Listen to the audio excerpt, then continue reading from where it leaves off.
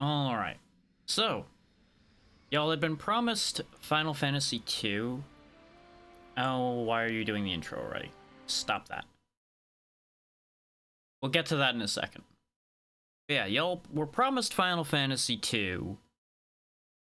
And I had to do a bit of thinking. I had to do a bit of thinking about which version of the game to do, as there was a fair amount of versions of Final Fantasy II out there. That said, a few of them would have needed translations to be functional,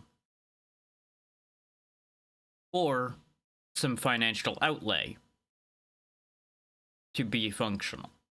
Now, technically, I had relatively easy access to the Pixel remaster due to it having conveniently appeared on Game Pass Welcome recently. to your doom. Oh, there's no Doom yet. Doom will be happening soon. Welcome in, Nerd Knight. But yeah, I opted for the Final Fantasy Origins version for two reasons.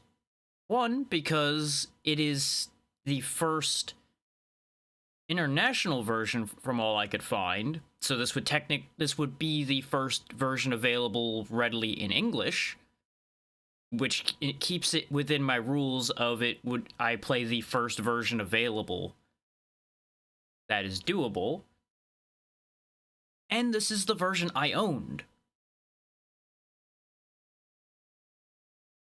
So far, so good there, Nerd Knight. Hopefully you're doing well, too. Best of luck with work, and thank you for popping in.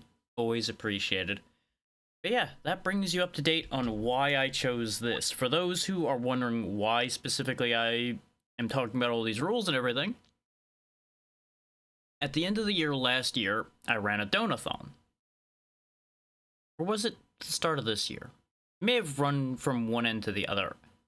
I want to say it was before the end of last year. I'm already muddling my dates. Doesn't matter. Point being, I allowed people to purchase series to be played through, and it was funded to get up to Final Fantasy IV. So, having finished Final Fantasy I, we're here at Final Fantasy II now. This will be completed as quickly as I can manage it to be. I won't be rushing it necessarily, but that's the state of things with that. It's going to be an experience. Because while I did own Final Fantasy Origins, I never actually played much of Final Fantasy II. Much like I hadn't really played a ton of 1. More importantly, though, unlike having seen Final Fantasy I played through, I don't think I've ever seen Final Fantasy II played at all. So that's going to make this interesting.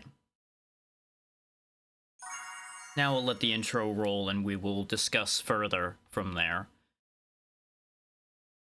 I forgot that the intro kicked immediately on going past the splash screen.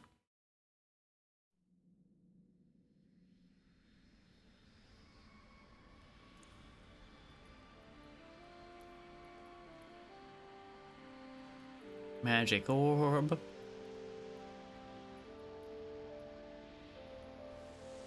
That's what you do with your orb, right? You turn it into a fireball? Fireball that shows you things. Other things that are on fire.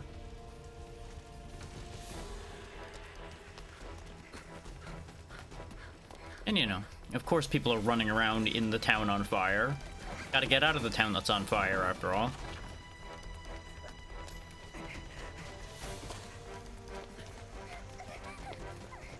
This really is going to feel like a very wild shift from Final Fantasy I, considering we did the NES version of that, and now we're playing a PS1 game.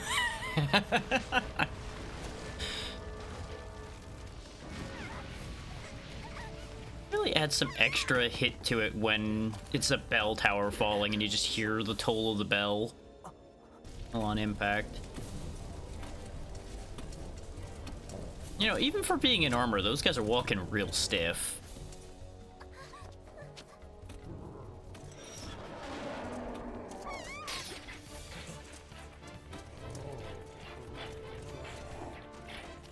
You seem a little outmatched there, bud, but good spirit, good spirit.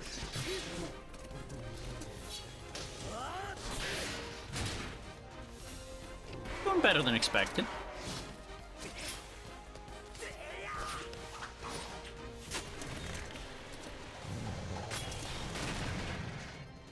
Not bad, not bad.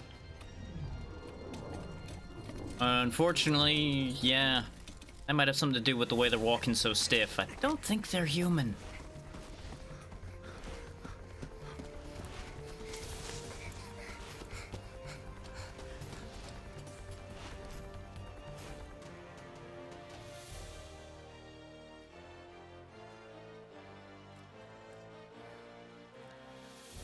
Look at it this way. They made it out of town, so, you know, better than expected.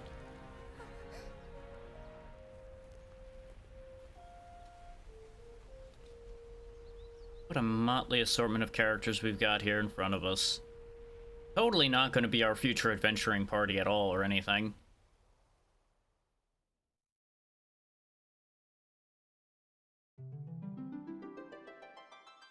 And now you get the title screen.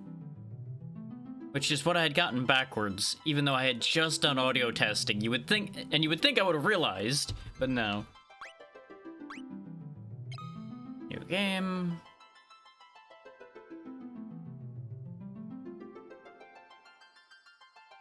Now here's the thing. We had developed a tradition from the first game of naming our magic user Cook. There's a problem in this game though. I don't know who the magic user out of this bunch is going to be, if any of them even are a magic user. So unfortunately the Cook tradition is going to have to be set aside for the moment. Unless I run into an obvious wizard. Because as I said, I don't know this game, so I also don't know if we're going to be picking up anybody else along the way through our adventure here. So I'm going to roll with the stock names for this. And we'll just see what happens.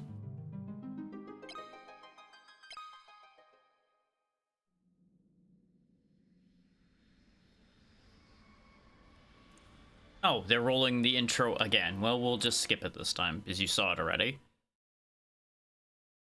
Means I should have just skipped it the first time. I skipped through everything when I was doing audio testing. That's why I wasn't sure.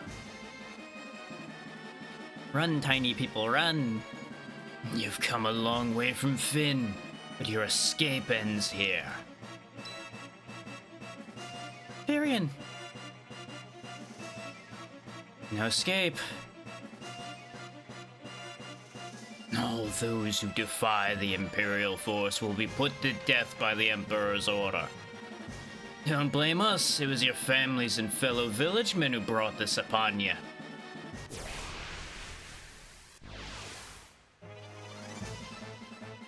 We got this though.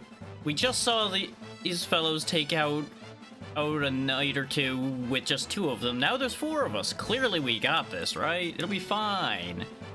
Don't mind the fact that we have at highest 40 hit points amongst us. I'm sure it's fine.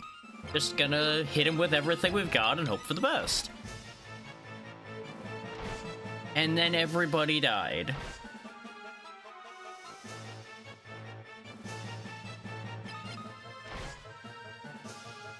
So that went great. We got very far. What a grand adventure we had before we died. And now we get to why I have the flashing light warning.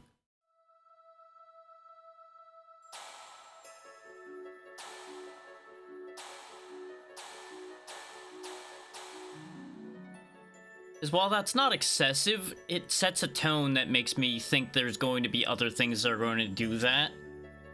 Some hedging bets, basically. Will he survive, Mindu? Well, that gets us off to a wild start here. Winterfey, thank you for the raid. What were you up to today? Hopefully all were having a grand time. You're just in time for the very beginning of Final Fantasy E2. Ah, that's why. That makes more sense. Yeah, what were you playing? And if you need to raid and run, please make sure to do so. Taking care of yourselves should always be your first priority, but I do appreciate you all coming over here. And that goes for any of you that came in along with the raid. Yes, Your Highness. You should regain consciousness in no time. I feel strong energy from him. That is good. On the retreat out of Finn, I found him and the other two lying in their own blood. We should leave him for now. This magic sigil will strengthen his life force. Thank you, Mindu. That is wonderful. Then we shall join the others now. They must be anticipating us. Once the Dreadnought in Bask is complete, the Empire will begin its full-fledged assault against all others. We must stop them. Ooh, yeah, no, that makes sense. Mega Man 2 is a little rough, just in general, and on hard, that would definitely be a ride. Well done on getting through it, though. Oh, and hopefully the rest of the marathon goes well for you. That is completely fine. Thank you again for the raid, and hopefully you have a good time with work. Take care. Where am I? You're welcome. Where is everyone? Leon! Maria! Gus? Anybody? Real quiet in here. Yeah, 2 out of 3 ain't bad. Varian, so glad you're alive. I thought I'd... Maria. Gus. Where's Leon? Finn Princess saved us. But Leon not here. I get the feeling the translation for this might not be completely up to snuff, considering there's some words missing there. Just roll with it.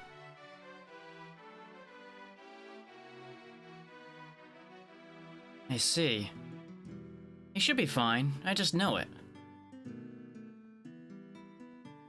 And so we are once again 3. Don't have control yet, though. I see you've regained your strength. Yeah, you know that whole magic circle that was supposed to boost his life force? Really didn't stay in there for very long. They walked out and he already got up and walked away. It's kind of like the whole thing where somebody is in a hospital bed and they just rip all the IVs out and just wander off. Your Highness, please allow us to join the rebel forces. Nonsense. You would only waste your lives in the war. You just got wiped out by just a handful of knights. We wouldn't really have much use for you. You must go home at once. Your Highness, we no longer have homes. They burned. That's where we were before. You were there. And our parents, they're... Oh, I'm very sorry for your losses. You are welcome to stay in Altair. You need only know our secret code to live here. The secret code she didn't tell us, but it's fine. The password is Wild Rose. Don't forget. So, something I noticed when I tested this is there's a memorize mechanic. And anything marked in red like that seems to be a keyword you can memorize and then use to talk to people. Specifically. So we're gonna go ahead and note down Wild Rose like you saw there, and now we can ask about it at any time. You can also use items on people, so I'm assuming that's gonna be important for actually making progress over time. Because, as a note for everybody coming in from the raid, I've never played this game before. Not even seen it played. This is probably the blindest playthrough you're gonna see throughout most of what I do. Is usually I at least have some idea what I'm getting into, even if I've not played something. Barring things that are new, of course. So let's ask about Wild Rose. Wild Rose is Finn's crest, strong and beautiful as she once was. Now, what will become of Finn? Her captors are being gathered in Finn, speaking of which, Maria's brother has been reported missing. I would assume Maria's brother is Leon, then? Might be a whole other person, though. Perhaps he's being held in Fynn. Monsters prowl the city now, so even approaching it is dangerous. Okay, that gives us some information, but we can't really talk about anything else with her. I see your destiny. It is intertwined with mine. You must go to Fynn. It will lead to your destined path. Getting real mixed messages here. Hilda says, don't go to Fynn, you'll die. Mindu's like, hey, Destiny says you're gonna have to go over there, though. So, good luck.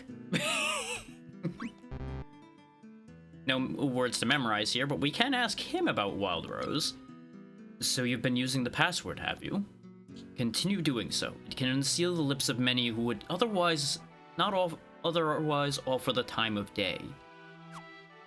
As passwords tend to, you know, it makes nothing but sense there. To the east of here's the port of Paloom. You can't cross the lake without a canoe. So we're gonna wanna make note of that. Just as I did with Final Fantasy 1, I do have my notepad out. I am going to be taking notes of things that are marked specifically, especially locations. So, east of Altair is Paloon.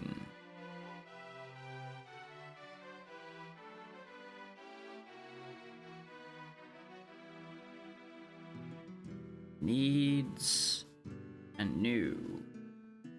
There we go. This way I know what I need to get there and where it is. This is where the Rebels' army strategies are formed. This is still where the Rebel army strategies are formed. You wish to go to Fynn? Oh no, you shouldn't. That place is crawling with the monsters the Emperor brought. You'd be lucky to even make it to the village of Galtrea up north. Okay, Galtrea is north.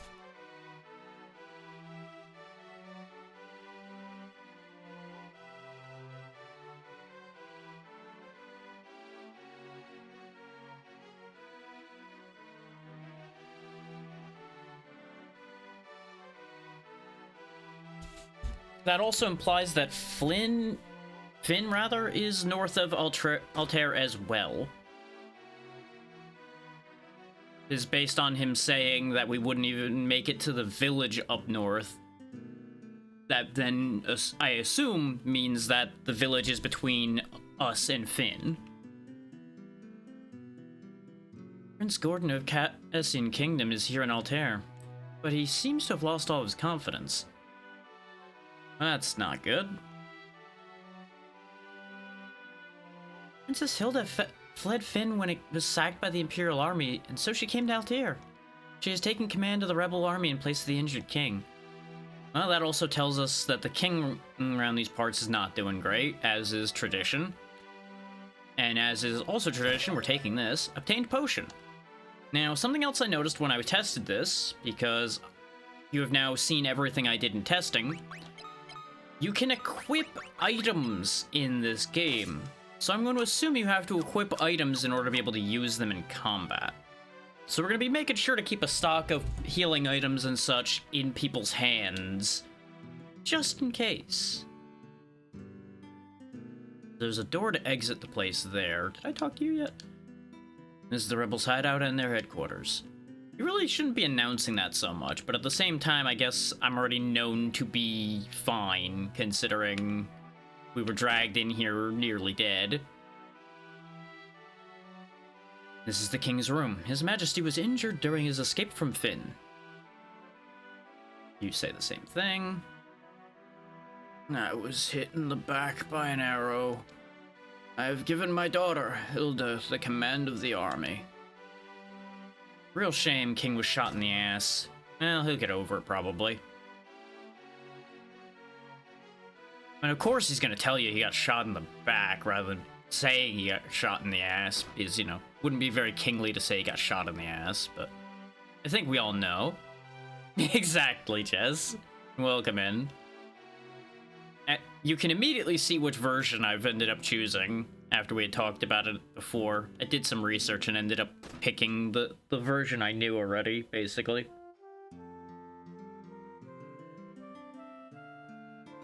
I'm Pavel, the thief of all thieves. I've been making tons by stealing from the Empire's vaults. Neat. Wild Rose. I don't steal from the rebels. I'm from Finn too, but the Emperor's dogs took my house and I haven't been back there since. Good to know. This is the town of Altair. The Imperial army hasn't arrived here yet, but we cannot hope for that to last forever. It really depends on how far this is. And we can run, just for those who are wondering, but I'm going to be taking it slow for now because we don't really have any reason to rush.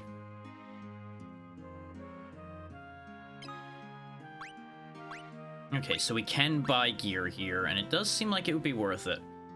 This will benefit Gus, so we'll grab one of those. This is the PlayStation version, actually. This is the Final Fantasy Origins version.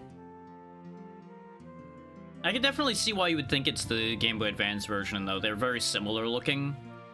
The colors are a little sharper in this version, is about the real difference I noticed when I was looking through. I'm already missing the ability to equip things from the shop that we had in Breath of Fire.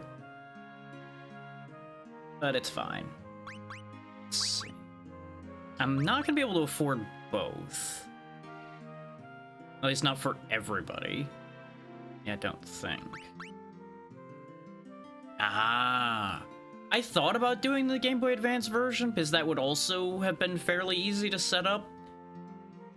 But as I said, this was the one I had, and this is, I want to say, before the Game Boy Advance version, so it made more sense in keeping with how I do these things. Yeah, I'm going to be just short of getting a glove, so... Gus, you're not getting a glove. Everybody else is getting gloves because you'll be getting the buckler.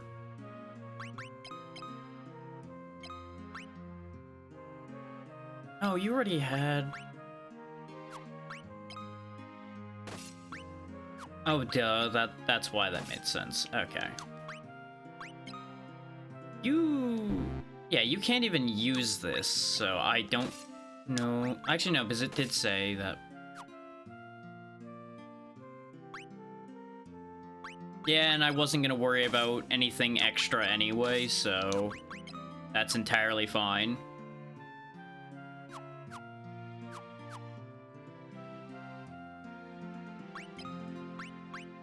Same as usual, our entire goal is just get through.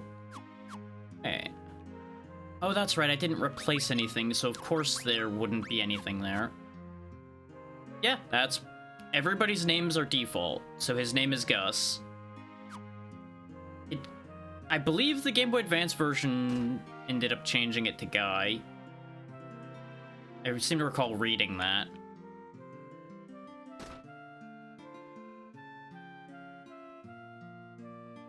Oh, I'm only a worthless old geezer.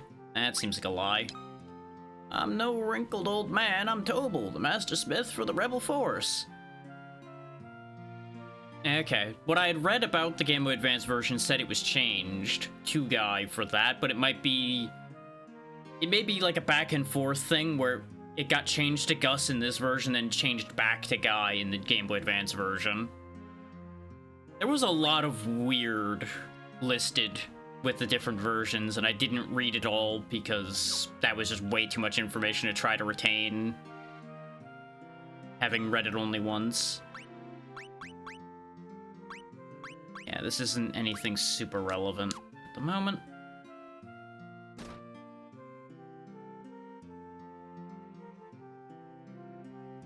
That would make sense. And based on the fact that there were already a couple sentences where there were words missing, I have some suspicions about the translation in this version already, but that may end up being more fun, so it'll probably be fine. I am Gordon. I was Prince of Cassian, but now I'm nothing more than a coward.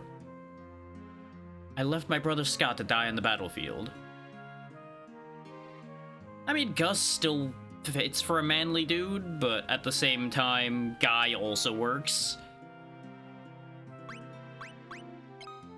I see, so you've applied to join the rebel army. Afraid of Hilda preventing me from joining the rebels, I've been wasting away myself in this rut. Well, that's a shame for you, buddy. Pavel's a thief, but he's no baddie. He only steals from the Empire's supporters. And here I thought he was making fun of his looks. Looks like we still have magic shops to worry about. So I probably should have... Well, no. Even if I'd come looking over here, we wouldn't have been able to afford anything but cure anyway. Gonna have to remember the fact that these say that they can be equipped as an item. I'm assuming equipping it as an item allows you to use it, probably. So we're gonna want to keep that in mind for the future when we have money.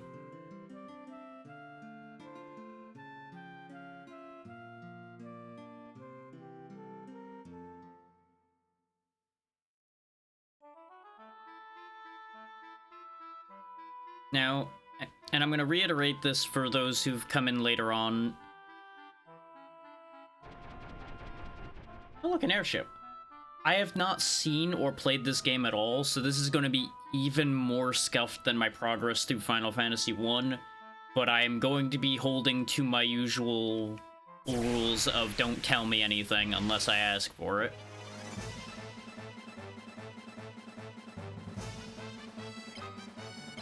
Let's see how this goes with these stranglers.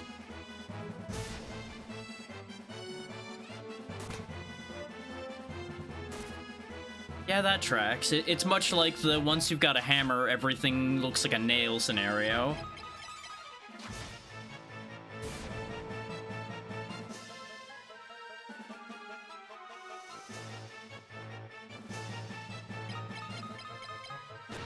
Sounds about right. And he definitely looks like the type for that. He's just missing a beard.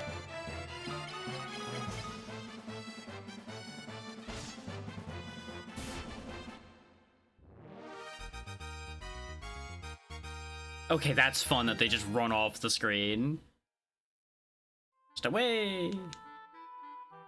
Okay, so we're getting 36 gold just from those fights.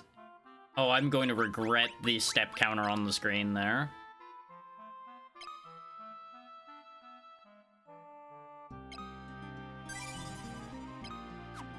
Insert or cut you down to size line here.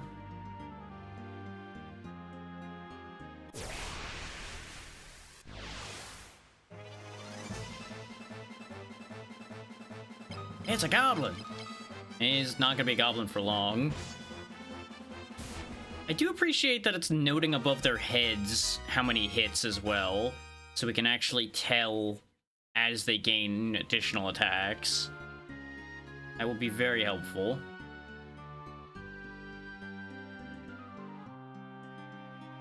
Yeah, you will be disappointed to know, Jess, that there is no cook in this world at the moment, because I didn't know if anyone was actually going to be a wizard, so I couldn't really just make someone into cook.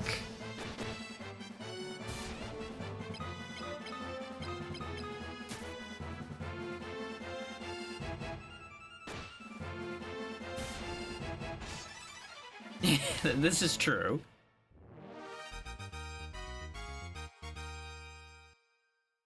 And we've already gotten someone poisoned. Looks like poison doesn't stay after combat? So that's good. Right! I do remember hearing this. There's weapon masteries in this game. So it's actually important to keep people on the same type of thing consistently. And the fact that they're noted as being right-handed or left-handed is, I assume, also going to be very important. Absolutely. Like, if it's something that is just, like, never noted anywhere and, like, incredibly out there, that might be worth telling me, but other than that, we'll be fine. Like, the whole weapon mastery thing was, like, the only thing I knew about this game, because I remember people talking about it, because it's one of the unique things for this.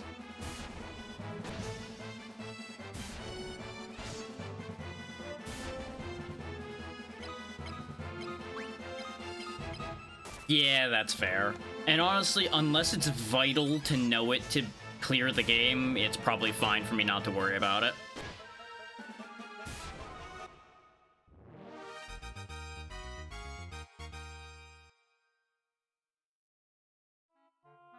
As it stands, I'm just gathering up a bit of money to pick up at least one copy of Cure before we go too far. That is usually a good idea to have on hand.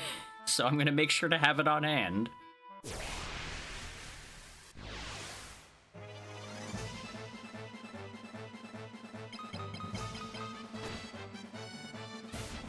As while I probably could just get away with just running forward, it seems wiser after our experience with one to have at least one safety option in hand. At least we can save anywhere, though.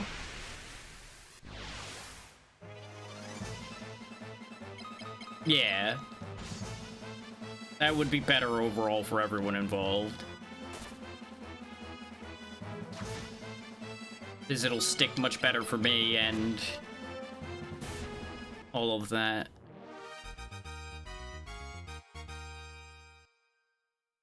Now, if only we actually were making more money. I could have swore we'd gotten 30 from one of those previous Strangler encounters, but maybe it was because there was more of them. It certainly seems like they're 5 each for those, which is kind of bleh. That's a lot of goblins.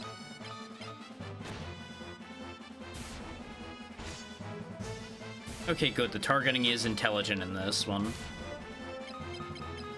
I purposely had Gus attack the same target as Furion just to test that. That's some good money. Give me more 4 goblin stacks like that.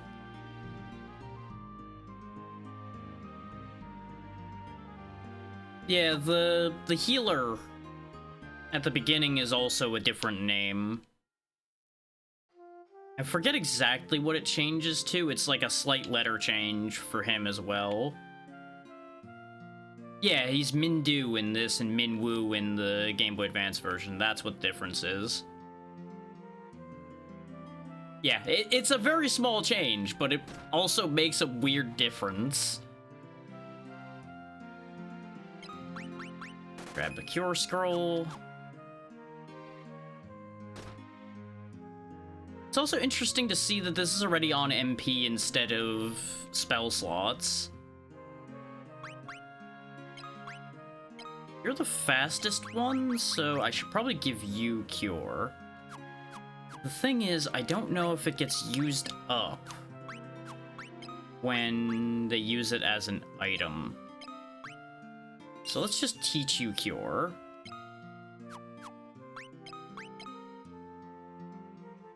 Oh, okay, so you improve the spell by using it as well, it looks like, since I see a mastery number there.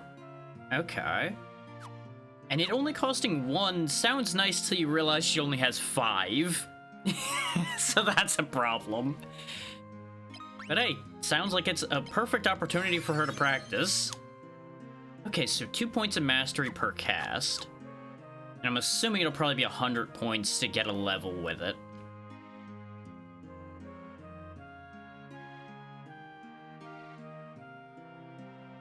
This gives me a lot more confidence in actually moving forward. So what we'll do is we'll head outside, save, and then head north. Because all the information we received involves going north.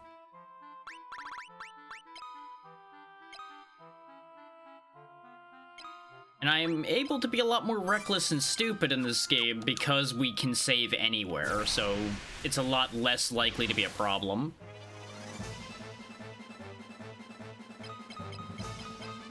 Oh yeah, that definitely can be a factor.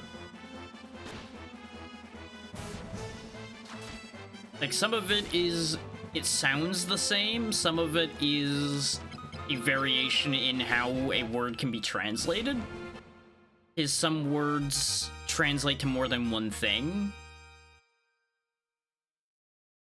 And it depends very heavily on the language of origin as well. Yeah. I believe the reasoning given in the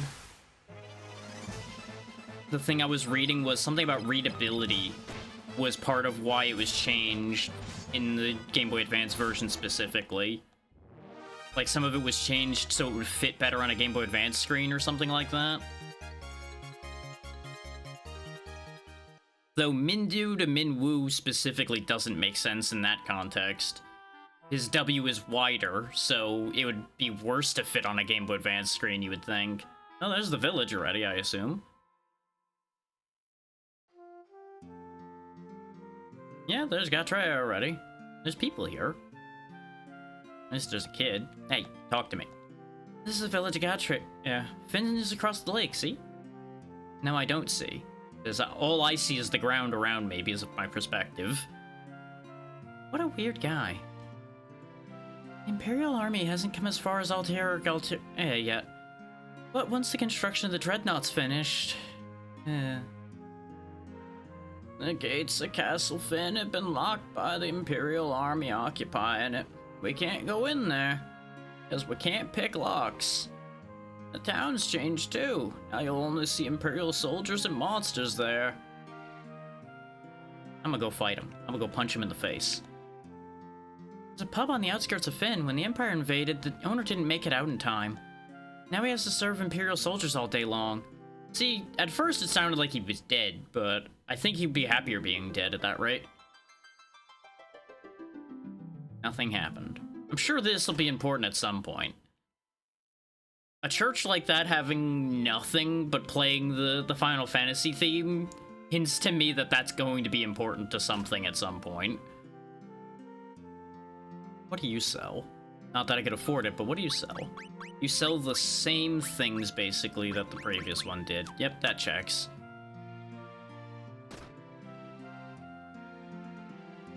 Can I jump in the well? No. Okay. So that seemed like an important thing to check. What do you got? Javelin? Okay, that's interesting. Axes, bows... standard things.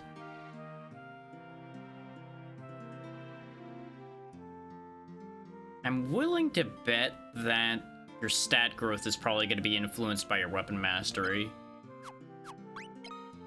Because that makes a degree of sense for that to be the case. Go ahead and heal you up. Keep that at Cure Mastery going up. How much do items cost? Why are there 3 of you? Oh, they all sell different things. This seems unnecessary, but you know what?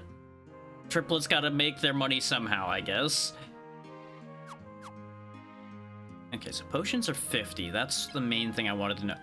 So you can buy Phoenix Downs right off the rip, and they are expensive. You can even buy elixirs right off the rip, but I don't know how you ever would, but they exist.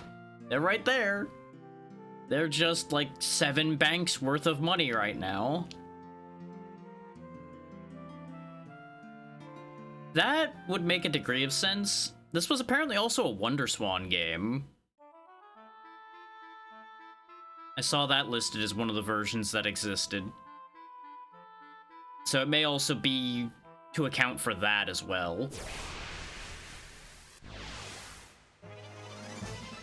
So you would think when they're changing the version around, they could have just made it one menu for this version since it would have been able to scroll, but that sounds like effort, and sometimes when you're porting a game, effort isn't on the list. Yes, his strength increased.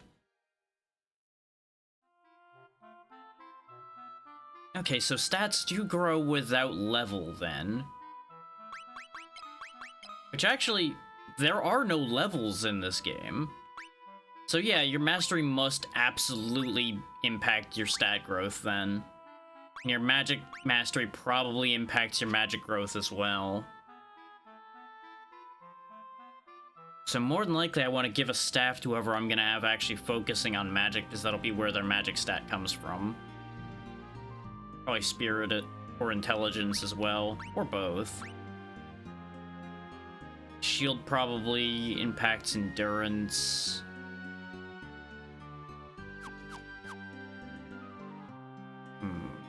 Do I have a map? Do not appear to have a map, but maybe it's another button. Okay, that just goes straight to characters. Okay, these are neat. I like these quick menus. Because for those wondering, R2 just brought up the formation menu immediately. R1 brought up the character status screens immediately. L1's items. L2 is equipment immediately. Yeah, I was gonna say, there isn't a B button on this controller, but I respect the reference. Oh yeah, I do still have a fast forward button mapped, so we'll worry about that later. Oh, interesting. So we have a suspend data set up as well. Not sure... Oh, that's probably for when you're in dungeons, you might be able to memo file. Like if you needed to save in a dungeon because you couldn't finish it in time or something. Interesting. But we appear to not have a map. Maybe we get one later, though. Because absolutely none of the buttons on this controller has led to map.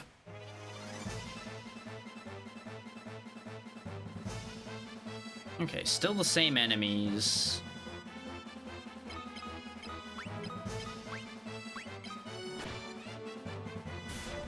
I'm concerned, honestly, because I feel like the game's softballing at the moment.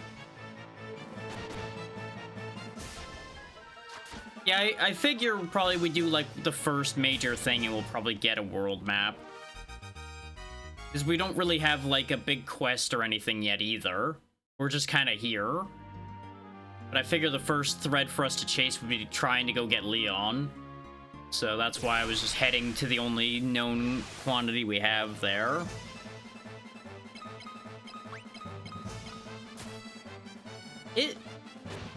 Yeah, I'm honestly wondering that as well.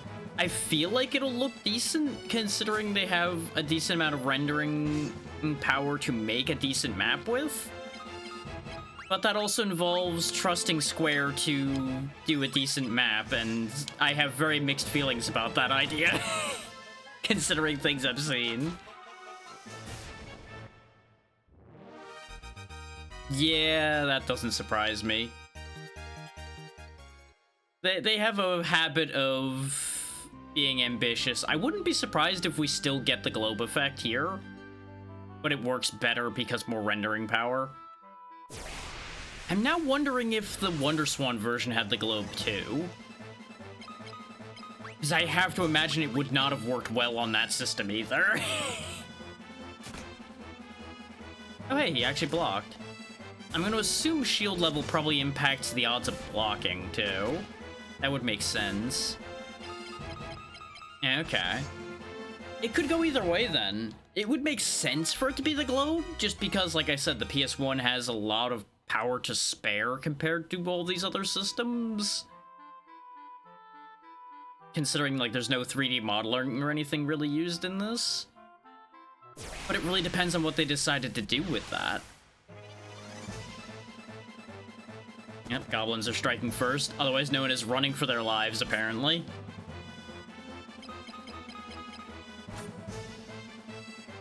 I'm also surprised that we're getting double attacks already.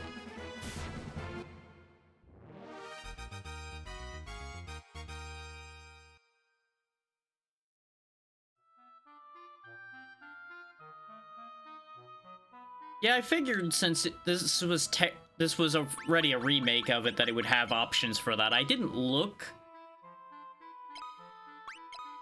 but it would make sense for it to have better options for that. Alright, let's save and see how bad an idea this is.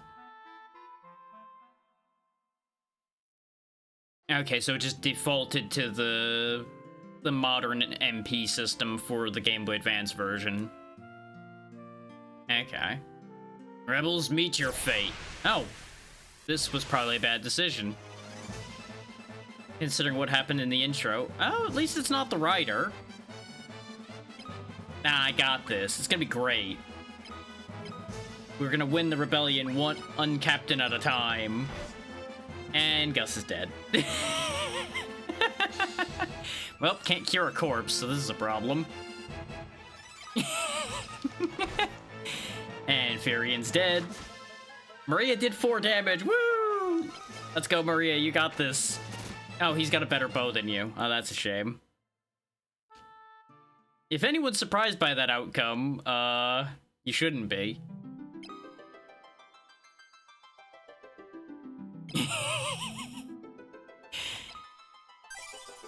It's such an easy bit to do, to be fair. Just like, we're gonna make this work. I can make many things work. This isn't one of them. The wheels are square. We are out of control. Goodbye. I'm going back in here, though, because I'm curious. I'm assuming it's just as long as I don't talk to them, we're fine. This is why I saved. I knew this was a bad idea. There's going to be very, very intentional saving happening. Okay, so the regular enemies in here are fine. So this probably is exactly what I'm thinking, where you're meant to go in here, but you're punished if you do something stupid like talking to the guards.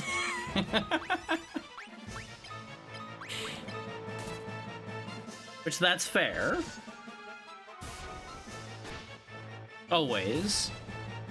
Standard evil emperor behavior. Welcome in, Silent Knight. Okay, the weapon and armor shops are accessible. Yeah, that makes sense. Make it even more user-friendly as the versions proceed. I'm betting the Pixel Remaster probably also mentions that specifically. Whereas in this version, and more than likely the Famicom version as well, it's just like, nah, they'll figure it out or they'll die. Oh, they died? Oh, that's a shame. Guess they learned a lesson today. Yeah, exactly. Ooh, there's a place behind the buildings here that might be something.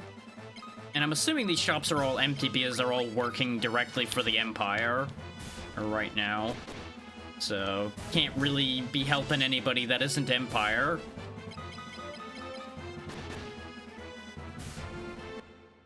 It's very funny, though. These regular enemies do a very good job of making you feel strong with the 2 and 3 hits you're getting, and then those soldiers just shit on you. Just wham, gone.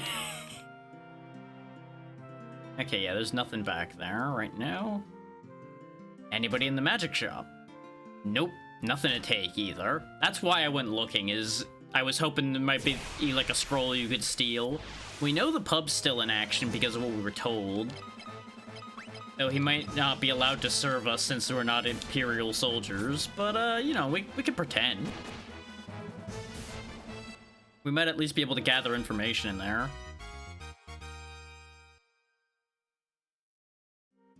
Because that's more or less what I came here to do, was gather information. Figure out if this is what I'm supposed to be doing right now. Can't get past you. And unless going around out here actually takes me to the pub, I think I can't actually get to it. No, this isn't taking me out of town, so this is what I'm supposed to do to get there, then. Same old trick.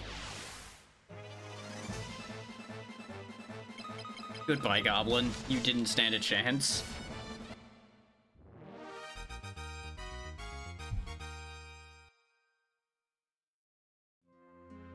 Moving right along to the pub.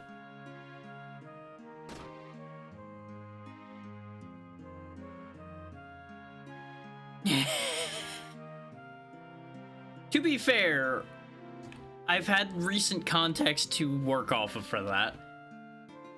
Hey, you don't come past the counter. I tell you, the Imperial soldiers got no courtesy whatsoever. There's a secret door in this wall. Inside the room is an injured soldier that I've been taking care of. He's in your charge now. That's also fair. Okay, so if there's a secret door in this wall, unless he actually went to the spot where the secret door was.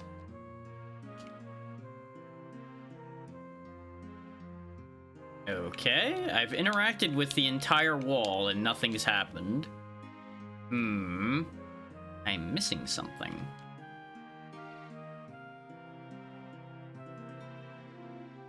I mean, obviously he disappeared off somewhere, so clearly there was a place to go. And I'm going to assume the injured soldier is probably Leon. So I really do want to get in there. Yeah, I don't have like an activate button in here or anything. Let's also fix your injuries while we're in here. Unless maybe it's a different button. No. Oh, there's a direct to magic button though. That's what Square does. So that's nifty. Lot of convenient quick buttons.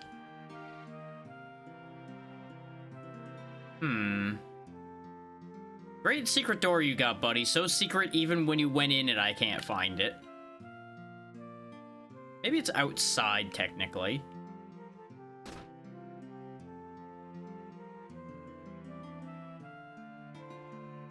It's like, you would think if it was like a secret door you're meant to go into by interacting or something, I would have found it by touching the entire building.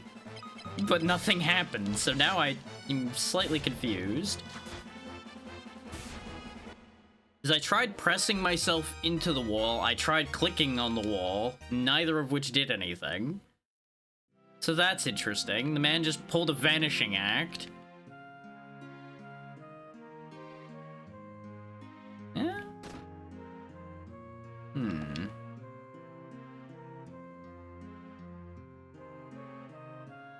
Let's try it again, just for sake of argument. Just like mash a little bit more. I saw him walk over this way, so you would think the door would be over here somewhere. Yeah, the problem is, for all that he did that, it has not helped.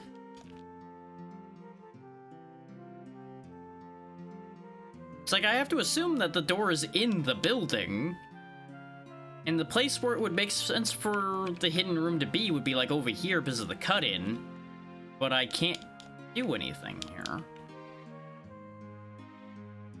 And I don't really want to talk to the soldiers because I have a feeling they will just kill me. Okay, there it is. I don't know how I didn't enter it the first time. I pressed up against that wall. Why is it that doing the same thing twice has different results? Because I genuinely pressed right on that corner twice. It's... Does it take extra input to do it? Because I genuinely walked into the corner because that made sense for it to be there even though he walked the opposite direction. And I pressed into it. It just didn't take. That's why I was also pressing X, like, okay, maybe I need to interact with it and it opens or something. Potion. Potion. Potion. I can't help but notice he's not down here either. He's just vanished into the ether. No, not Leon, though. If you intend to sell me to the Emperor, kill me. You're not taking me alive. We're on your side, dum-dum. I never would have guessed that you were rebels as well. Well, technically we're not, but we're on your side. Wait. Didn't we just... Oh, no. You're the other one. We talked to your brother. The one who left you to die. Right. I'm Scott, Prince of Cassian. You're Prince Scott? We heard you had died in combat. Yes, I am, but my strength is fading. I need you to tell all my message to my brother Gordon. He has all the qualities needed in a leader, but he needs to gain confidence in himself. You know, we have a potion right here. We could fix you. No. We have to make Gordon get confidence by me dying. It's important into his life arc. And to King Finn, tell him that his kingdom's fall was brought about by Count Borgen's betrayal, who now serves the Empire. And to Hilda, my love will be with her always. Shimmy, shimmy, shimmy. No, do not tell her that. I am a dying man. She should find another love. Your Highness, do you happen to know Leon? He's my brother. Okay, that does prove that Leon is her brother, as we assumed. I'm sorry, but I don't.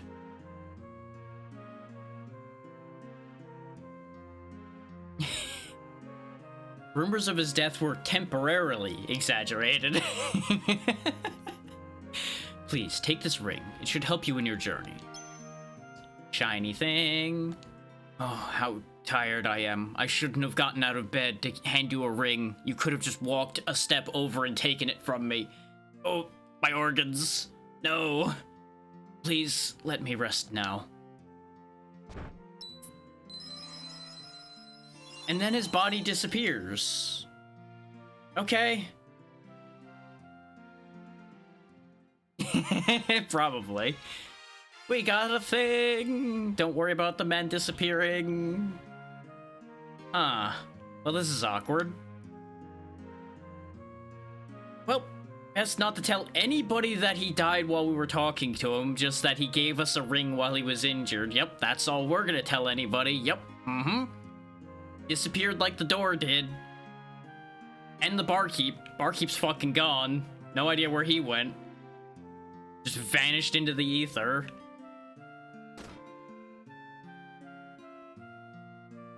What a day. What a day, I tell you. Can we equip the ring? No, there's not a slot for something like that. So it must just be like a... Hey, we have a... Oh, the ring lets us see the world map.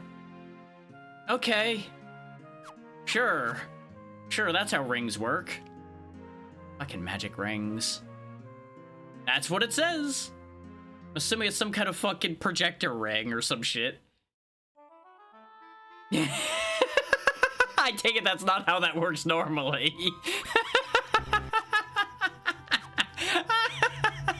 I love that. I love it when these surprise you. Incredible. Well, if it makes it feel any better, I still don't know how to actually open the world map, though. I don't know what button to press for it.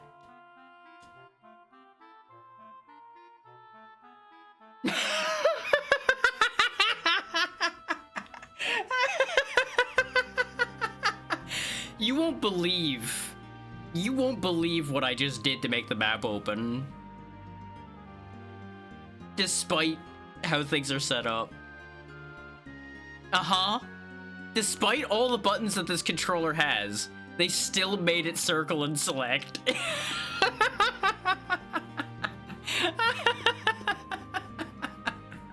Because when I tried all the buttons, I'm like, they kept that the way it was, didn't they?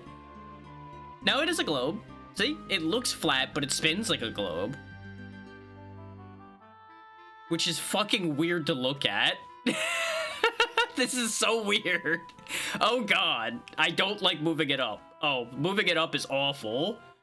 This is not okay. They just put the map in a fisheye lens and said it's a globe. This is disgusting. But technology. That's true. It's very impressive that a ring does this. But it also makes it make sense for how kind of like fisheye lensy it is. Oh god, it's that slow? Which makes sense because I assume it's a matter of as it moves a step to the side, it has to like draw everything in every time you move it, and then it just slowly does that every time. Yup. Also, I like that it shows you everything that's nearby where your cursor is. Like, there's a ferry over here, but as you approach vertically here, it's like, okay, first you're at Gatria. Then you see Party, Gatria, and Finn as you get closer. That's nice. I like that. It means you don't have to be directly on top of the thing to know what's going on with it. And you, of course, have a lock to current position button, too, which is handy. And obviously, there are a lot of things we don't know what is. Yeah, this is very nice. This is a very good map, actually. Despite what it does doing this. Everything else is great. This is something. The top of the world just gets, like, sucked into a vacuum as I'm scrolling down. Just...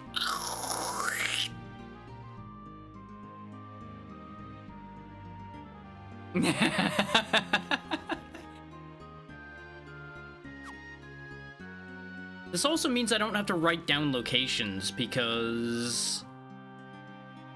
Actually, I might still have to write down locations.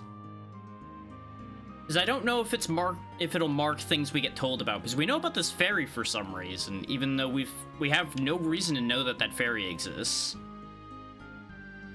We were not told anything about that ferry. It just is something we know is there. Well, we've chased the only rumor we knew, so now that we have that ring, I assume we go back to report that Scott is dead. And we had totally nothing to do with him dying. It's a neat idea. I genuinely actually like that. I do think they should have had him say what the ring does.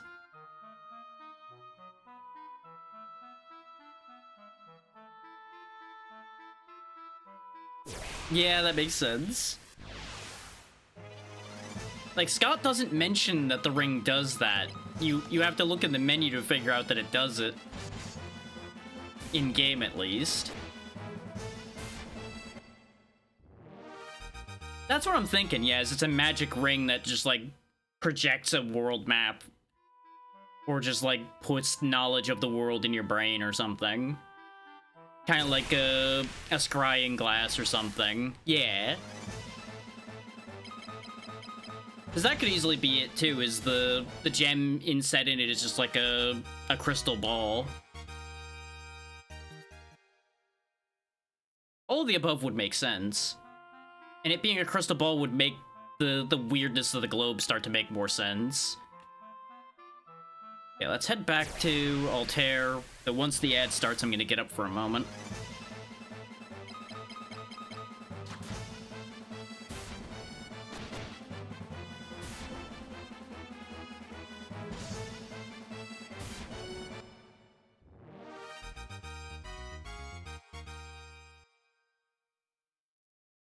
Yes, which is why I chose this one. It was listed as the first international release, let alone first US release. So I believe this was the first version of it put into English.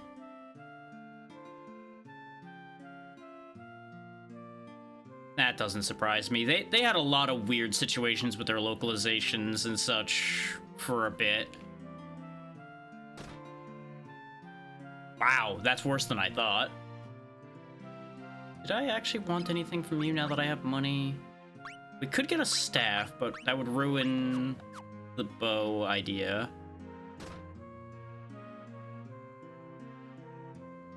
We can't quite afford a magic scroll. Wow. That's awful. Which, I'm gonna have to figure out what to do about that as far as when we get to 3, he goes. Okay. Well, we're not going to talk to the people that need talking to until after the ads have run. And since they're running, like I said, I'll be getting up for a moment, so I'll be right back. Enjoy the town music meanwhile.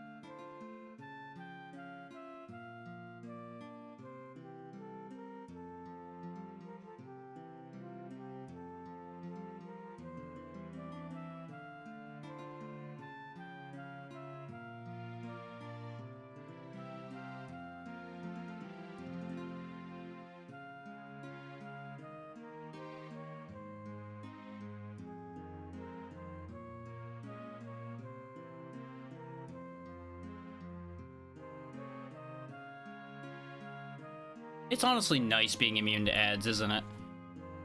So, downside of it being you have to stare at nothing while I run around sometimes. Let's see. Probably should hit an inn using some of the money we have, just so Maria's magic comes back. And I need to know how much these cost anyway. Welcome! It'll cost you 4 gil to restore your HP and MP. Would you like to stay? 4 gil is shockingly reasonable. We hope you rest well. Good night.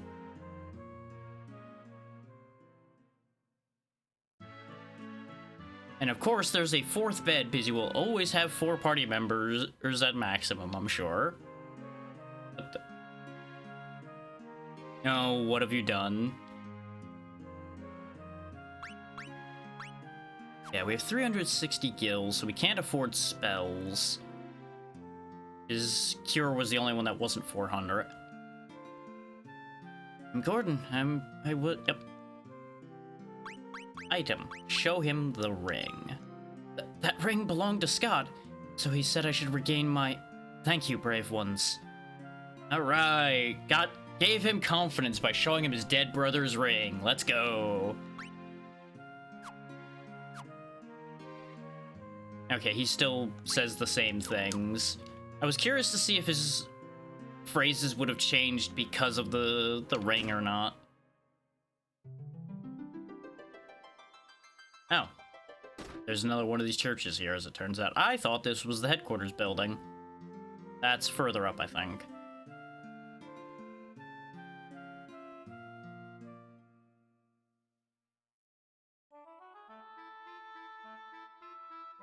No?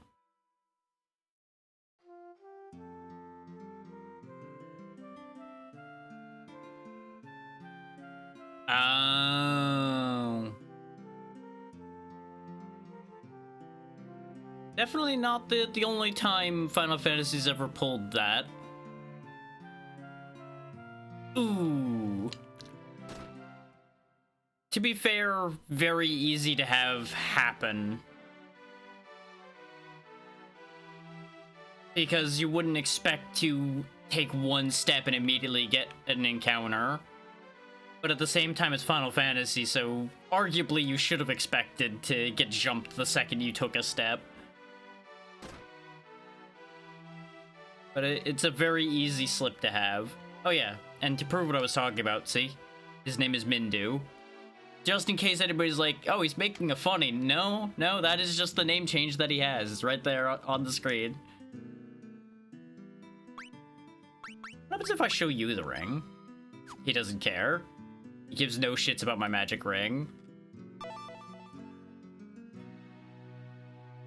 Yeah, you got a double hit on that one. Is you have to go through a whole emotional scene and then you get stabbed, basically. That is brutal. I'm so sorry. That ring, it's Scott's. Is he alive?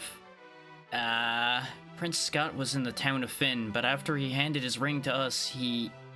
Don't tell her that, Firion. Don't tell her that he died handing us the ring. You know, there is that, yeah. You were given a chance to change history. So he gave you that ring before he died. Did he say anything? No, Your Highness. He left no other words. Yeah, you know, no matter how Firion goes with this doesn't go well. There is no good answer to her question there. Because if he says, Scott said I love you, then she'd be heartbroken because the love was requited, but he died. Now she's left never knowing. No matter how you look at this doesn't go well. This is inevitable heartbreak no matter which way you go.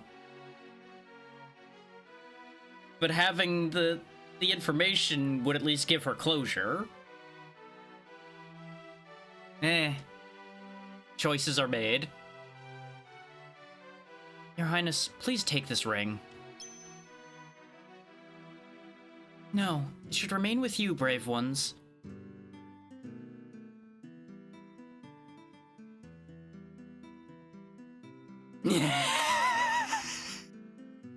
You know, that is a mystery third way this could have gone.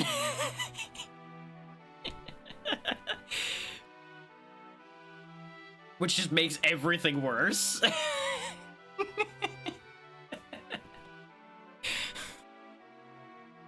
That is like the only way that this could have gone worse.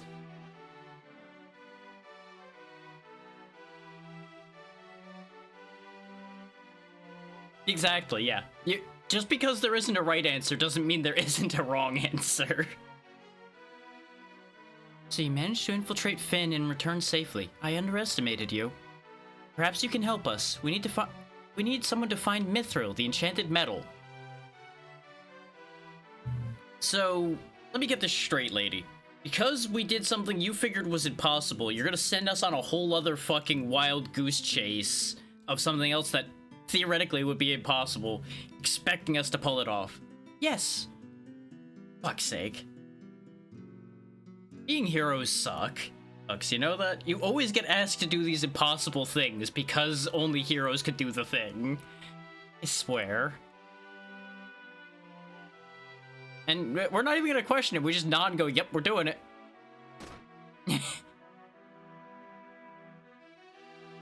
Please, Obi-Wan Kenobi, you are our only hope. We were also asked to show the king the ring, weren't we? No, we were just asked to talk to the king. But apparently the king doesn't want to talk to us, so never mind about that. Perhaps that's an order of operations thing. Perhaps he just doesn't care because he's too busy. He's still feeling the arrow in his ass. One of the two.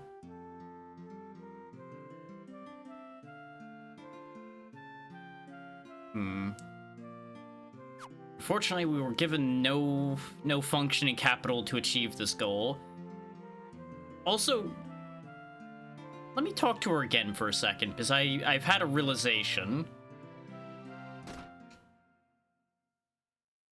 And I need to check something.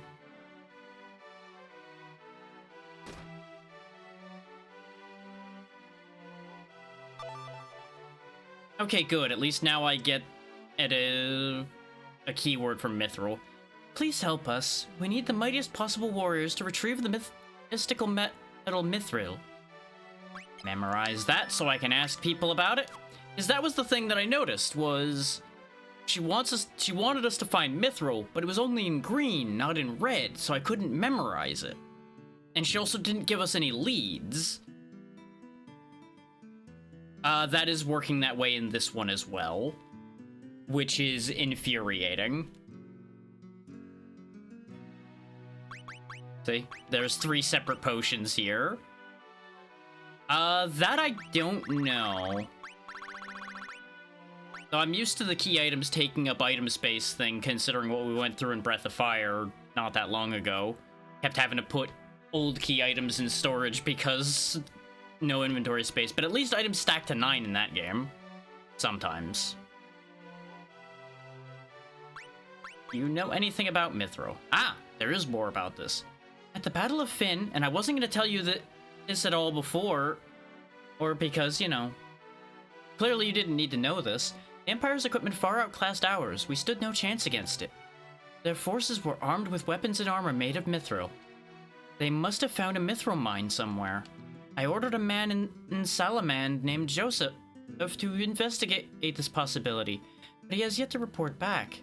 Please go to Salamand with Mindu and look into the matter. Okay, so Mindu's going with us. To be fair, I want to keep the ring, actually, because the ring's my world map. At least in this version, it matters. Hey, Mindu, you're coming with us, apparently. It is good to see you safely back from Finn. Even though, oh, Hilda told you not to go there and I told you to go there. I wish to fight alongside you. I offer my canoe as well. You have my sword, and my axe, and my bow, and my canoe. Wait a minute. Also, Mindu, where were you keeping this canoe? Did you just have that under your robe somewhere? Is it under your turban? Is it a magic canoe that just appears when you need it? Mindu joined the party. Mindu, I just want you to know that if I could rename you, I'd name you Cook right now.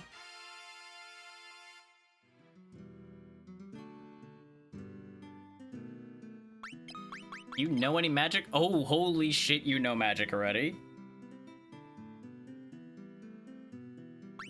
Oh, absolutely. Why wouldn't you try all the options on people? Would you like to go on a ride in my canoe?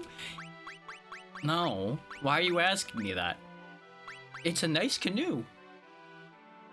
I also have to note the fact that there's a discard button here. So I'm assuming this is your entire spell list. You can't, like, scroll this or anything, probably. So you have a limited amount of spells you can have.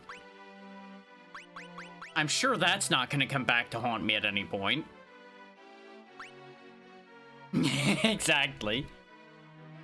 Lamp oil, rope, bombs. I love the random experience values Mindu has for all of his spells here, by the way. This tells a whole story. You can see what he's been prioritizing using. Like, he only just learned Warp now. You know, that probably would have helped with the escape from Finn. Jackass. Maybe that's why he learned it. It's like, you know, maybe we would have needed this. Maybe I should learn this spell. Yeah, he's spent a lot of time keeping people alive and bringing them back to life.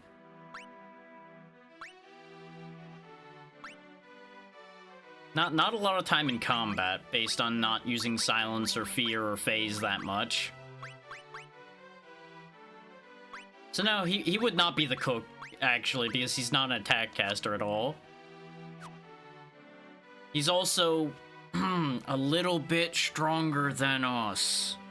Just a little bit. Maybe just a touch. You know, being a healer and having more health than the entire party combined is kind of a sign. Get the feeling that that's going to be a thing that this game's going to do, is giving us a few temporary party members that are going to be important. Actually, wait. Mindu, what do you have?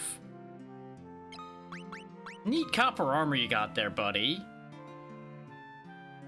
Just go ahead and, you know, give me that. You don't need that. It's magic conch. Just gonna take that too. Don't mind me. Just gonna hand that over to somebody that's gonna be in the party forever, or more than likely, and you can have the hand-me-down instead. There you go, and enjoy that, Mindu.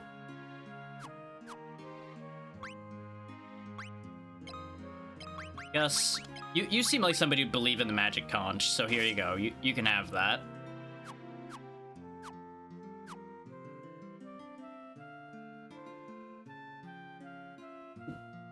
So the question there becomes, does it expect you to grind that much? That's the fun question.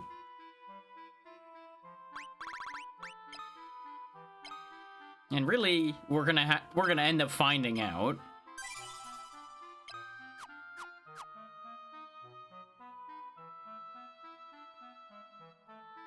Oh, so that is actually just a thing they did? Okay, because he talks a little bit caveman-ish in his other bits of dialogue that happened earlier.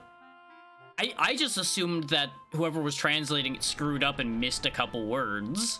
But him actually having a thing where he talks like a caveman actually makes his writing before make sense. Now, do we know where Salamand is? I mean, it's a good bit. It's a good bit. We do not know where Salamand is. Did she say where Salamand was? I feel like the word west was brought up, but I don't know that for certain, so I'm gonna go double check.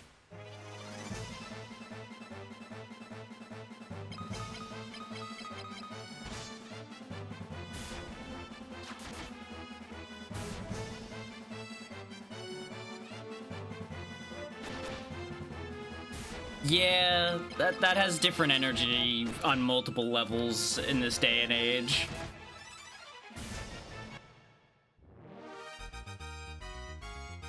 It's okay, just switch them to Mr. T jokes and they'll basically be the same thing. But more acceptable to most people.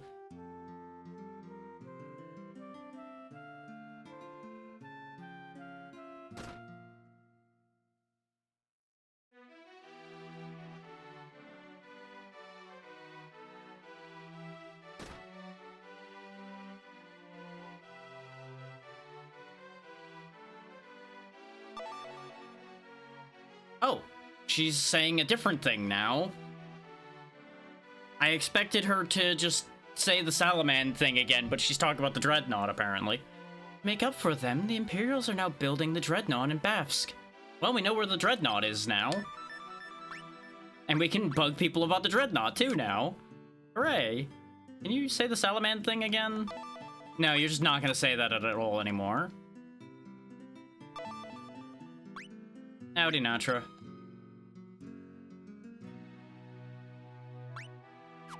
Yeah, you know, the Star Wars comparisons really are just gonna continue with this, isn't it? Because this really does have a lot of unfortunate parallels happening already.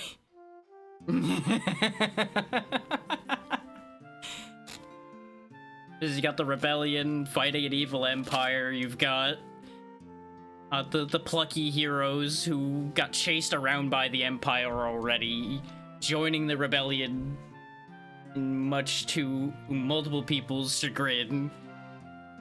And I'm sure somehow we're going to turn the tide magically.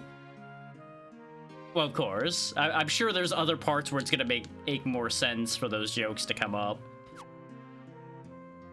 Well, we've already made the Obi-Wan comparison as well.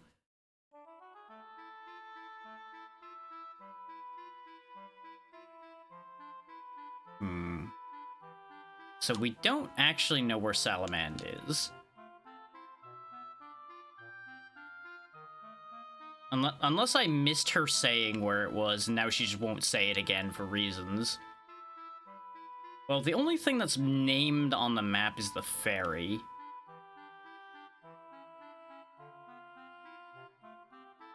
So I guess let's go to the ferry and see what happens.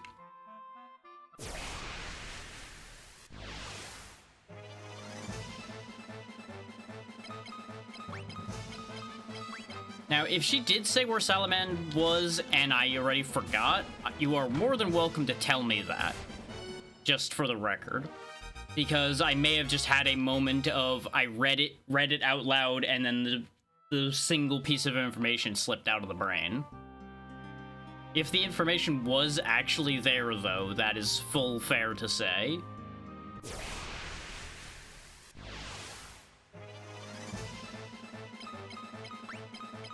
I wouldn't be surprised if she didn't, but I'm just making it clear. You know what? That's fair.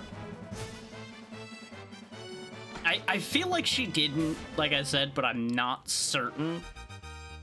Because there is a problem where when I read something out loud, I actually retain it less than if I just read it. Sometimes. I have noticed that that's a problem.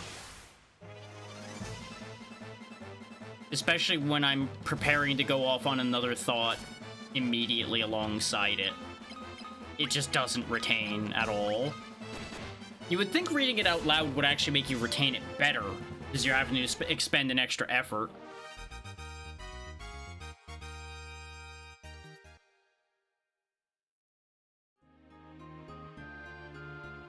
That's more information than we would have been provided. I only wanted, like, the direct information there. Though, looking at it... Oh, you know, we probably can't get to the ferry. Because we can't cross... No, we can cross the water. And we were told... Wait, no, I have an idea. I have an idea, actually. Because I have a connecting point. East of Altair is Paloom. Paloom needs the canoe. Mindu gave us the canoe. Logic. Which means that we probably can cross this pool of water here to get to where the ferry is, because the ferry is in Paloom. Because that is also east of Altair.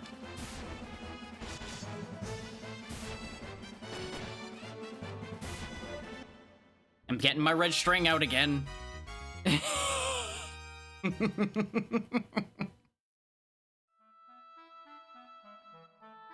Yep, we can just go in the water.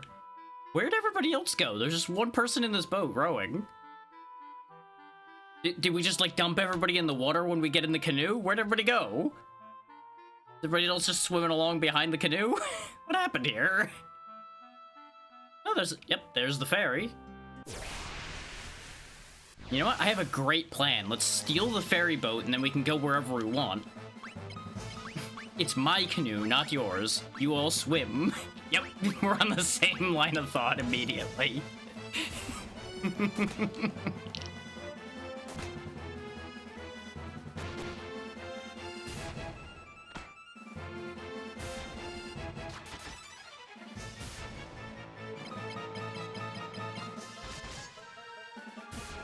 You know, just a little mutiny as a treat. We're rebels already, so, you know, what's a little piracy as well?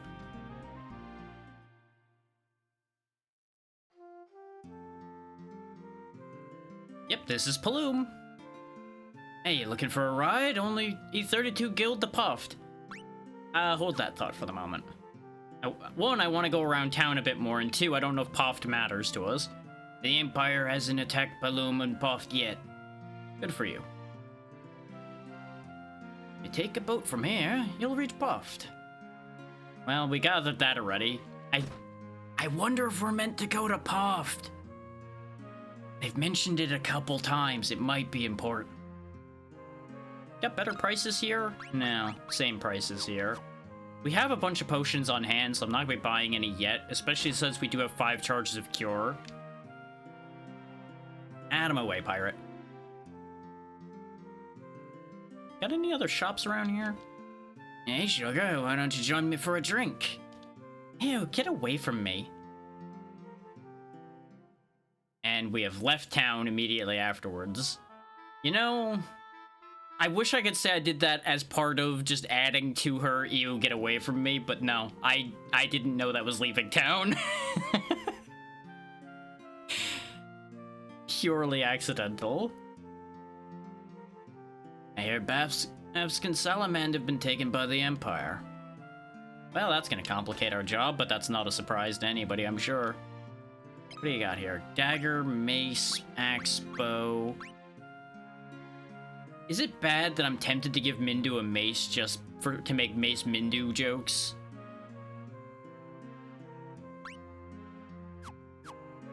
But I don't think it'd be very helpful.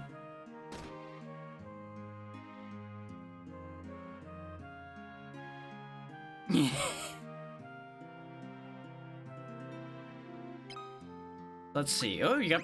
Oh, I could have just bought this copper plate that I stole from Mindu, huh? Well, that's a shame. Anyway, guess I saved 200 gil. 'Cause I'm assuming he's not staying in the party. Loam is a town of freedom. Why don't you live with me, handsome? Which one are you talking to? You got... I was gonna say 2 options, but no, she might be into Mindu, too. Or she might be into... Maria, who knows? Oh, they've got different spells here. Damn it. Can't buy a murder spell here. What is the point of this shop if I can't buy a murder spell here? Don't get me wrong, these are probably useful spells, but... if I can't get an attack spell here, and I can't be bothered to go back to the other town right this second, I'm gonna go ahead and buy better armor instead, then.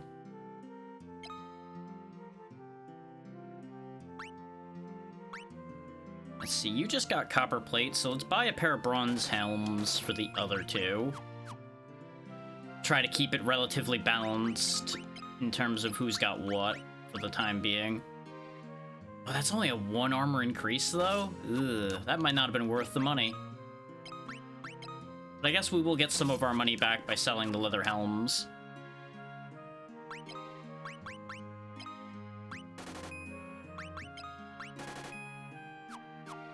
Ah, the classic sound. Patatating, patatating, patatating.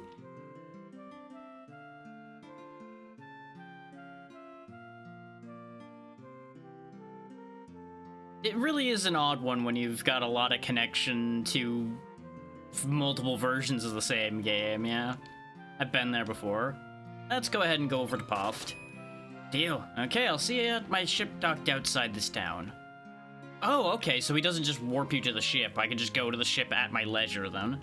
Let's fight outside of here a little bit before we head off to Poft, then. See if there's anything different in the area around here. Also, can I say that the quote-unquote road here confused the hell out of me at first glance because it looks like a wall?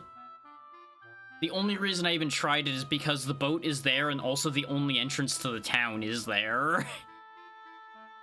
But it really looks like just a half wall compared to the big wall around the town.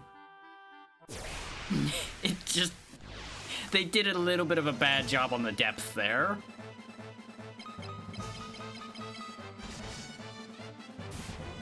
Yeah, it looks like it's just gonna be the same things here, though, so it probably isn't gonna be too worth it to me to fight these things. Mindu's getting a lot of strength despite wielding a staff, so it might not be that stats are from your mastery types, then it might just be your actions determine your stats, then. So, like, physically attacking a lot raises your strength, and using magic a lot raises your other stats, etc. Which technically leads to the same thing either way, but I'm putting the pieces together.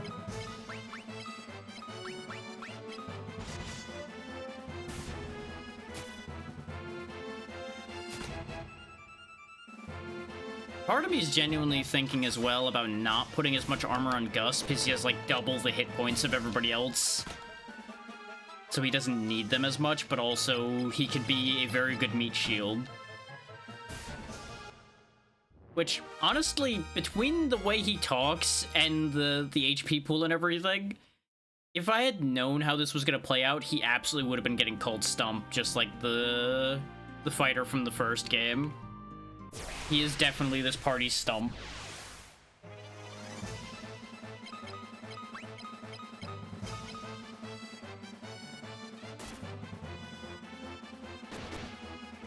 Which now makes me very worried who this party's stab is going to end up being, and I don't know.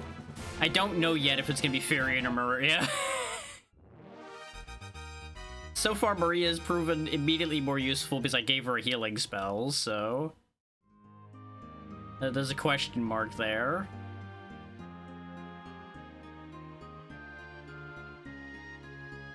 That kind of puts her in Bard's spot at the moment.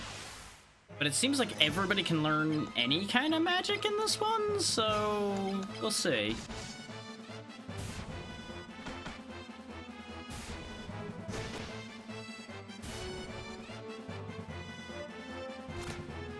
So obviously, different characters are going to have very different aptitudes. That's just the health he joined the party at. Because he got added to the party via the quest we're currently doing. So I'm assuming it's the classic temporary party member much stronger than your party situation.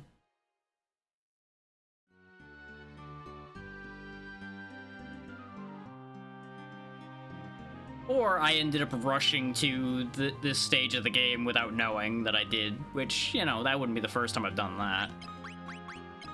And I could have him just sit here and be our cure battery, but I'm actually still gonna have Maria doing it so that she practices her cure spell.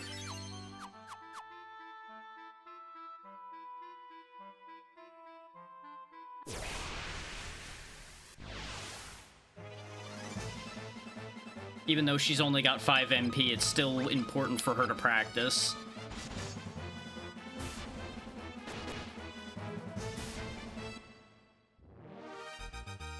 It is absolutely going to trip me constantly that there isn't a strict level system in this game. Like, people aren't level 1, 2, 3 at all.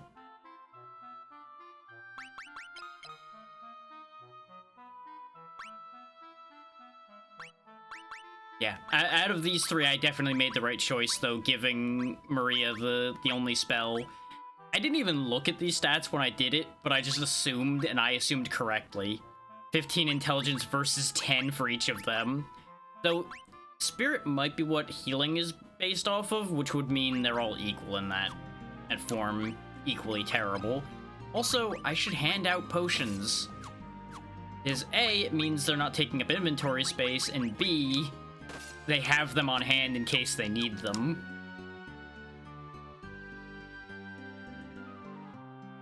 Back up to 344 gold. Oh, Gil gold. I'm going to use it interchangeably.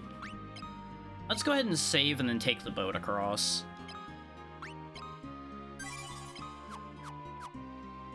Just head straight into Empire territory, because that's not going to backfire on us at all. It's neat just watching these random airships go by as well. Uh-huh. And I'm going to use it interchangeably anyway. Sweetie Miki, thank you for the raid. What were you up to today? Hopefully y'all were having a grand time. You're just in time for us to be going into potentially dangerous territory here in Final Fantasy II. And as always, if any of y'all need to raid and run, be it the streamer or anyone that came in with them, please make sure to take care of yourselves and do so, because you should always take care of yourselves. We will still be here. But again, thank you for bringing everybody on over. And what were you doing? This is the port of Puft. To the north is Salamand, and to the east is Bavsk. Ah, okay. Still a little kicking away with Xenoblade 2. Very good. Hopefully it went well. So let's see. Let's get these noted. North of Puft. Well, I don't really need to note these because we have the map, but I'm going to do it anyway. Good habits, you know? Oh, yeah. This is rated at being like 20 hours. Absolutely understandable. Go get some rest. And thank you again. Let's see. East is... Now, even though it's rated at 20 hours, I feel like this is going to end up being a similar amount of time to Final Fantasy 1. Is we may very well end up with a scenario where I get through parts of this quicker than we got through parts of Final Fantasy 1. That's my current running theory. My theory will probably prove incorrect, but we shall see.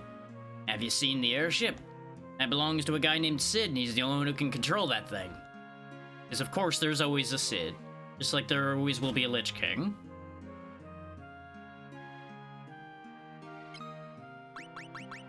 Okay, so no better weapons, just different weapons. That is very heavily implying to me that there's going to be less weapon upgrading and more weapon type changing, potentially.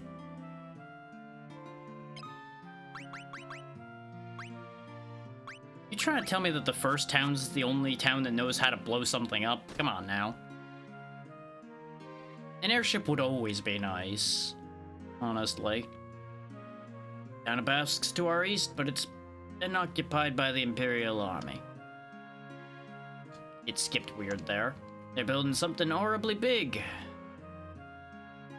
What they got for armor around here? More bronze and copper. Okay. Let's finish getting everybody bronze helms then. Well, everybody other than Mindu. Mindu doesn't need it. You know, ignoring the fact that Mindu has a whole 2 defense to go with his near 200 HP. Don't worry about that part. It's fine. Everything is fine.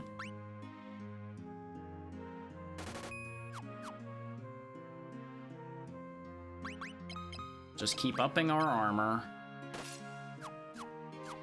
You have a shield of any kind? You do not. So here, take that at least. Oh, that's interesting, though. Notice how his attack changes. So actually, no, we're not going to give him the buckler, because it didn't raise his defense, but it lowered his attack. That actually... Wait, that makes me wonder. That does work for everybody. I assume they're basically two-handing their weapon if they're not using the shield. So actually, I want Gus to ditch the shield then. That makes perfect sense.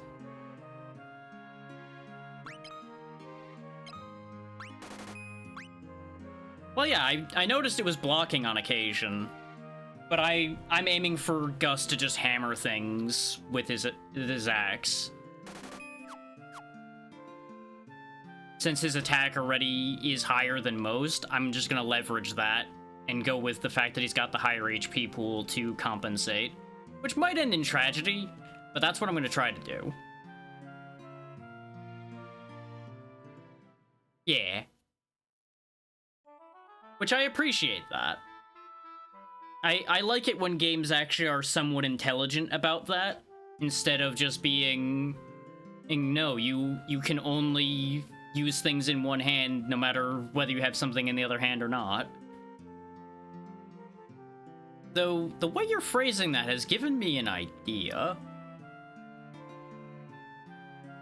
I don't know if I have enough money for this idea, but I have an idea.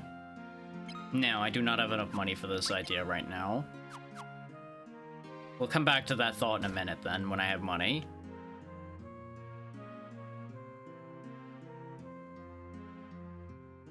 Because I now need to do science. But first we're gonna need to get into some trouble before science can be enacted. Let's see how bad the monsters over here in this end of the world are.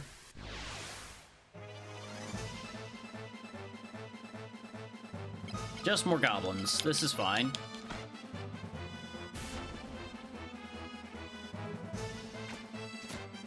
Oh hey, they actually do a lot of damage. Okay.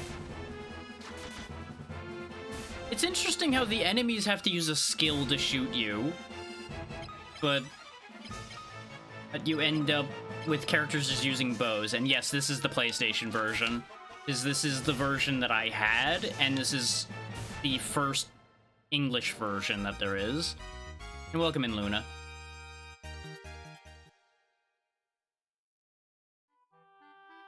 Okay, so it's the same enemies. But we do have enough money now for me to do the experiment that I'm thinking about. This is easily going to end up being a waste of money, but I need to do science now.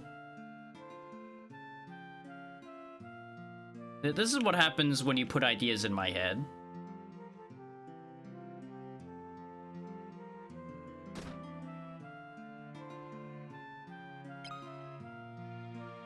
Oh, actually, no, I don't have enough. Why are those so expensive? Well, don't worry, I'm not going double shield. I had an idea in mind. Because I was either going to try an angle of, like, sword and dagger or double axe, but the problem is I can't afford either of the above. For some reason, I thought daggers were 200, not 400. So the dagger would have been an easy one to test having a second weapon. But all this means is I need to make more money to find out whether this works or not.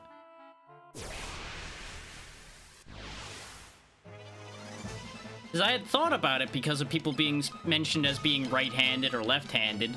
So I was like, huh, I wonder if that actually means more than it appears to. There you go, Gus. Why are you gonna crash out, Natro? What's the problem? Also, that soldier seemed very threatening with the fact that he didn't take damage from Maria and then he just got dunked on immediately afterwards. And for those wondering, I'm fully aware that Maria only has 6 health. I just keep forgetting to do anything about it. His things have just really not been attacking her. Ah, okay.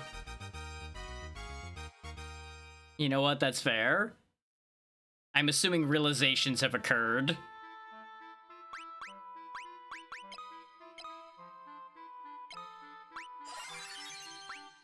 There we go. We'll just go ahead and fix that, though. And yeah, you know. odds are in her favor, but now that I said it out loud, now I've invoked the curse, so I'm gonna fix it.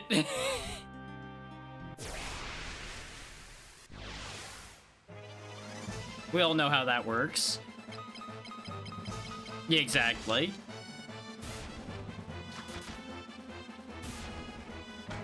Somehow that bee that normally does 3 damage will do 30 to her and she'll just explode.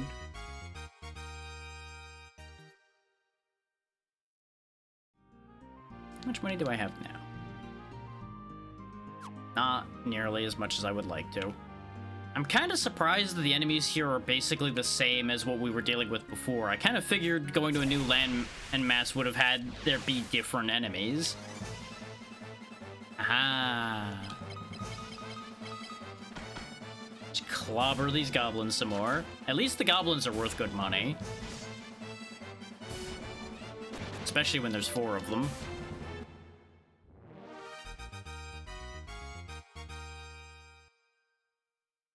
I totally don't have an image in my mind of giving Gus 2 axes and just spinning him like a top at my enemies or anything. No, not at all.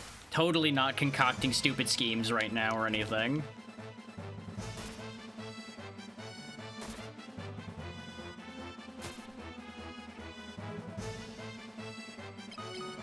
But Operation Gus the Beyblade might be a reality.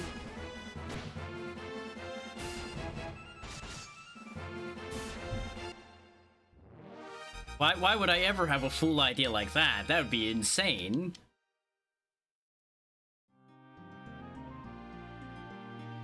Exactly. You heard me. You heard the exact sentence that was as mentioned. Exactly. Look, what is a more efficient lumberjack than a man who turns himself into a human chainsaw, Jess?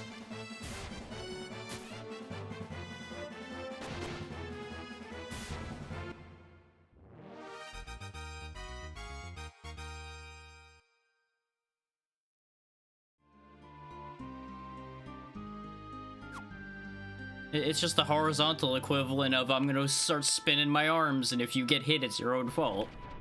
There goes Sid again.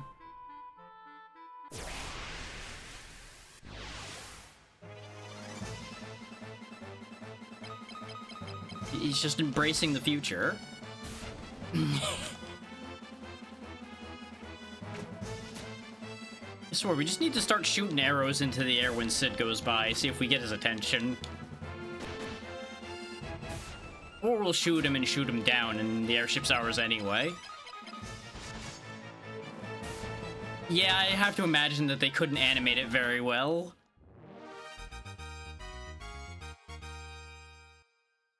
Honestly, yeah. Real-world airships would be neat, though technically we had that already with blimps, and you know how that went. Aha! Okay, if Maria is such a good archer, clearly she could pull off a shot like that. Not even a question. And there she's getting shot in the face again. Is that arrow move designed to target the back row? Because she's gotten shot with it, I think, literally every time they've used it.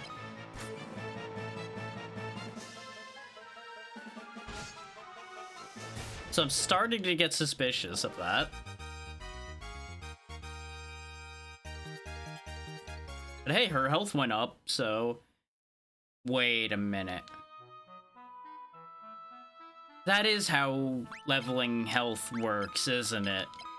This is another one of those games where you have to get hit to gain max health. And defense. Uh-huh. I had suspicions from the word go about how those stats were gonna work, but I hadn't seen it proven in front of me yet, so I didn't say anything. This is some Quest 64 shit right here.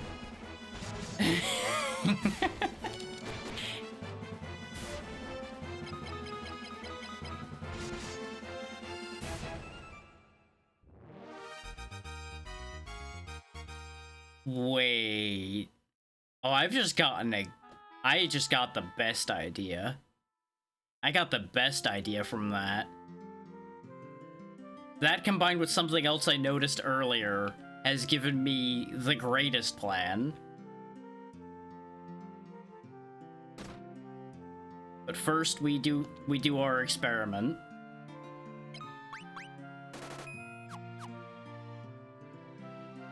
His axes in this world clearly aren't two-handed. Yes! Twin axes! And it actually gave him more attack. Let's go! Berserker Gus is real. He is going to shred things, and it is going to be delightful.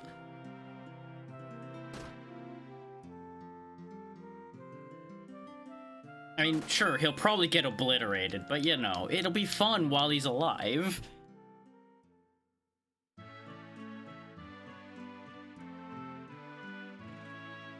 Exactly.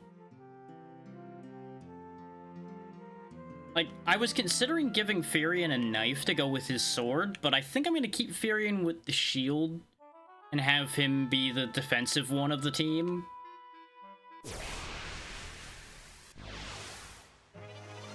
Yeah, it really would be. Oh, random bird sighted. Okay. Hello, bird. Goodbye, bird. Bird is no longer the word.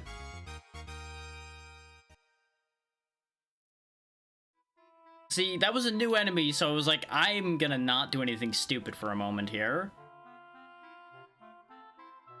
But as soon as we get into a safer encounter, I'm gonna do something stupid. 'Cause I have an idea.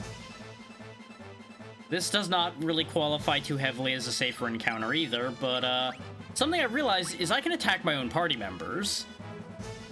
So what I realized is I can hit them with my own characters and probably encourage endurance growth this way.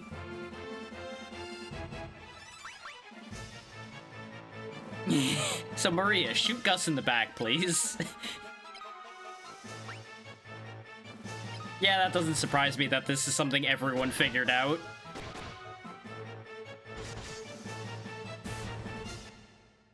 Because as soon as you realize how endurance works, it's like, why wouldn't I do this?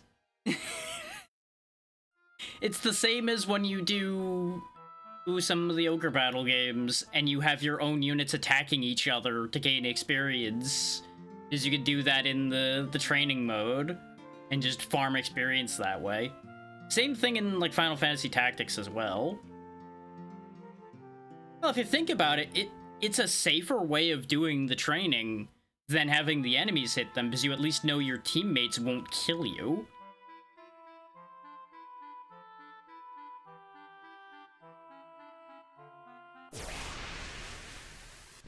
Now, the logic of building endurance by getting hit, that's the questionable part a little bit.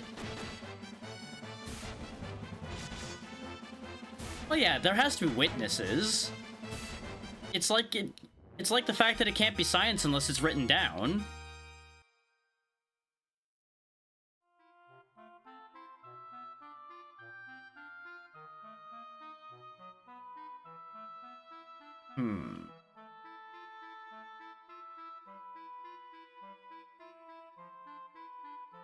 You sure can, yeah.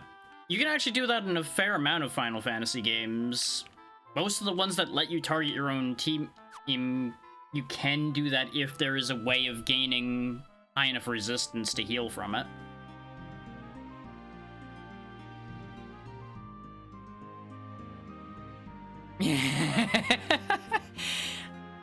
Look, knowing they won't try to kill you and them knowing their own strength are two very different things.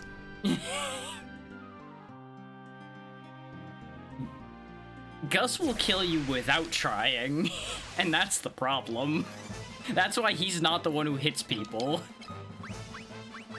He's the one being hit because he's got the health to take it, and will build up enough health to forever be able to take it, hopefully. Oops, thought you were a tree.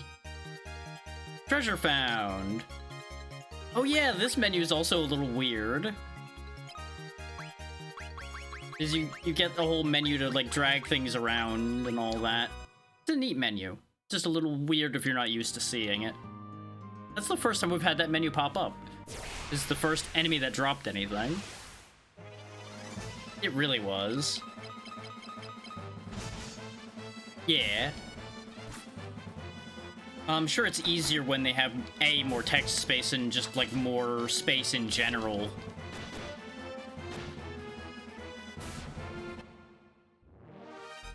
The fact that you can do extra attacks with a second weapon just by default, though, is so wild to me. So let's see, where is the town to the north of here? So that's presumably Salamand over there. It's not exactly north, but considering all of the mountain, this would be the only other option for Salamand. And I don't think we're getting to there, so it seems like the likely candidate's going to the left. That's a lot of goblins. Now, arguably, I should have somebody hitting Maria to build her health up, but not many people could hit Maria without me being concerned about her just getting obliterated. Like, even Mindu would be a question mark because of just the fact that he's leaps and bounds leveled higher than everyone else. So I'm not really sure what to do there unless I just, like, take somebody's weapon off and just have them start punching her. And that wouldn't really be a good look.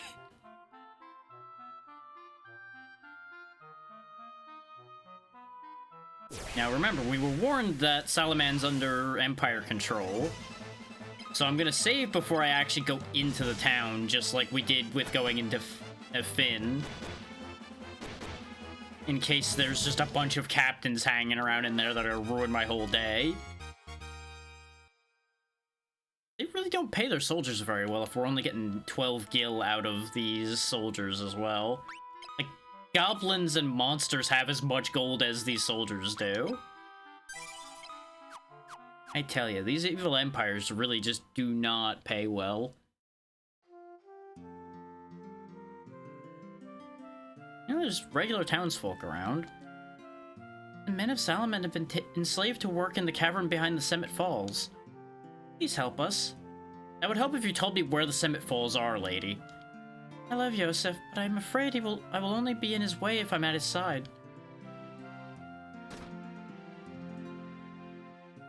Well, yes, Natra, I had to go to Poff to get the Salamand.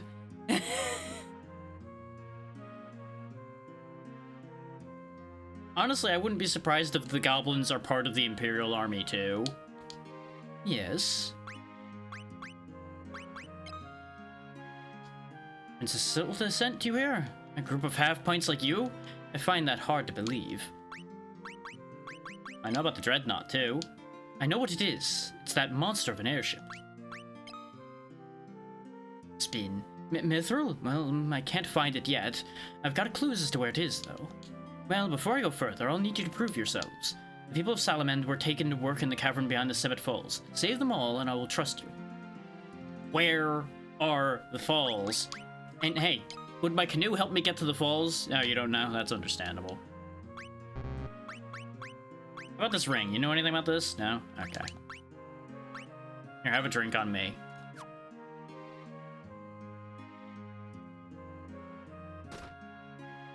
I had to try the canoe. We all know. The falls are clearly where water is, so it makes perfect sense to ask about the canoe. There's another church. These churches have to have a purpose. I just don't know what it is yet. Part of me's thinking that they might be like a respawn point or something. That would be weird. Hello, expensive magic. Huh. Well, we ain't getting that anytime soon. It's a hell of a thing, though, that they're just dropping 1,500 it cost spells on you already.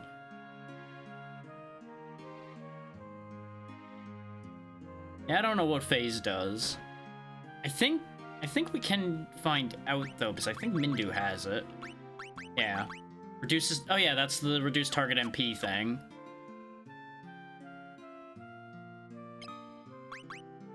Oh, there we go. Battle axes and longswords after I spent the money getting a second axe.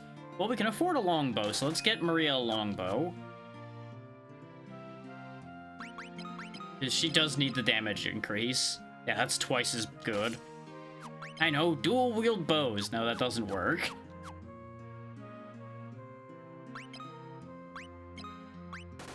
It was also worth noting that her attack was lower with it in that hand because which hand you're putting it in does matter.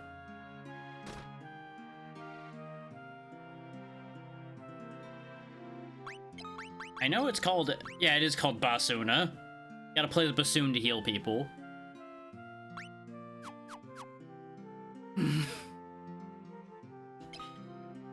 Okay, same stuff. Though it's up to bronze male here now. They really expect you to just be grinding your ass off again, huh? In order to be able to afford these things before they're just immediately outdated. That seems like a waste of my time. Yeah, that makes sense. To be fair, if it's a fan translation of the NES game, then it would make sense for them to keep the 4-letter limit because that would still be a text limit it would have, even translated.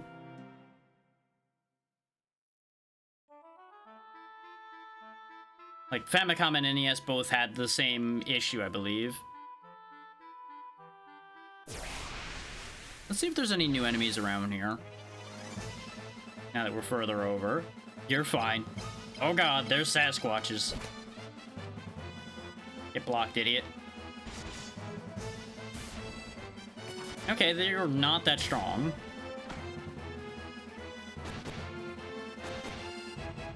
God damn, Gus. Right. Is that became the normal name for those at that point.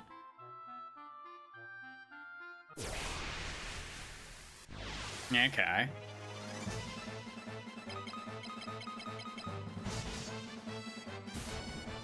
Interesting. So it isn't actually like a physical limitation of the system necessarily then that they were having these text limits. Weird.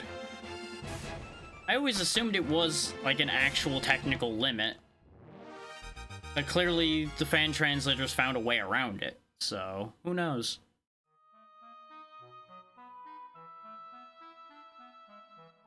Ads are running, so I'm probably just gonna grind for a little bit while the ads run because I don't have any reason to get up this time.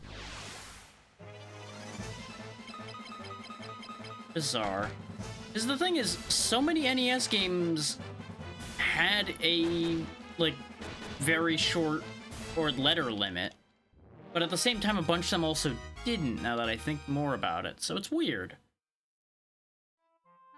Unless maybe they just did that to save space on the cartridge? Which that's possible, I suppose.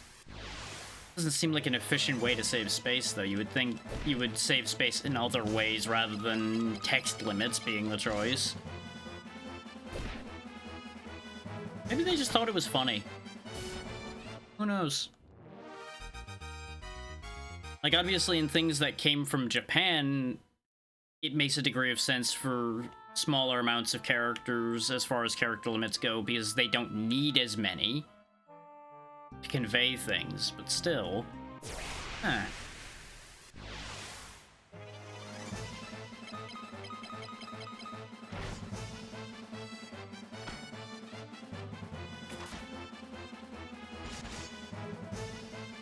Is that every letter in their writing, to put it in simple terms, conveys much more than ours do. I know they're not technically letters, but I'm saying that just for ease of understanding for those who have not looked at anything like that at all.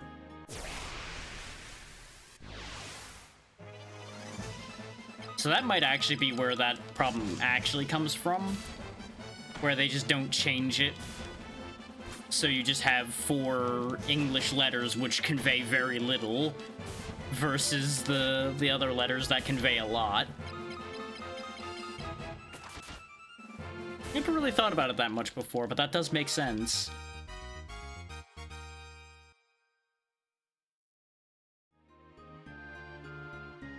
That also makes sense.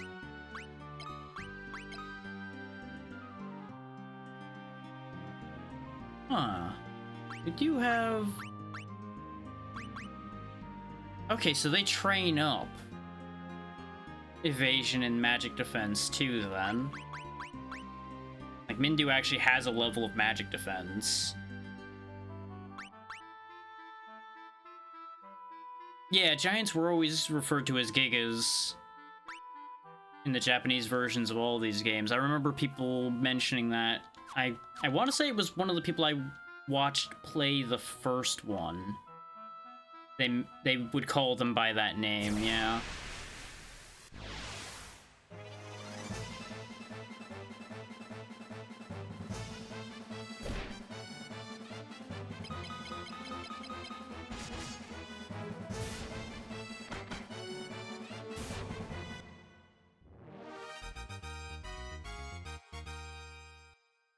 Now, I'm willing to bet that I should actually be using other things while I'm grinding as well. So that I train other stats while I'm at it. At the very least, we can have Maria just keep using her cure until she runs out of charges of it. So that at least her cure gets somewhere. It's very unfortunate that I have to go all the way back to the first town if I want to get an attack spell for anybody, though. So we might just be making do without an attack spell for a while.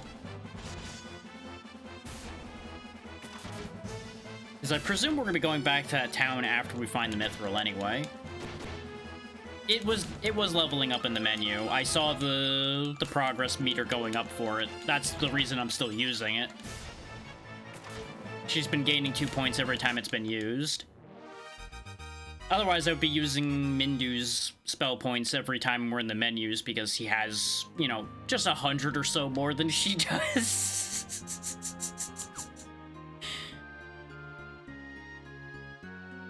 But since I'm assuming Mindu is a temporary member of our party, that's why I'm not having him use his magic at all. Because him upgrading anything is irrelevant to us.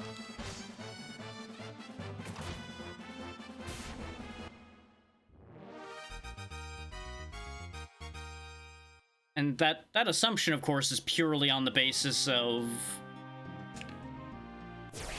Crane. That's purely on the basis of the fact that he started off so much stronger than everyone else. That's what indicates to me that he's temporary. Not to mention he was not one of the 4 people we were able to name at the beginning screen, too, which kind of gives things away. Yeah. And usually anybody you pick up as part of a quest doesn't stick around, too, so there's layers of logic for this to make sense. Whether it proves out or not, that'll depend on how the plot plays out.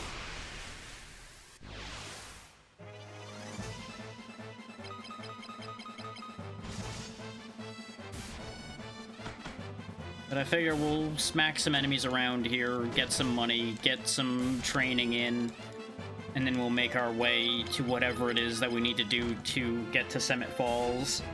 Is if we're actually, like, liberating people from an Imperial area, we probably need to be a bit stronger for something like that. Just traipsing our way through monster-infested areas or sneaking around is one thing.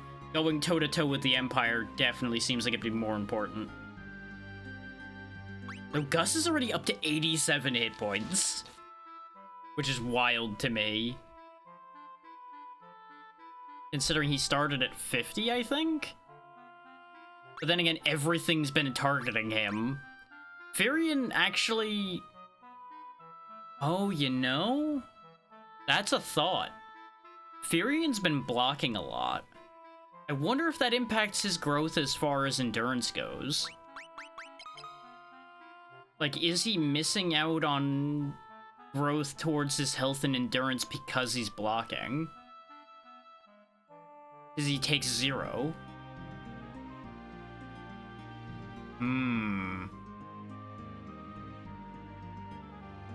That could actually give me a reason to take his shield off when I'm training. Though he then doesn't get shield levels that way, so there's trade-offs involved there. Also, it looks like 3 might be the cap for them at the moment because they don't seem to be growing anymore after 3.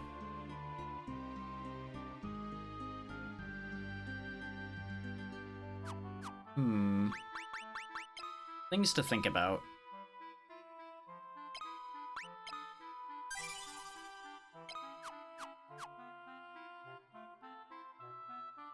Let's grab at least one better weapon and then we'll go run off to wherever Summit Falls is.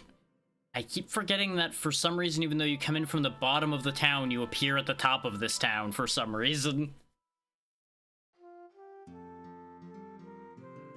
So I spawn in holding up and then I go running off the map immediately.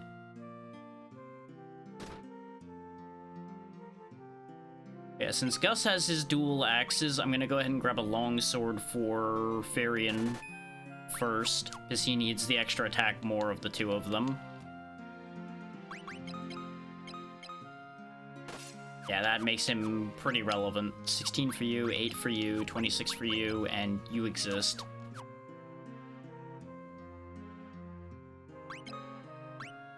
There is a world in which I hand Farion the other's sword temporarily as well, but nah. Wow, that's worth a lot of money. That actually does help a bit. Then again, oh, it's probably giving me half value, and broadswords were 400. There's something I was thinking about since they were at their cap, seemingly, is I could start handing other weapons around, and they'd level those weapons, and see if that does something for them. But we'll worry about that later. That cave down there looks like a likely candidate for where we need to be. That's a lot of goblins. Like, I thought 6 goblins was a lot, now there's 7. Oh no. Not 7 goblins. Whatever are we going to do as we slaughter half of them in one turn? Go ahead and shoot Farion in the back for me. You go ahead and clock Gus upside the head for me. Wow, he did more damage to Gus than I expected him to. This is why we don't have Mindu doing these things. Just in case anybody was wondering. Nearly killed Gus with that.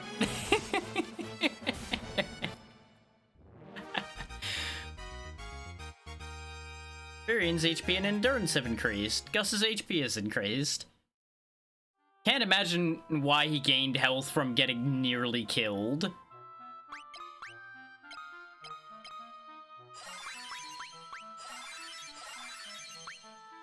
course, that is all of Maria's magic, so that's a bit of an issue. Yeah, that really seems like a place I want to be down there.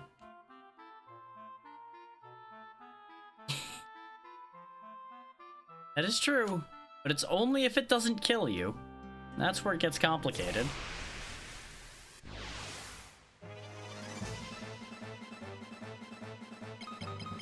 This poor soldier doesn't stand a chance.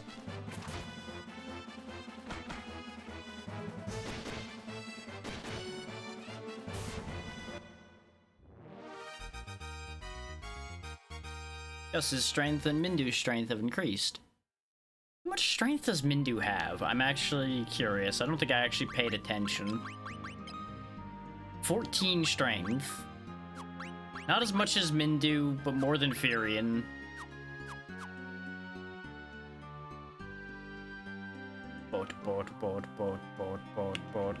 I'm assuming this is the path I take to get to where I need to go. Yep, because there's the falls right there, so this cave is probably where they're keeping everybody. Yep, Summit Falls B1. Let's save before we actually commit to going in there. I just wanted to prove where this was first. And it's unfortunate that we don't have any spell points left on Maria, but we can just use Mindu as the healing battery from here. Unless I want to turn around and go back to town, which I might do depending on how much money we're making here. Bird.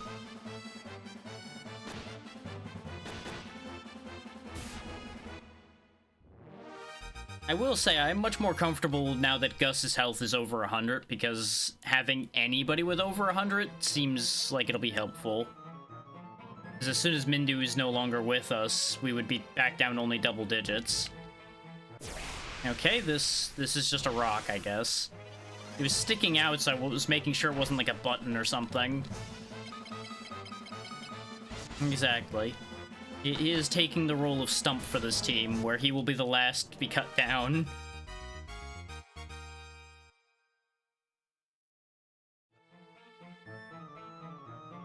Exactly.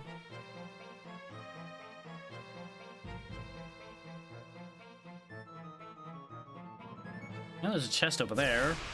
This path is a dead end. Oh, we got balloons. Kill the balloon.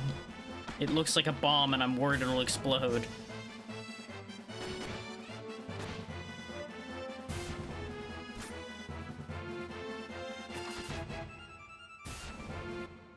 Not so bad still so far.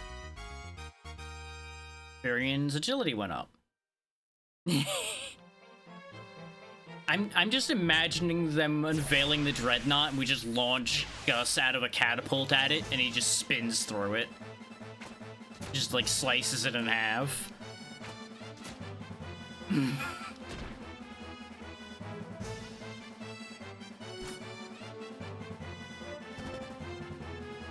Exactly.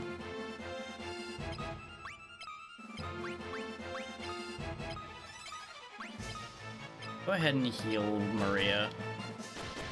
She's not missing as much health as Gus is, but she also doesn't have as much health to miss. Jesus, Mindu. You didn't have to heal her for 600. You only had to heal for like 6. Let that be a lesson of the power of leveling Cure. Because holy shit, that does a lot.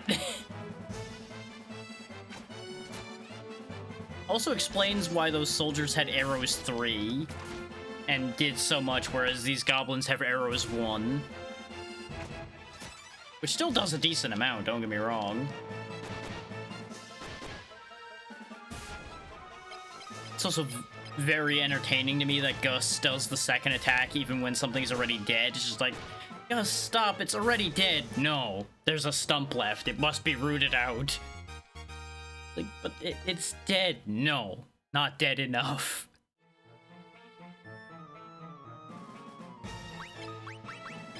Yeah, if things get bad, we do have our potions on hand as well. Oh, you can do the everybody heal thing too. I feel like you don't want to do the everybody heal, though, unless you're in combat and need the turn efficiency. Hang on, I want to test something. You're at 62 right now. If I use it on everyone, it still only went up 2, but you did only heal 1 target. I need to test that when everybody's hurt again and see if he gets 8 or not. If he gets 8, then it's just better to use the AoE version. If he only gets 2 still, then you don't want to use the AoE version.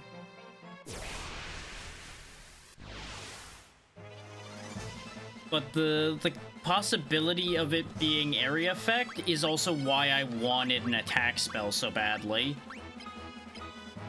Because I'm assuming those can be turned into area effect just like healing spells can. Because that is a fairly common thing in a lot of Final Fantasies, that you could use them for both.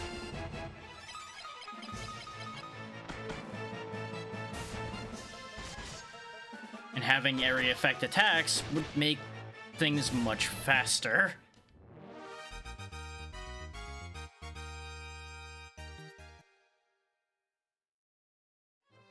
And what will more than likely happen is I'll do grinding off stream.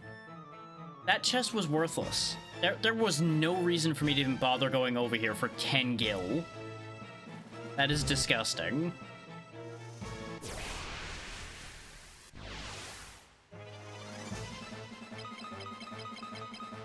Like, at least give me a potion, because that'll do something.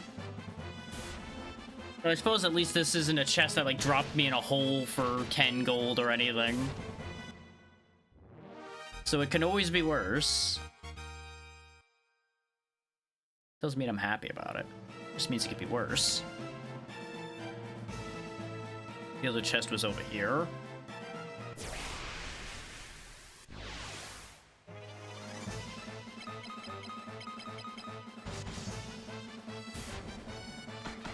Does Gus just have natural aggro or something? Because his health is just growing and growing. Is everything attacks him. He's gonna have more health than Mindu before we're even out of this place. That's much better. See, 200? That's an actual treasure chest right there. Not that pauper bullshit chest that was at the other end.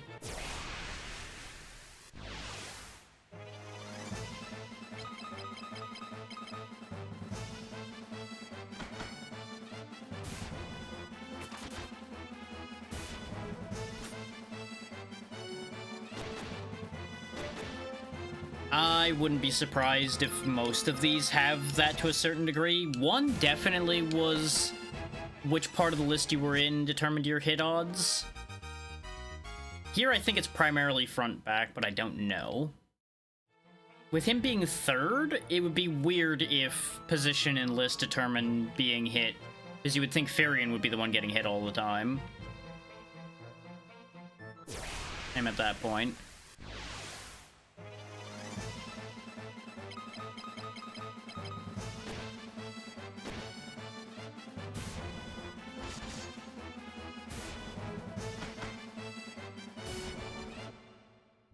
Part of me wants to move Mindu to the back rank. Yeah, because if they were going least defense, they'd be attacking Mindu all the time, because he's only got 2 defense. Considering I took his armor away and gave him the shitty starting armor, and he doesn't even have a hat. Like, he's, like, basically unarmored entirely, and just getting away with it due to massive HP pool from level. Yeah, Gus has 4, Firion has 8, Maria has 4. So yeah, if it was lowest defense, it would be Mindu, absolutely. It's a fake hat, it's just a lie. It's hollow. I never did get better armor for Maria, I just realized. She's running around just in a shirt. Then again, we didn't have the money before. Which this dungeon has been lucrative so far.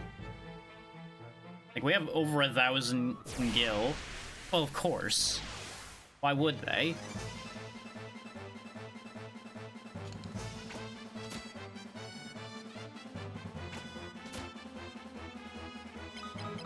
It really is unfortunate with all the arrows thudding into her chest constantly, though. It's a bit of a problem.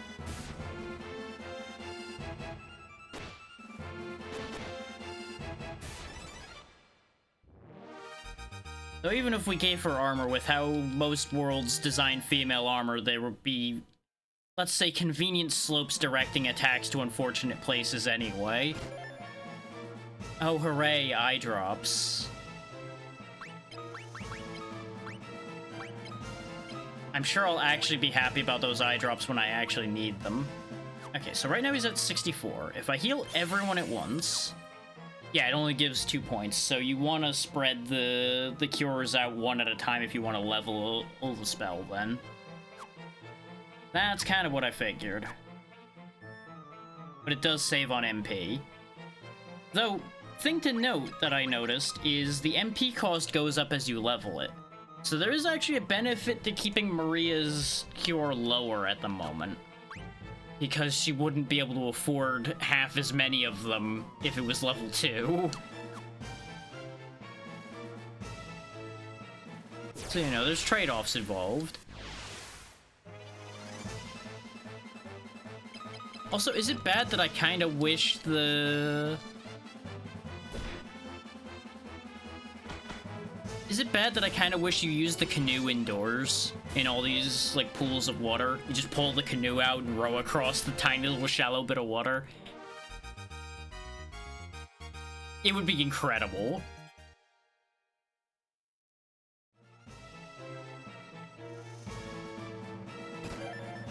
Potion. And I have to assume you can raise MP, and I'm assuming by casting is your best way to raise your MP. But unfortunately, she's out of MP to keep casting.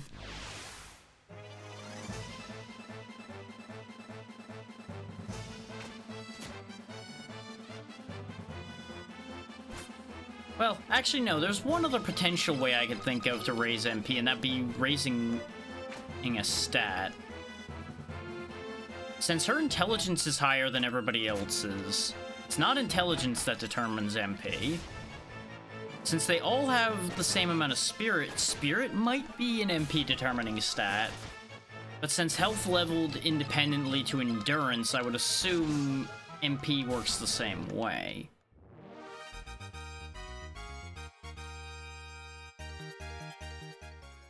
Now, the important question becomes, do you have to cast in combat for MP to raise? And my gut is telling me probably yes. Which would be very annoying, which is exactly why I'm thinking that the answer to that question is yes.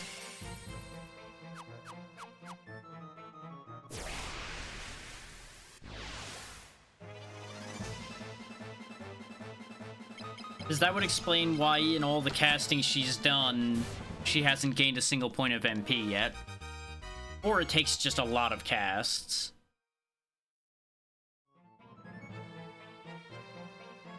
You are welcome to tell me whether I'm right or not on that.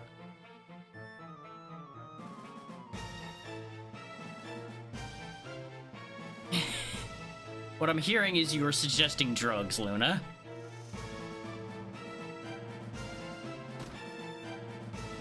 Okay, that door goes downstairs. This door goes nowhere. You can't tell me that caster sugar doesn't sound like a drug.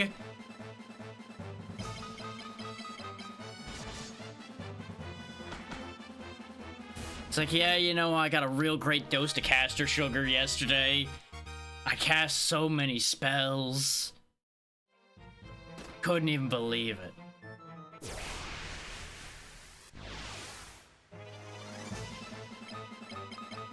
It is Balloon.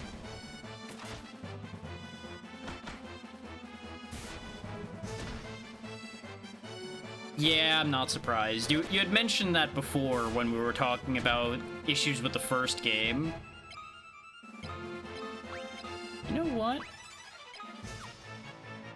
I think it's time to do science a little bit. While we're fighting these balloons. Alright, go ahead and shoot Gus in the back. Oh, I'm on Gus right now. I was like, why is the spell list empty? That doesn't make sense. Because I thought I had cycled down to you already. Is what I'm gonna do is I'm gonna cast spells with Mindu randomly to see if his MP changes.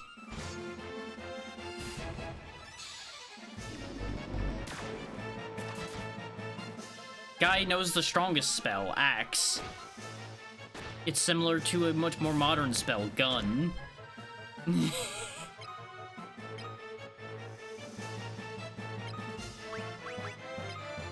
just go ahead and keep shooting Gus, it's fine. He can take it.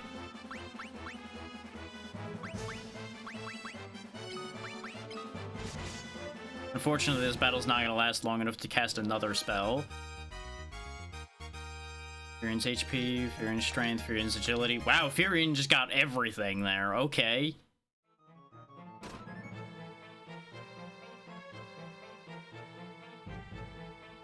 I didn't see a message saying Mindu's magic increased, and I think he had 103 before. But it may just take more casting to prove that out.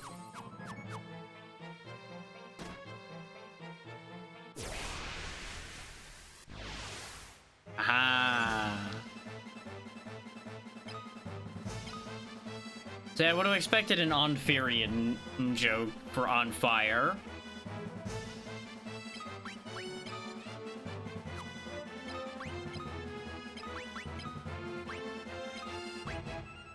Let's just keep casting, like, barriers and bullshit here. And see if his magic goes up. It may also be that leveling spells raises your magic. That could also work. Which would, again, be a perfect reason why we didn't see it yet. Just Just keep shooting Gus in the back. It's fine. He can take it. Just have Mindu heal the damage that's being done. Just do the happy circle.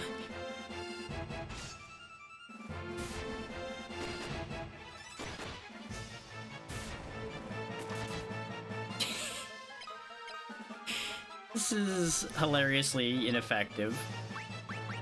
No. You know what? Actually, have both of them shoot him.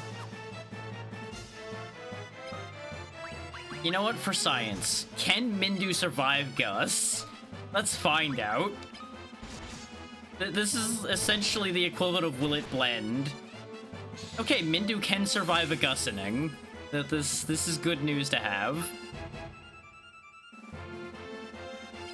Maria, it doesn't help when you miss. He's a foot away from you. How did you miss? Mindu's HP. Mindu's MP has increased, so yep.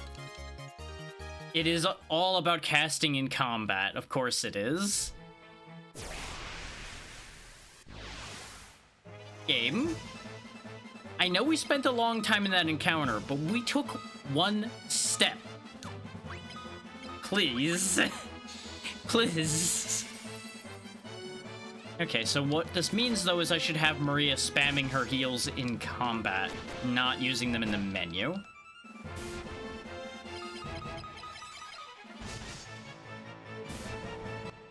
This also means I should probably actually be teaching, probably at a minimum, Furion some spells, too, so we can get his MP and magic up now. Is this room special? Is this just like a, hey, you don't get to leave this room scenario? Because Jesus Christ, this is out of control now. I don't mind the free money, but like, what is this room? This room is just riddled with problems.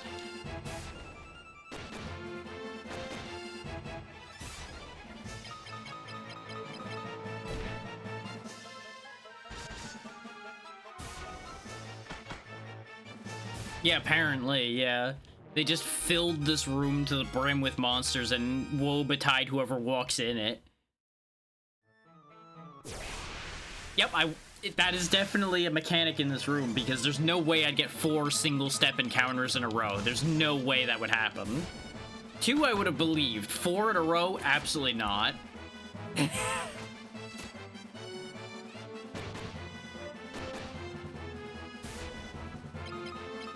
There's no world in which the stars would align hard enough for 4 single-step encounters back-to-back. Even I'm not that unlucky.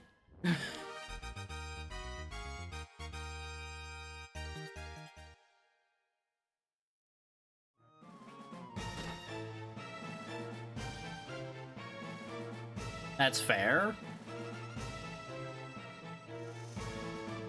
So Gus is already up to 139 hit points. Even Maria has 33 now, which is good.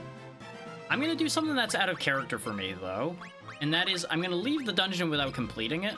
We're gonna go back to town. Because we actually have a decent reason to farm a little bit, and this dungeon has been very lucrative. So I'm gonna go spend some of this money, and not to mention get Maria her magic back, and then we're gonna go back in. It's fine. It's a bigger problem that he's down to 12 MP, I mean down to 4 MP, honestly.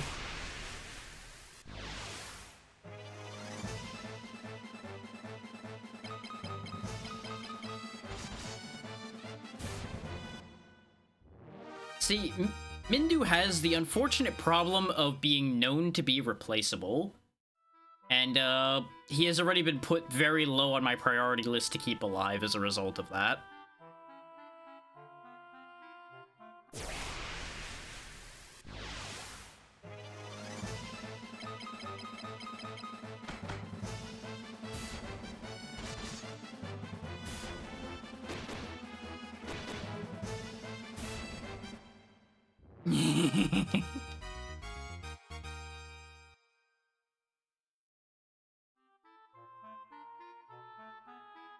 Thankfully, it doesn't actually take that long or that many encounters to make it back to town. I feel like they actually eased off on the encounter rate in the overworld compared to the first game. Because in Final Fantasy 1, if we were walking that distance... Oh! So your costs are based on how much it's fixing. Well, hold that thought then. Oh, that's right, his cure is very expensive. Well, 7, but still fairly expensive. Well, I'm just gonna have to eat the money then. Or... let's see how much of a difference this... Wow, potions fucking suck in this game, huh? Yeah, that wasn't worth it at all. I should have just paid the money straight up. I was expecting like 50 out of that potion, not 30. These potions are not so good.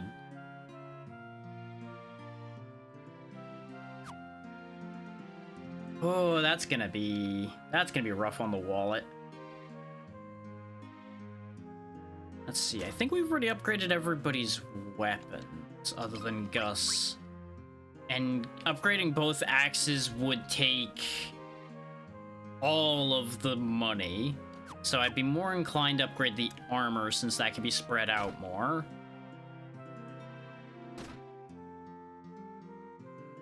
Yeah, though I'm assuming part of it's also the massive MP pool Mindu needed to restore also added to that price.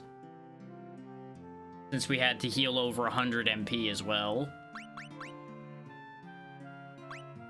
Let's go ahead and get 2 hits of bronze mail. 2 bronze gloves.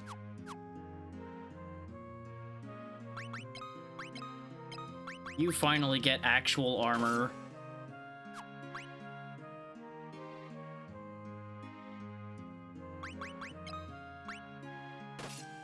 Huh, so they actually appreciate repeat business. Interesting.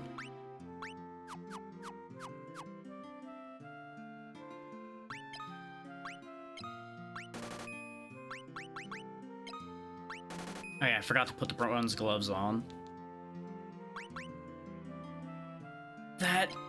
I mean, it makes sense to a degree that that would work, but at the same time, it's weird. Also, apparently I never put anything on Gus's hands.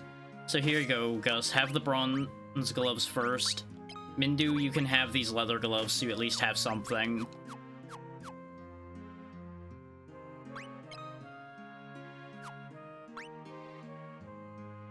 Yeah, that's what I was assuming, looking at that, because that makes sense. And we'll grab a bronze helm from Mindu as well, so he has a little bit of armor. Because I felt bad that he had nothing. There you go. He has still got the least amount of defense, but he's not as bottom of the barrel now. Totally not doing that to save myself money in the future at all. Yeah, sleep for a very long time and hope that sleep doesn't become permanent.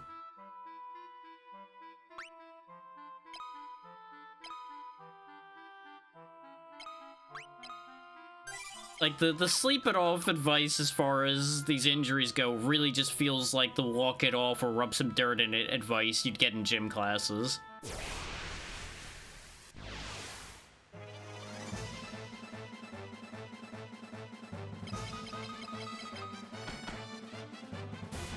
Yes, that is absolutely an important point. Do not rub dirt on it. It is a bad idea. Old teachers were very poorly informed as far as that goes.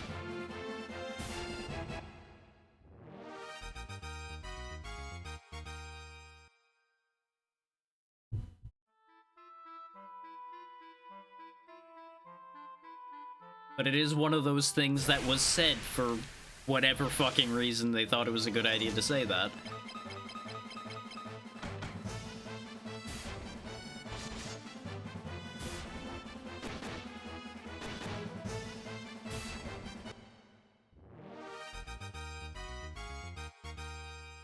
Oh, yeah.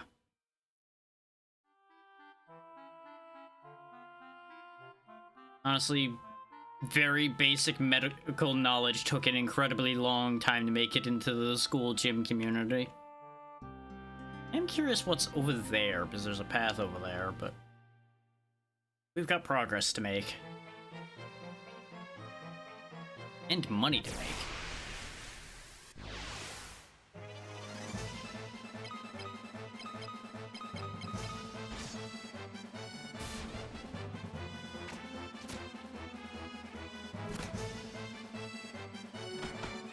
You do, yeah. I've just not been bothering.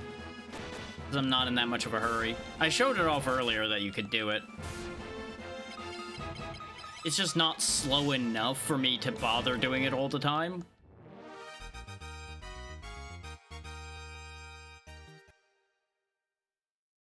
And in this case, this is actually circle that lets you run. Let's see. Yeah. It was also, an option you could turn on in some versions of the game, apparently, too.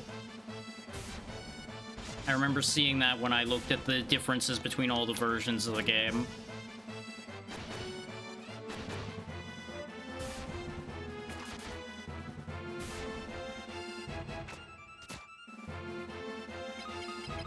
Yeah. Which auto run makes a degree of sense, because it expedites things significantly. I think the Pixel Remaster also had it as an option. I thought I remember seeing that, but I might be remembering wrong.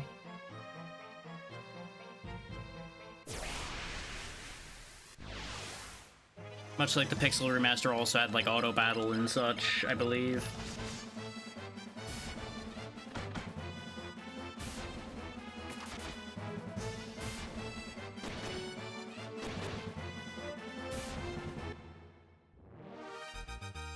Well, it made it faster. I don't know if it made it easier necessarily, considering I for one always have doubts about auto battle AI because I have seen them make such dumb fucking decisions that I've forever been poisoned as far as trusting that goes.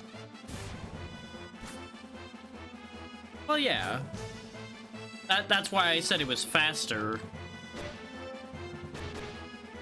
It is not exactly difficult to go through the menus and mash the buttons to do the same thing over and over again.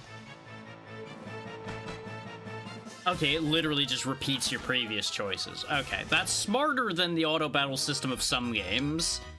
Some games it hands over the control to the CPU and the CPU just does dumb fucking nonsense. Now they bit off more than they could chew for sure there.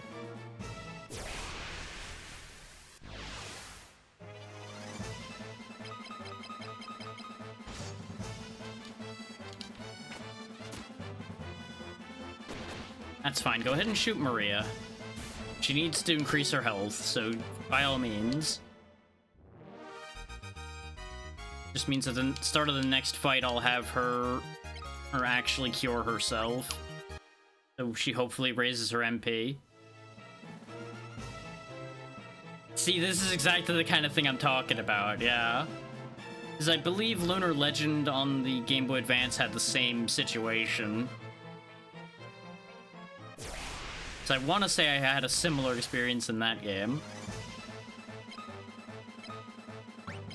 So there are definitely a few games where I had that exact problem happen.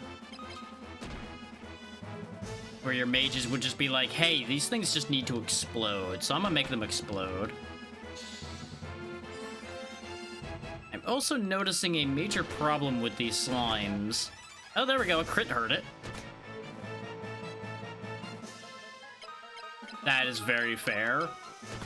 Lunar Legend was the version I encountered first, so I didn't have that problem. Yeah, we're gonna be relying on Gus to kill these, because they seem to be immune to physical attacks unless they're crits, and Gus seems to be consistently critting.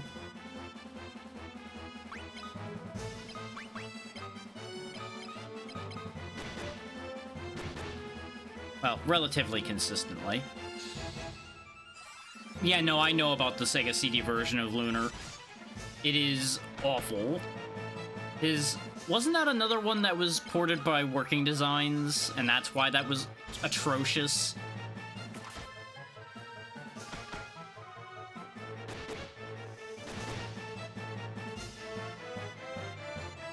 On the bright side, if just attacking raises strength and you don't need to do actual damage...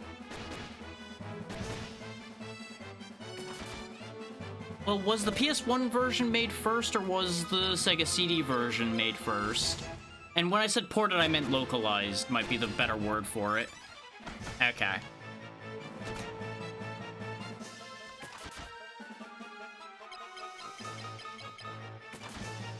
Eventually, someone will crit this thing and it will die. It can't really hurt us, so it doesn't matter. Yes, I'm aware it's an older system, but there are weird situations that have happened before, so I always leave it as an open option, potentially. Especially with something that I don't remember the release dates on. Okay, Maria now has 10 MP. She is now significantly more useful. And her spell didn't level, so it is purely just using the spells in combat. That is kind of fucking stupid. Let me make sure I understand this. The exact same action in combat raises your MP pool, but the same action outside of combat does not.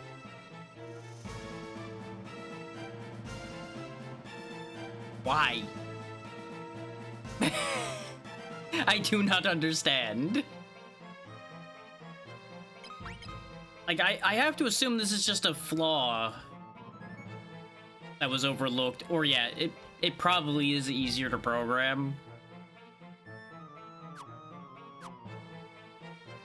Just because there's a mechanic with it doesn't make it a good mechanic, is more what I'm getting at.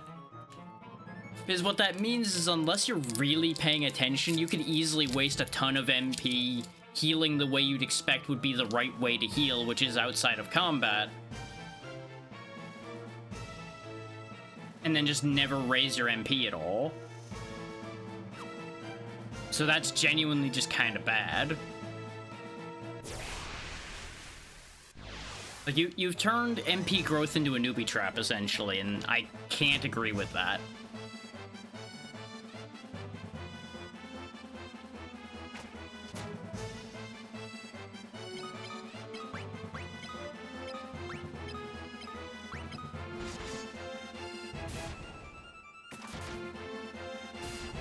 Yes, but a lot of the rest of the leveling will happen naturally. Whereas, unless you happened to have 400 gil to pick up an attack spell, you would have no way of proving this out. Yes, but Cure is half the price of the damage spells. So unless you grind your ass off in that first town to get an attack spell, you would have no way of knowing this. Outside of testing. Yeah, if the manual tells you, then it's fine. But it's hard to say what the manual would have said without having the manual in front of it. I would have to assume the Origins version that I'm playing had a manual, and it may even be in the other room with the case we still have, because I'm pretty sure we still have our copy. I forget if that's here or in the other house. Is it split when we all split up? And I don't remember which games stayed and which ones didn't.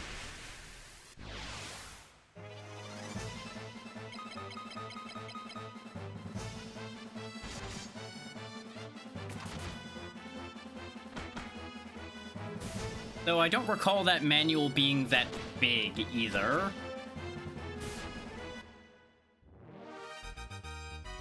Because a lot of PS1 manuals were fairly thin. So I don't remember if that one had a serious manual or not. It has been entirely too long since I would have seen it. That's assuming we even had a copy that had a manual. Because we had plenty of games that didn't have their manuals with them.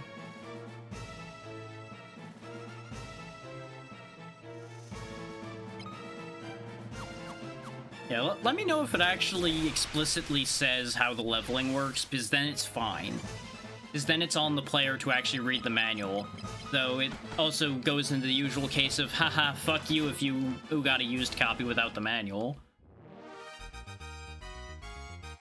I figured.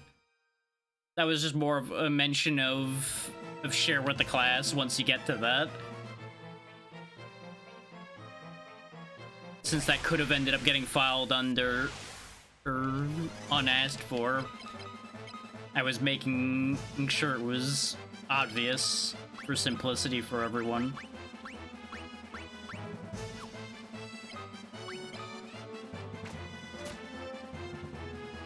Okay, an arrow isn't always guaranteed to hit the back rank. This just shot Furion in the face twice. First time in a bit I've been paying attention who actually got hit by that attack. Because we've hit a point where people aren't in constant danger of dying anymore, so I'm paying infinitely less attention to what I'm doing in combat as a result.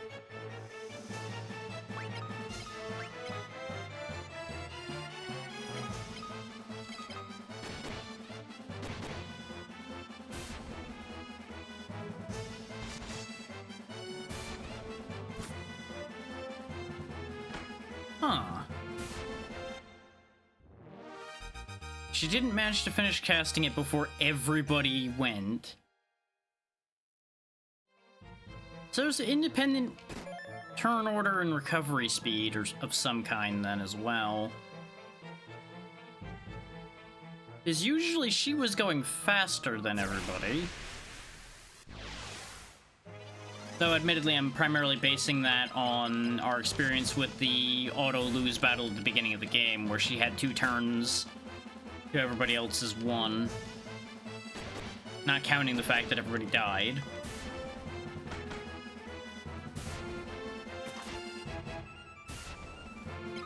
Though if your agility determines your turn order, then that would make a significant difference, because Furion's been gaining a decent amount of agility.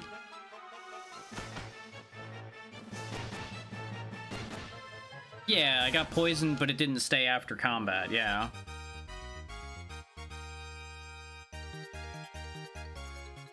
I assume some of them are a little jumbled, probably. Okay, she did at least gain some strength and endurance there, so she's up to 50 hit points. She's actually not doing bad there. And, okay, they are getting past 3 further skill levels now. Oh, so I guess what we're getting hit with is Venom, even though I thought it said poison on the screen. So that's interesting. Could have swore it said poison. But maybe they wrote poison and the status applies as Venom even though it says poison. That wouldn't be the first time. I also completely forgot to heal.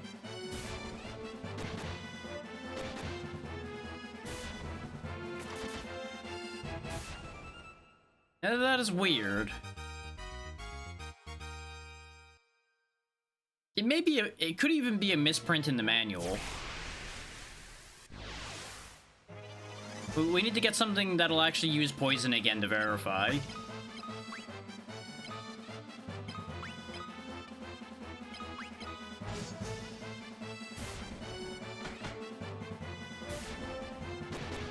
Feels so weird having Mindu smacking things with his staff rather than actually using his big pool of healing magic.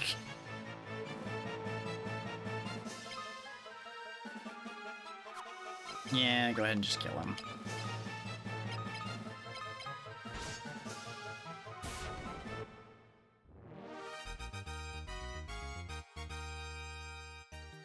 Your strength went up. Yeah, I knew we were gonna get another guaranteed encounter on the way out of here. That's why I wasn't worried about getting the healing completely passed around at the time.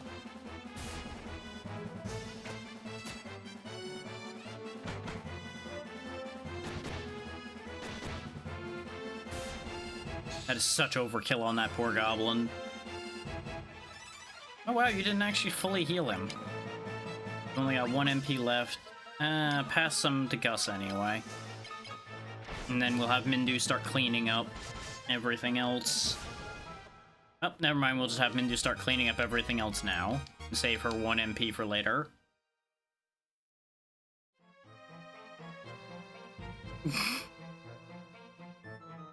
Just goes to show what they expect to have happen, I suppose.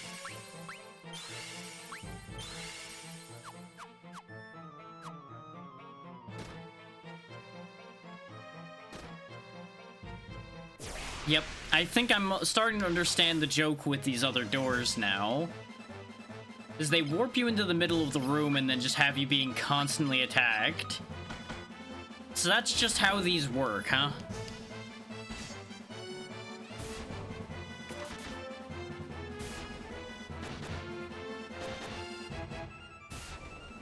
So I'll be honest, I've been on autopilot enough in here that I didn't realize that I wasn't just getting warped in there. Yeah, that makes sense. It's essentially additional evasion chance, which is fairly common in Final Fantasy. Some of them print out the fact that they raise your evasion, and some of them don't. Yeah. Because essentially, evading and blocking are the same thing, but there's like a 20%, just to use numbers as an example here, 20% chance to block and say 20% chance to evade. They combine into a 40% not to take damage.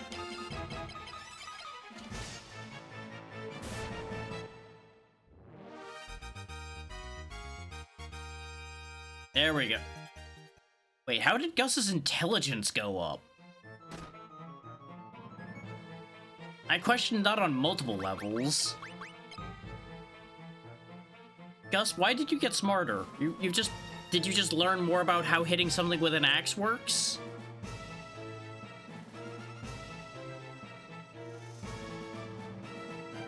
I don't know why his intelligence went up. He didn't do anything. He just attacked.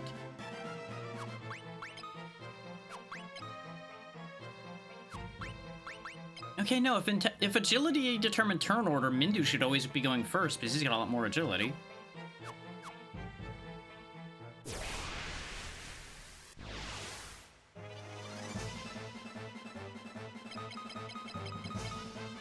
What, things can reduce your stats? That's not a surprise. As soon as you have stat adjusting like this, it's expected that they're going to be able to nerf your stats somehow.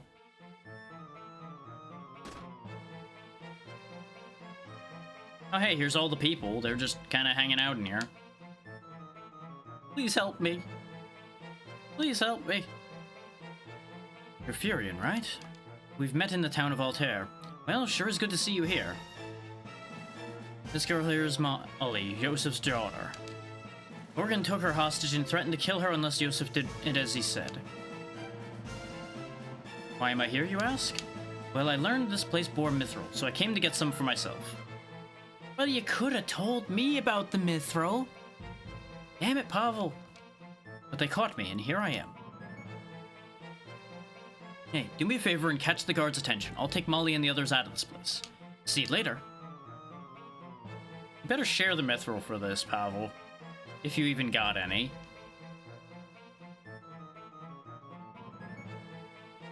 Yeah.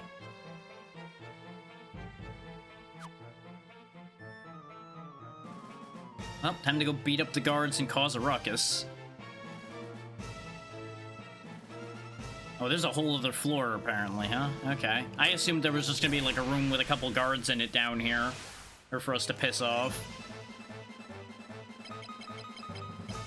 Really seems like they're letting the monsters do the guarding for them for the most part, though. So I'm expecting to find a bunch of guards just sitting down here at the bottom playing poker or something.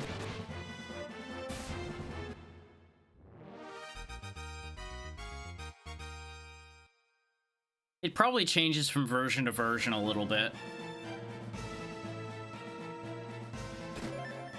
Fire Scroll, there we go. We got attack magic now. Now, the question is, what do I do with it?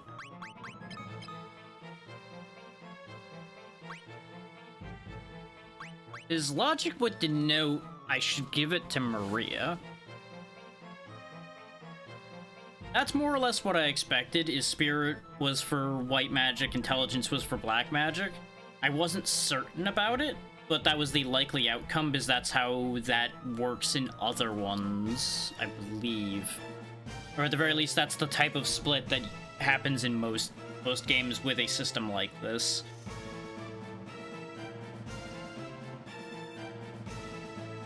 And the magic stat is a whole other stat, which I assume is probably tied to your MP.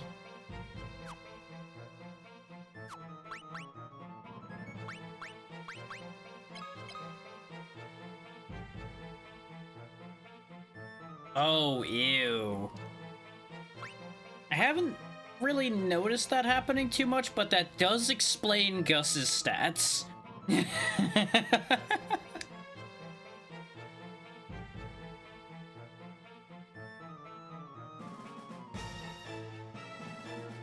Does endurance reduce agility by chance? Because I swear his agility used to be higher than 7.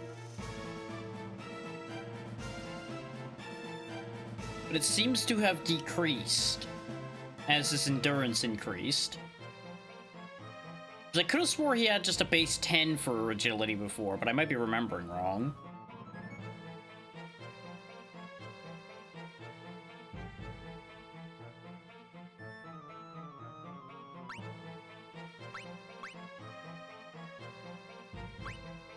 And yeah, Mindu having 48 spirit is why his cures do so much. Mind you, I'm just making an assumption here. I could be remembering wrong about his agility at the start here. So here's the thing then. That still doesn't explain how Gus's intelligence went up in the previous encounter. Because if black magic's the only way to raise his intelligence, how did it go up? Do stats just randomly go up sometimes too then? Is it him having the magic conch that raises magic defense raising his intelligence? I don't know. It's just weird.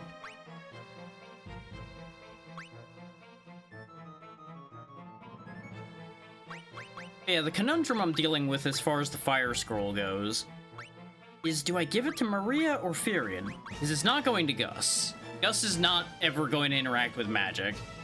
His only magic is Axe. So it's one of you two that's gonna get it at the moment. And obviously we're making enough money that I can get other fire scrolls, so it's not the end of the world if somebody doesn't end up following through on it forever. I'm thinking about giving it to Firion, though, just because he hasn't used up all of his MP where Maria has. And Maria having Cure Magic also means I shouldn't be spending her magic on fire. Interesting. Evasion is what determines turn order? But that again makes it not make sense that Mindu's not going first all the time then, because he's got two evasion and everybody else has 1. Unless maybe it's just not enough of a difference where it changes completely? Yeah. It may be like it's just a bonus to a hidden roll or something. I really would have figured agility would determine that. What does agility even do then? Unless agility influences evasion. You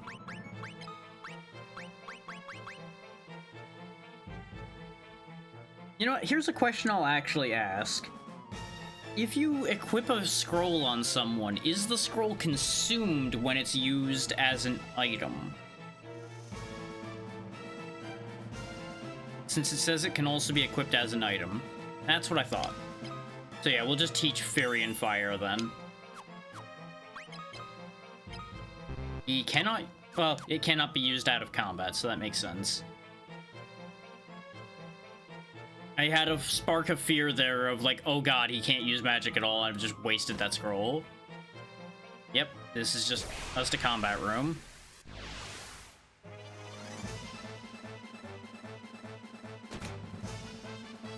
This is the perfect time for me to have taught somebody an attack spell. Suck fire, slime man.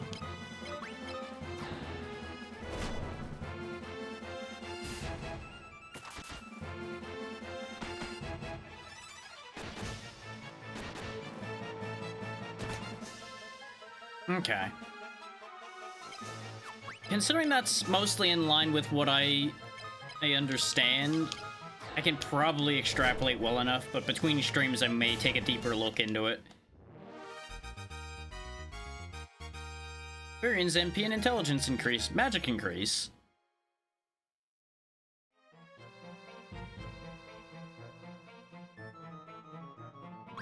Just 2 attack spells later, and he's already caught up to Maria in terms of MP. Ridiculous.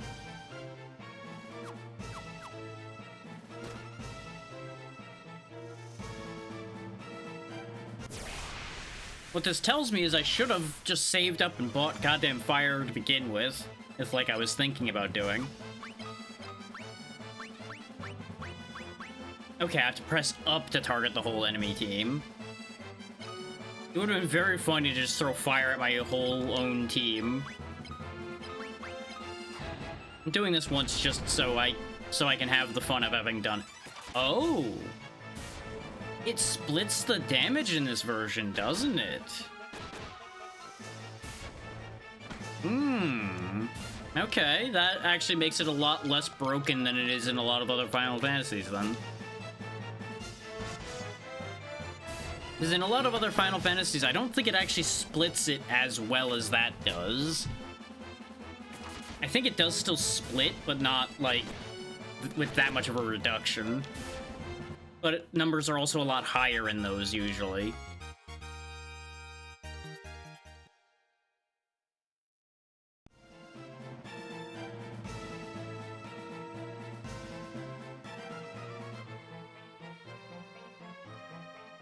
Is this treasure or is this progress?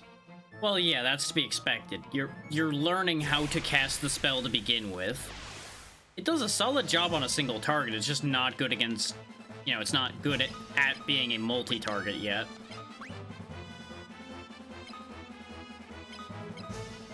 You know, it's the equivalent of you first learned how to write something down, and now you'd expect somebody to write an essay.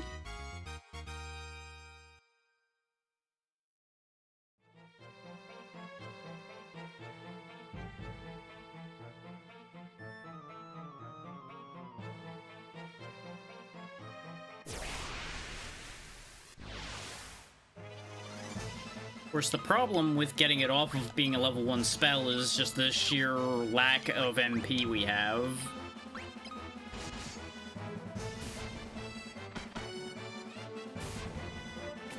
Like, that definitely seems like you have to grind it near a town at first just so you have enough MP to use it in a meaningful capacity. Because down here in this cave, there's no way for me to really fix that aside from burning ethers, and that's incredibly inefficient.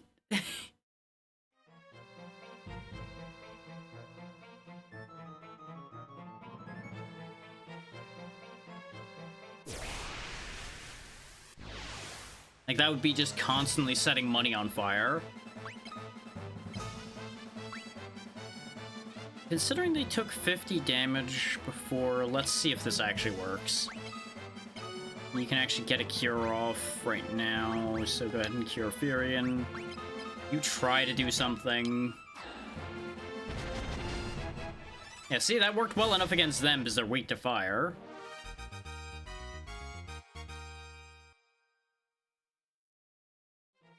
Not as efficient for gaining levels since, you know, you cast once and hit all of them. You know, I saw that there was nothing in this room when I walked by. I don't know why I went over there anyway.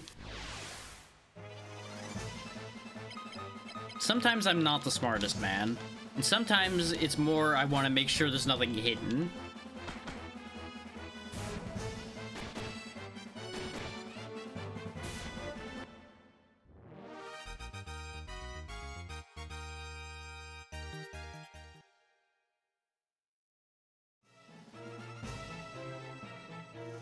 Right. Yeah, because it's essentially a jobless system. As is the case in many games of that type. Which, I prefer systems like this, honestly, where a character has the potential to do anything. And they're just gonna be bad at it for a while till they get better at it. Because I feel like that's more natural than the, hey, you can't do this just because your job says you can't do it.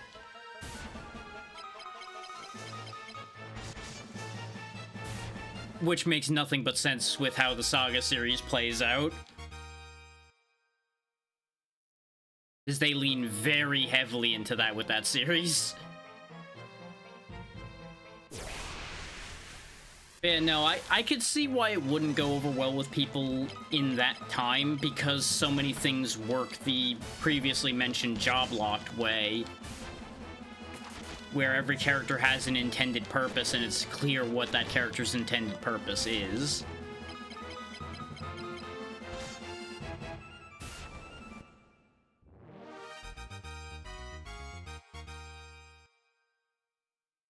There are a lot of people in this world that don't handle freeform things very well.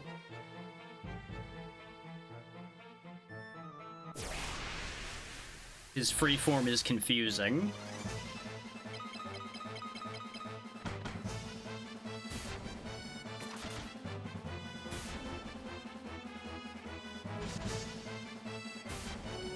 Now, saying it's confusing is a bit of an oversimplification of the overall thing, but that's like the baseline problem usually, is people don't get it, so they don't like it. But if you get past the initial confusion, sometimes you'll like it. It still doesn't always work for everybody. Like, it is definitely not a this is for everyone scenario. Since I very much enjoy the jack of all trades option, that's why a system like this is better for me. Because I can then actually have people be able to do a little bit of a lot of things to make sure to have coverage for things. Like, I could teach everybody life, for example, so that there's never a case of, oh, our reviver's dead. Yeah.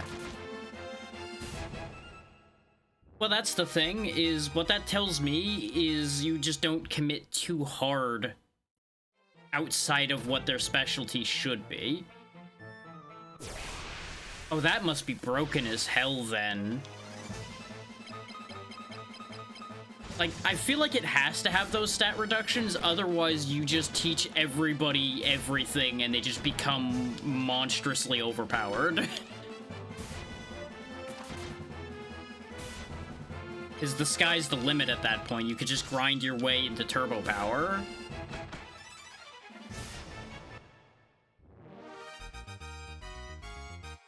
But in a system with the stat reductions, like I was saying, you at the very least can have them all learn, like, utility spells and such. Now here's the boss encounter, I presume. So, hey, Mindu, fix everybody up a bit, if you would, bud. Let's go into this fight with full health. Do I want to leave and come back through again? Nah. You will not leave here alive with the Mithril. Let's see how strong you are, buddy. Our first serious encounter, the Sergeant. He's got arrows 3, and he's killed Maria immediately. Alright. So that's how this is gonna go, then. Understood.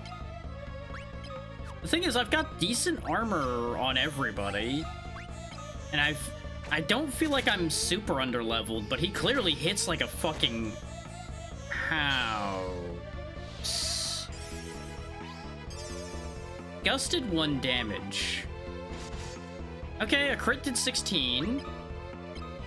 Maybe he's really resistant to physical. If you get a turn, Maria, fix yourself. Also, her arms get incredibly long when she goes into her dying pose. What is this sprite? Her proportions completely changed now that she's in that kneeling pose. I don't even think that's happening there, really. The arms The arms take attention off of everything else in that sprite. Because they're just so ridiculously proportioned.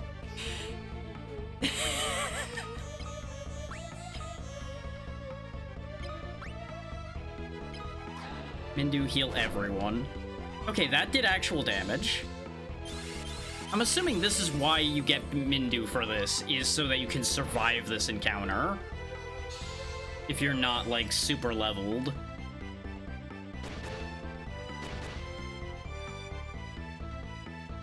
Of course, now a wonderful question is how much health this guy has. Yeah, that doesn't surprise me. That's pretty typical for these. Well, my only play is to have all of you just kind of attack.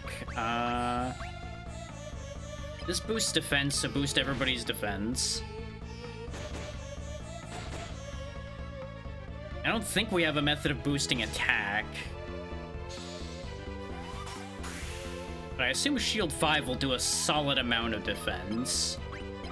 Probably won't keep us from getting chewed up much, but it will at least help. Go ahead and focus a cure on Gus. Never mind. Targeted him the second I went to heal him.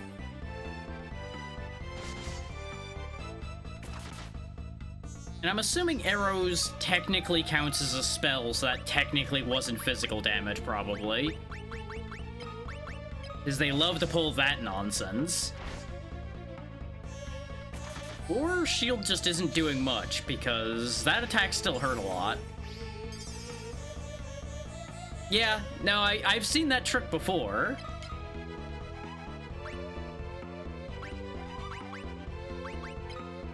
Anything that pops up like those little box menus, I usually just assume they count as magic because of twisted shit I've seen before.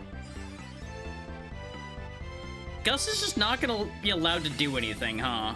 It's just every time I bring him back up again, he's gonna get put right back down again. Yeah, it's almost like I might be under-leveled for this encounter or something. Which feels ridiculous to me with how we were just absolutely clowning on everything in here. I'm not surprised, but I am disappointed in the situation occurring here.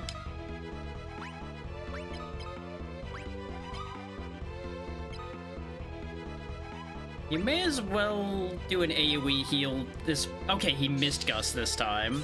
That doesn't surprise me. This game feels like it's one of those incredibly experimental situations, and they just kind of missed the mark a bunch in some versions of it. Considering, you know, they did an entire overhaul of how the... Brain.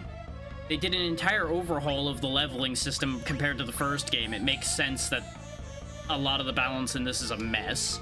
Let's try putting Blink on everybody.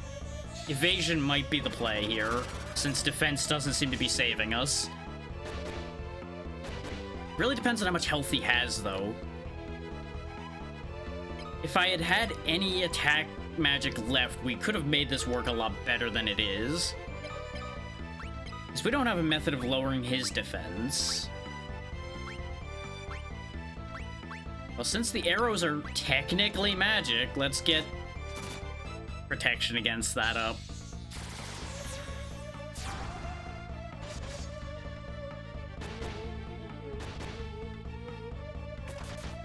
There you go. We're literally having to crit him to be able to hurt him. Aside from Gus. Gus can at least hurt him.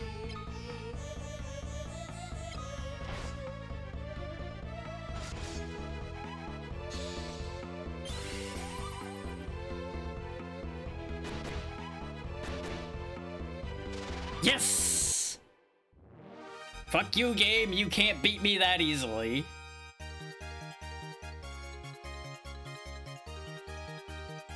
And that's why you don't give up. And why buffing spells actually matter. Why is there another encounter immediately? You won't even let me get the box? You want to throw a bunch of weenies at me like something's gonna happen here? Okay, sure, game.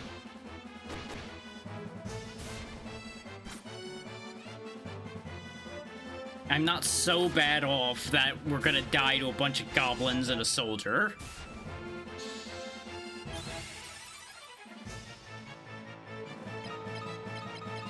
I'm just, right now, really hoping I didn't burn enough MP that I'm not gonna be able to cast Warp. Because I do not want to walk back through this whole stupid place. Because I'm assuming Pavel's already long out of here. Maria's bow skill improved. Hooray!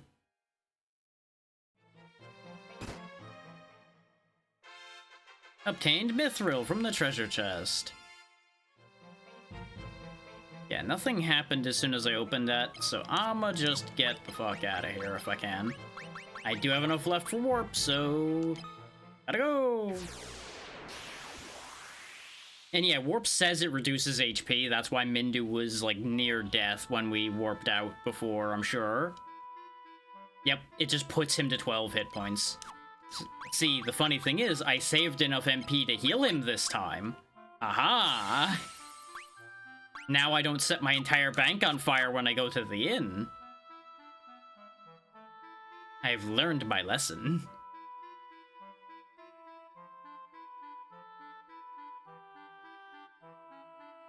Can't believe I won a fight by just doing like 5 damage at a time.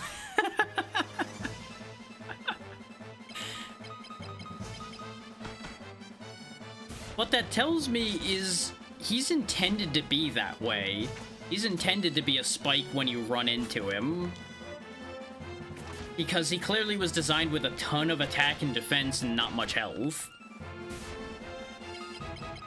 Which I assume they're doing that to, like, show the fact that they've got the mithril armor and weapons that they were talking about before, and how outclassed you're supposed to feel by that. It's not represented well, necessarily, but it makes sense. The reason I say that is because magic damage still did decent work. Oh no, what a shame. What a tragedy that I missed a thing that might have killed me on my way out of there.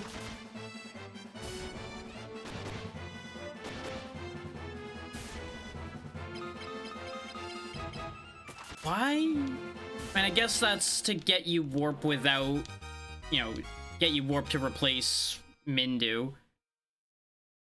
Because Mindu's not going to be here forever. I mean, I guess there's nothing saying I can't go back in there and go get it either. Just go back in with actual MP left so I don't sit there and have to whack it with swords until it dies.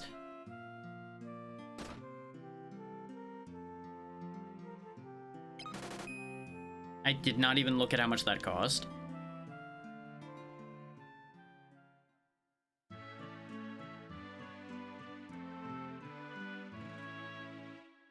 The only problem is the only attack caster we have is Firion. That said, since we have a good amount of money now, let's get it a couple battle axes for our boy Gus.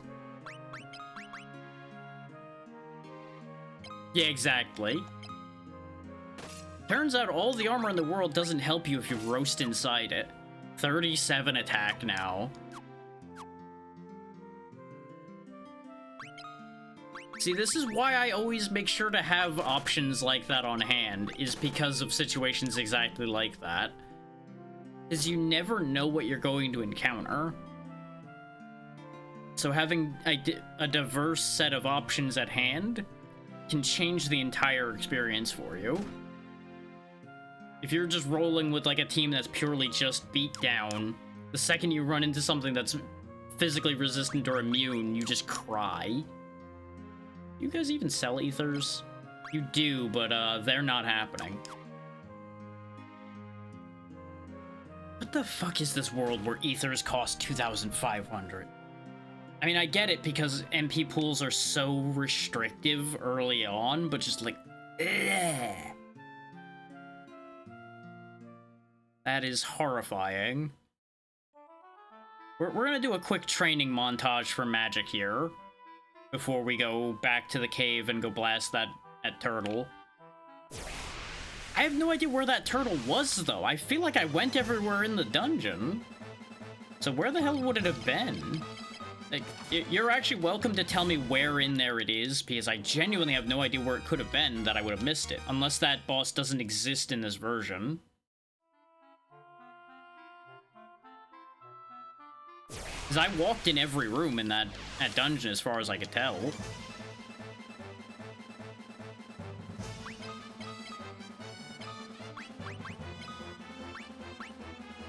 You know what I wish I could do? Pass turns. So I'm realizing a problem with trying to train magic with this party, and that is Gus can't attack anybody on our own team without killing them, especially with the new axes. So we have an issue here. Thankfully, Firian's quick enough that he'll go first, probably. Oh, nice. It's a new model for the axes, too. Gus's endurance went up. It's like, I could have Maria and Mindu attack Gus, and alternatively have Maria heal Gus to get her magic up. Okay, there's lots of targets here this time, so this works. So you just start chewing through the pile. We just won't do an AoE fire here. I probably don't want to do too many casts in one combat, though, because it'll probably not be efficient in terms of leveling. Of course, if all the goblins run away, this becomes a lot less effective. And they're correct to run away, don't get me wrong. But it's greatly inconvenient to me if they run for their lives.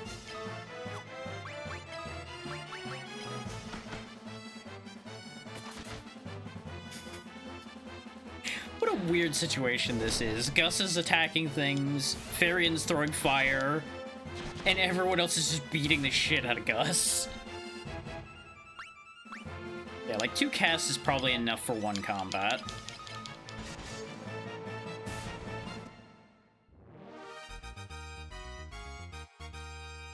Because I don't know if... I don't know, it wasn't enough. Problem is, I don't know if it carries over experience from level to level until the you leveled up prompt pops up, because some games actually are bad about that.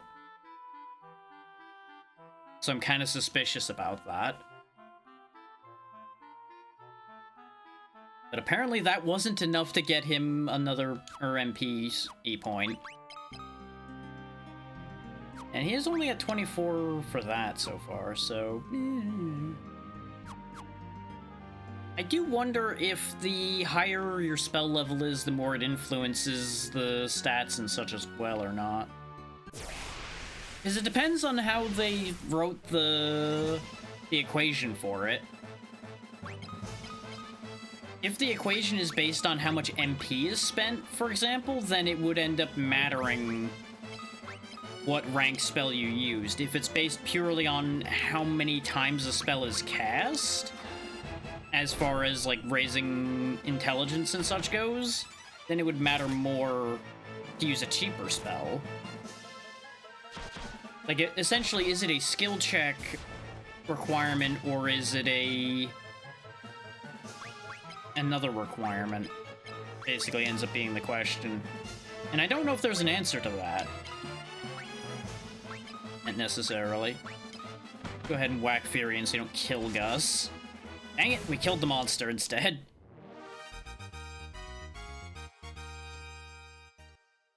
Gus is gonna have so much HP. It's gonna cost me so much money. I'm not gonna wait for combat to do this because I'm gonna go back and rest right now.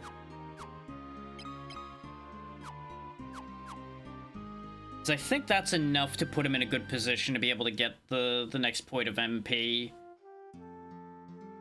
within another combat or two. And of course, there's a whole other question of whether... Yeah, see, it only costs us 13 gil. I'm assuming it costs less money to restore MP than it does to restore HP. Because it may be representing, like, getting actual, like, medical care and such while you're at the inn. Whereas MP, you just have to rest your mind. So that makes sense.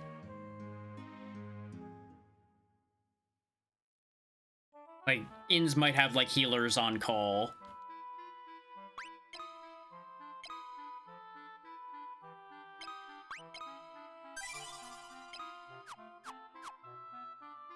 See, this is why I don't mind playing games blind, is because it's actually fun to learn how these systems work.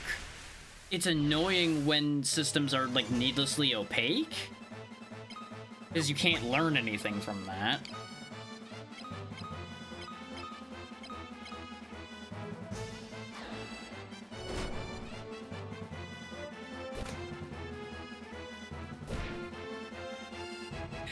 It's also very funny to me having Furion becoming our attack caster, because he's basically going to be the tankiest caster we ever did see. Because he blocks, like, every other attack that heads his way.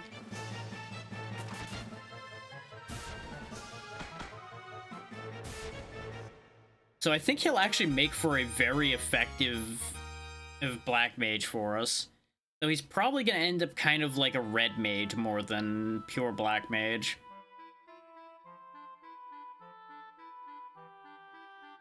So, more than likely, just about everybody's gonna end up some variety of red mage in this team. Just because of the way I am. Ooh, that's a new enemy. Hey, Furion, it's a new enemy. Set it on fire.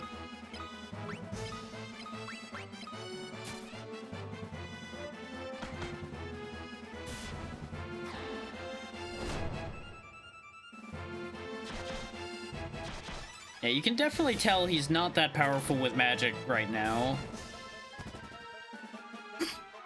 That Hornet was just like, nah, bro, I want nothing to do with this. This is a bad deal. Queen's gonna die already. I'm just not here for it.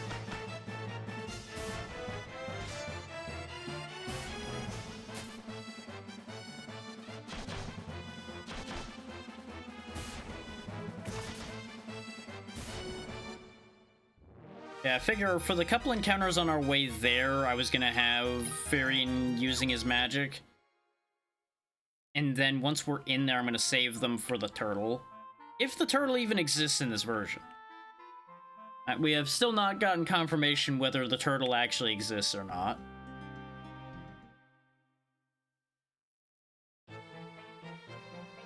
But apparently we're gonna be looking around here again, because I would like that warp scroll. That warp scroll would be nice.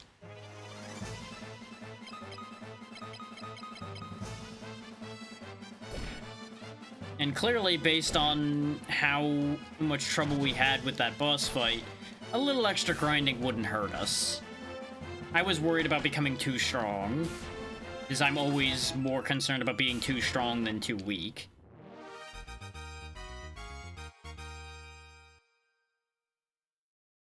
Especially in a context like what we have here. This thing still bugs me, because it's different. It's just a random blue rock that doesn't do anything.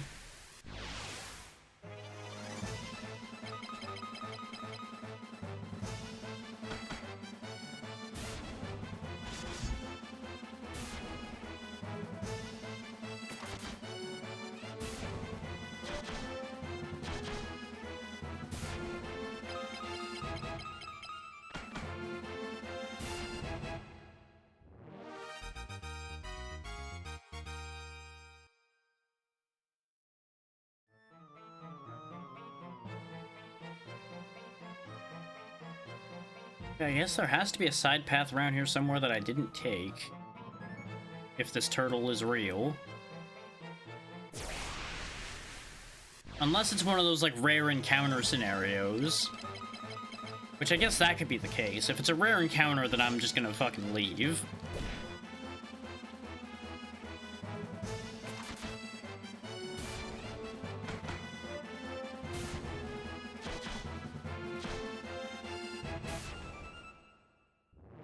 And I'm assuming the number of hits you're getting is probably related to your weapon skill, probably. So if I gave anybody a new weapon, their hit count would immediately drop. So it might be influenced by accuracy as well.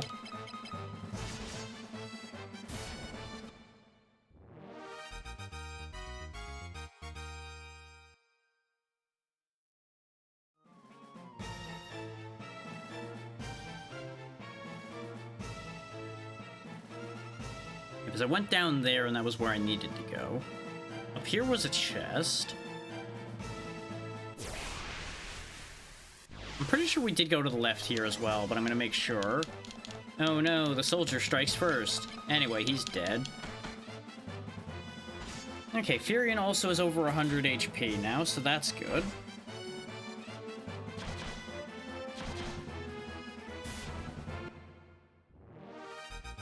Yeah, Gus might be the only one who ends up being kind of a purist as far as what he does. His entire function will be axe. Meanwhile, Maria and Furion are gonna end up being kind of variety situations. Just so we have enough utility and such on the team. It very heavily will depend on whether we get a fourth consistent party member, or if the fourth slot's gonna be like a rotating cast for a while.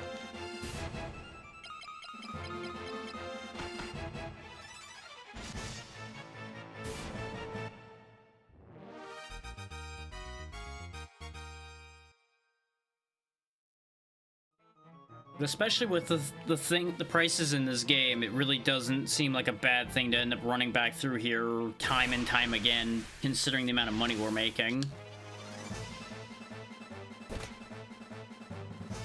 There goes Furion blocking an attack again. Nope, Gus doesn't block attacks and he still takes 0 from so many things.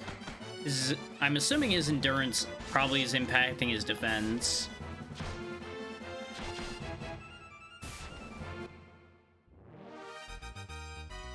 Because that would make sense, considering health levels independently from endurance.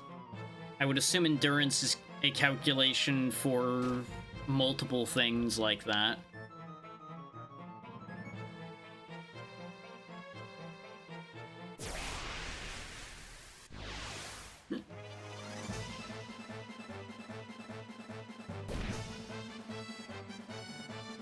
Like, look at the fact that these things don't even hurt Mindu, who has the least defense in this party.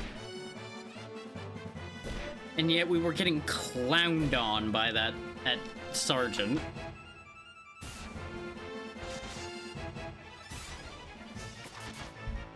It's so wild to me.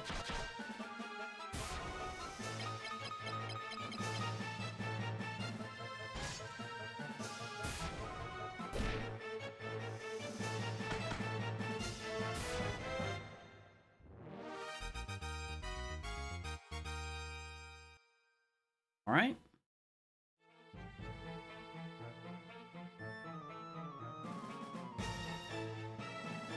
Is it perhaps behind this door? No, this is just another fight room.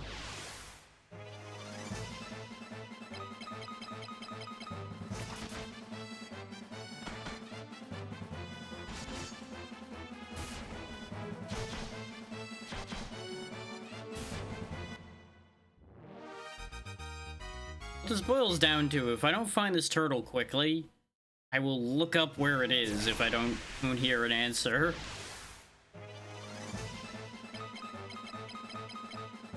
Because I don't want to be here all day.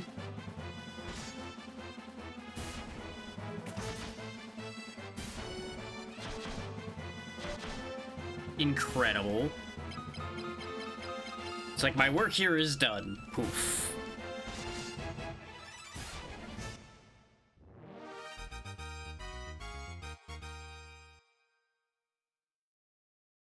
Yeah, Jess, now that you're back, where is this turtle that supposedly exists?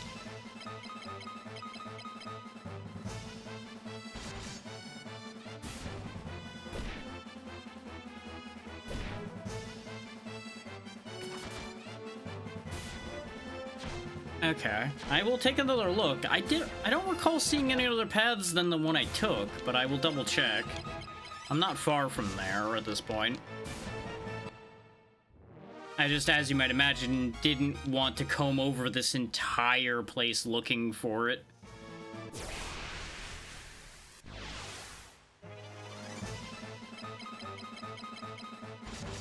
Right. And I would have opened a box if I saw it, so I definitely didn't see it.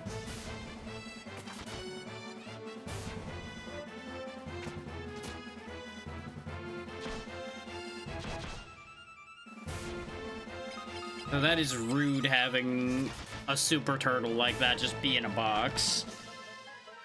Especially in your first actual dungeon. But I suppose that's setting the tone for the rest of this game.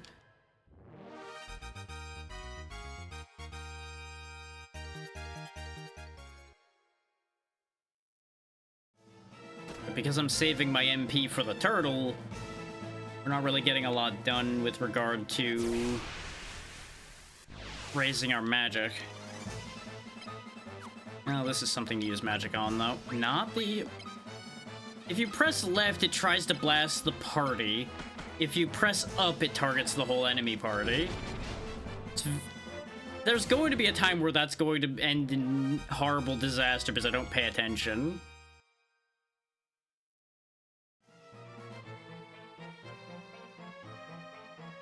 Yeah, the big bridge was not this way. This is why games should have repels in them, so you can avoid all these worthless encounters. Yes, I'm aware it's not that bridge. I forgot whether the stairs were past that bridge was the problem. I need to get to the floor the long bridge is on. But I already forgot where the stairs were because I wasn't retaining that information because I wasn't expecting to have to come back in here.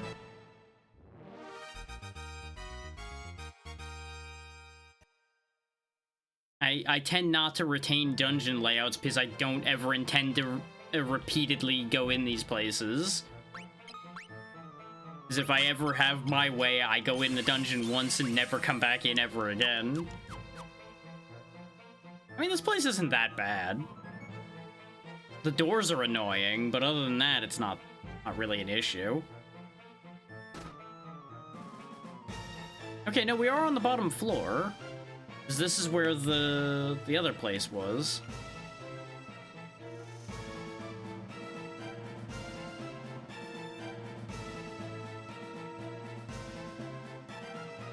Unless you mean one of these bridges. But I could have swore there was like a longer bridge somewhere that we saw. I just already forget where it was because this whole place is just kind of, okay, this floor is a floor. This floor is, in fact, made out of floor.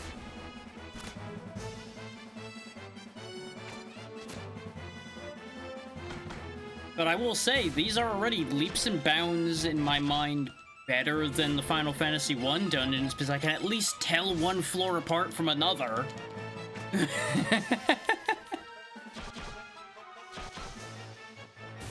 I have no idea why I would have done that. Unless I looked down the way and didn't see anything. But I think I know the bridge you're talking about, then. Is one of the few bridges I turned around on was this one. But there's nothing here.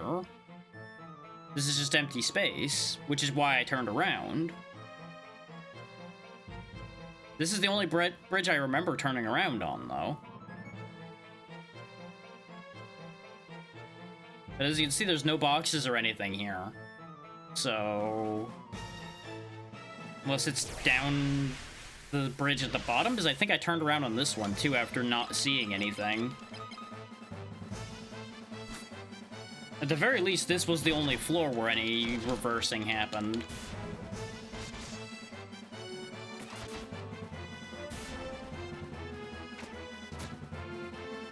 There is yet one more floor, but I don't remember there being a bridge there. That was just stairs that led straight to the boss fight.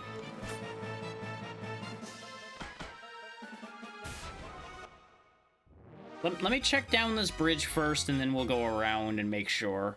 Because we can just warp out if this leads to nothing. Yeah, see, there's nothing else down here either.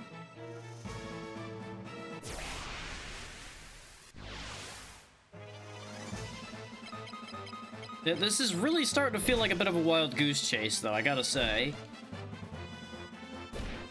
Because you're sure this isn't a thing that only exists in some versions of the game, right?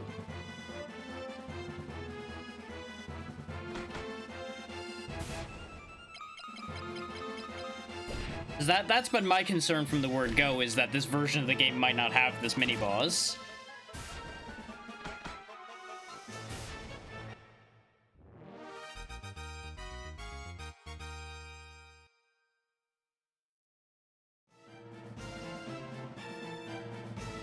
Or is it perhaps in that door there? Because I don't think I went in that door.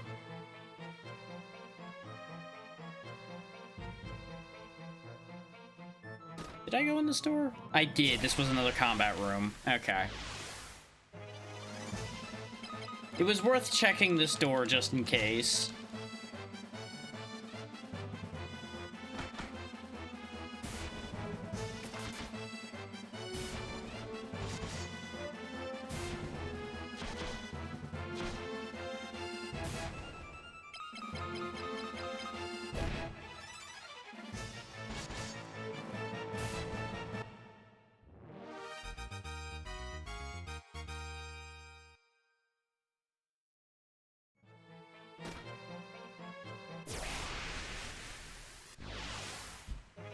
I wonder if there's actually a thing where running, like, increases or decreases your encounter rate.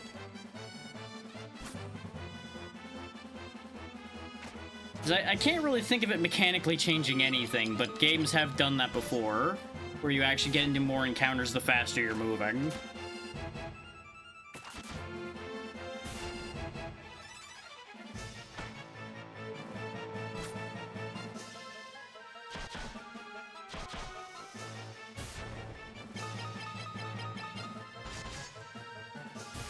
So, you know, I just realized another thing that kind of puts a hole in the mithril equipment theory for why that sergeant's so strong. Shouldn't the soldiers also have that if they supposedly have been distributing mithril to their troops? Yeah, I'm working on it.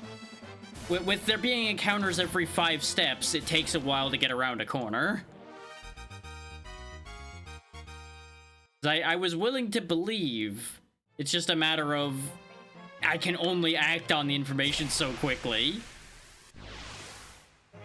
That's what makes going back through these places so frustrating. It's like, I feel like I've wasted an extra hour because of how many encounters I have getting through this fucking place. But the amount of money I'll save by getting a warp scroll for free is the only reason I'm even willing to do this. This warp ain't cheap.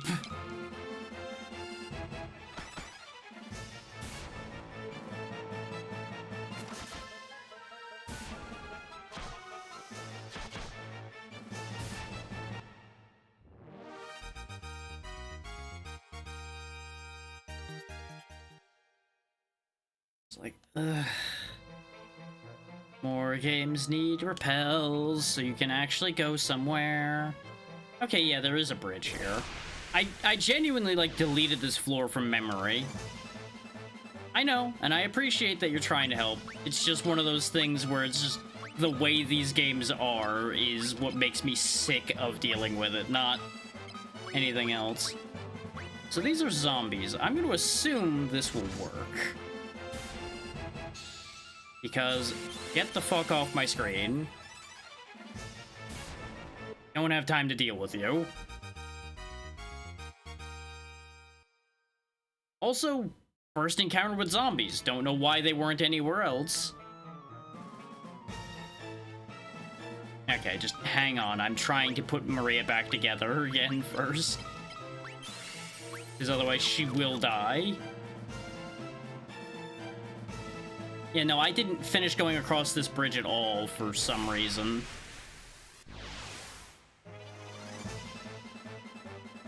She does, but she didn't at that moment. She was down to 20 and there was a problem. There's still a lot of things attacking her, even though she's in the back row, so she just gets chipped to pieces. Because her defense isn't as high as everybody else's, even with the armor I gave her.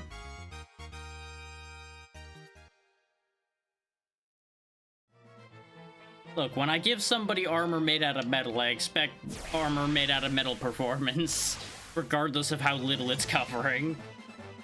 Oh, fuck's sake. No, you know what? I'm just leaving. Fuck you. I'm not dealing with your stupid slime piles a second time.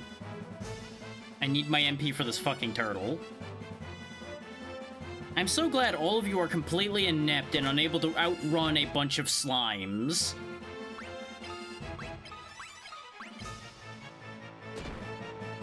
Look, blame the shopkeeper.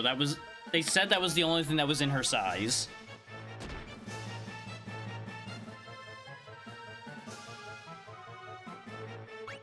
I cannot be held responsible if the shopkeeper lies to me.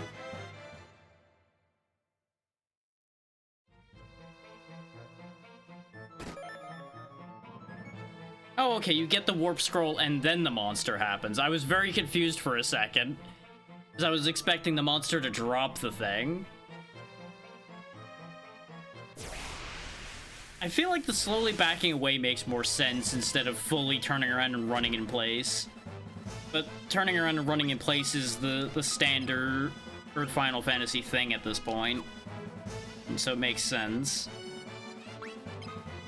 Yeah, I should have healed before we did this. Go ahead and just heal everybody. And in case this thing's actually strong, which it seems like it might be, you're gonna go ahead and get the protection buffs built up.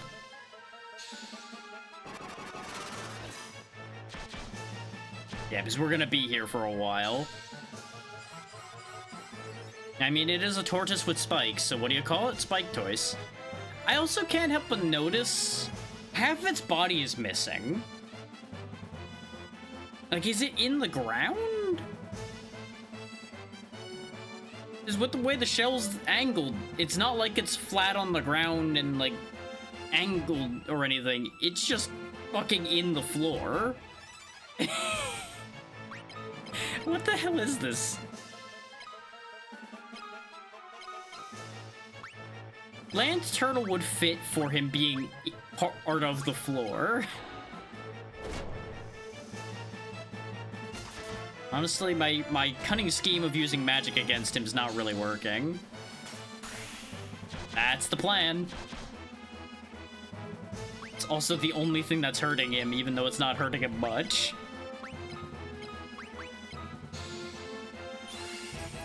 You weren't kidding when you said this thing had more defense.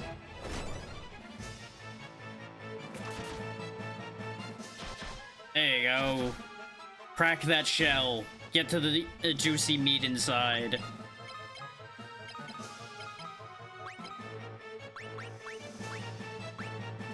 Don't think you really have anything else to do here. It'd be really funny to do this, but I don't think it would help anything. Warps target to another dimension. I don't think that would work here. If it did, it would be hilarious. But I don't think it would be worth trying.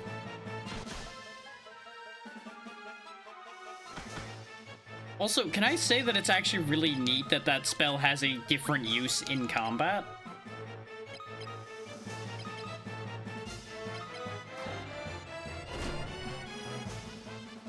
Okay, I did save enough MP. Oh, I was starting to get worried that I didn't save enough for that. Yeah, you know, that sword and shield skill that he didn't use in that fight. Yes. Because I don't think I ever had him physically attack. I think he used fire every turn. So that's fascinating. He now has 16 MP, though, so that's good. He's already a better caster than Maria. Game mechanics. The warp scroll, though, is probably going to Maria. Or I do the comedy option, and Gus is the one that learns warp.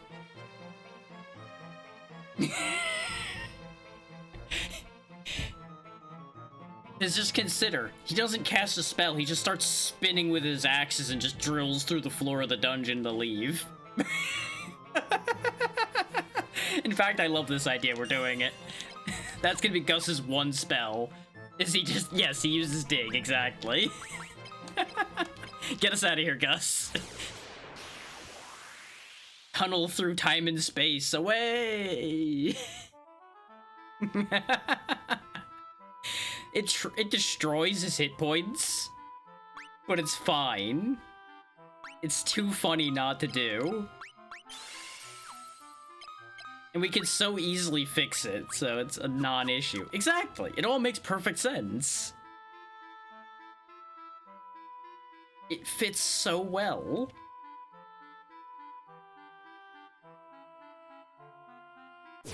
I love this headcanon now. This is my favorite thing from today. This goblin is unfortunate. He will be the first to burn.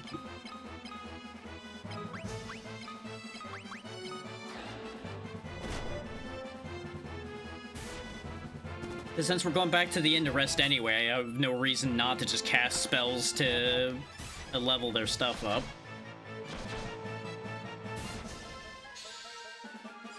It is a nice clean font, and it's very reminiscent of most of the other Final Fantasies that will come about afterwards. Because it seems very close to the SNES Final Fantasies, at least to my eyes. I don't know if it's quite the same, but it's close. I said, bye, Sid.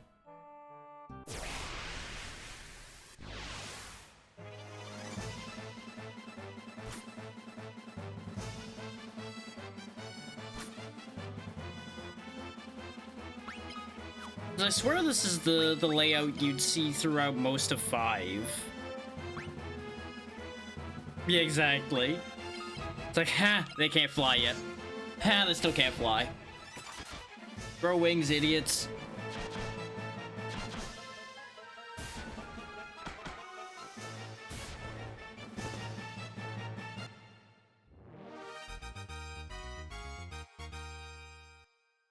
Just every time he goes by, you can almost say you hear, ha, loser, on the wind.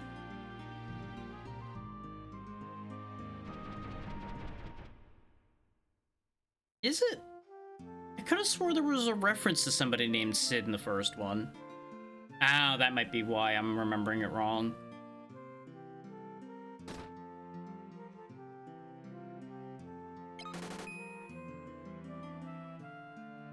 Yeah, because the only one doing really inventing things in the first one was that one dwarf, and he wasn't named Sid. But I could have swore the name Sid popped up in like one dialogue box in the game at all. Okay, we have almost 3,000 gil. What should I do with that? Because we're doing decent on the gear that's available around here. But I assume after we go talk to Yosef and everything, we're probably going to be going back to the other town. I'm going to grab life at the very least, because life will be useful to have when Mindu is no longer with us. And 1,500 is not going to be something I'm going to have on hand all the time. But I do want to pick up other attack spells as well.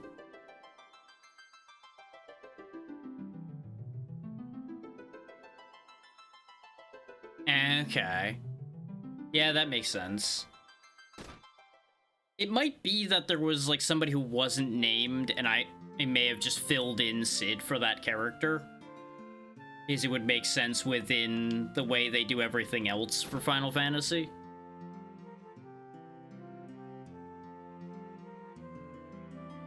Thank you so much for saving my daughter. Morgan's threatened me into lying, so I couldn't tell you the truth.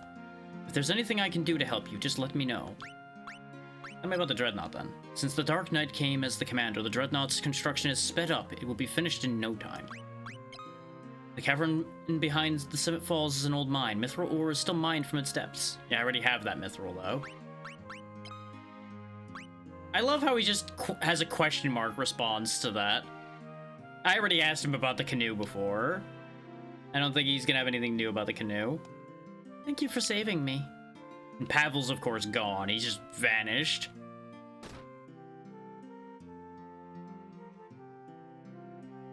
Guess we're going back to the boat and going back where we came. Because we have no other real leads. Like, we know that at Bafsk is where the Dreadnought's being made, but we are probably not up to snuff for fighting that problem right now.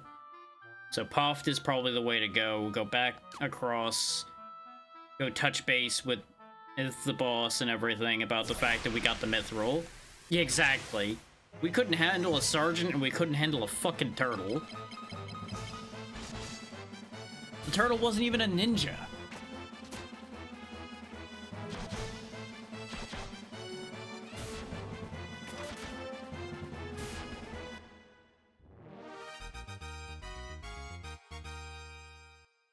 So, you know, that's what this party could use, a ninja.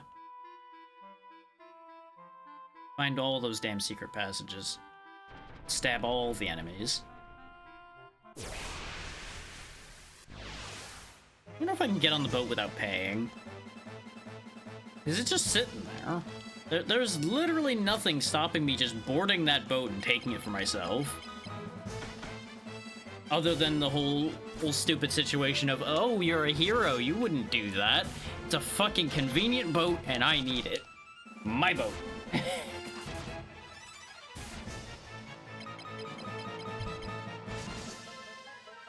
My throat's getting real mad today, though, so we're probably gonna wrap up once we get back to the original town. I don't know why it's getting so sore today, but it's getting real pissy. It was well behaved for a few days now, and it's just like getting mad all over again.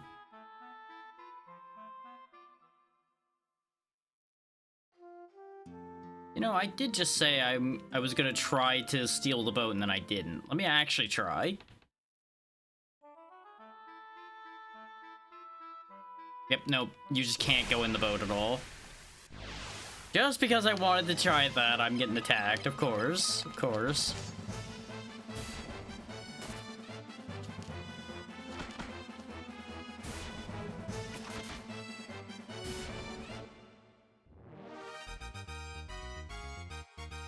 And yeah, more than likely, between sessions, I'll probably do a bit of, like, magic grinding and such, just so we have an actually functioning MP pool.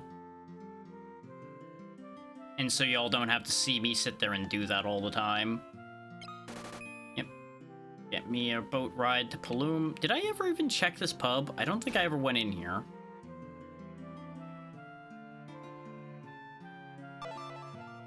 Oh!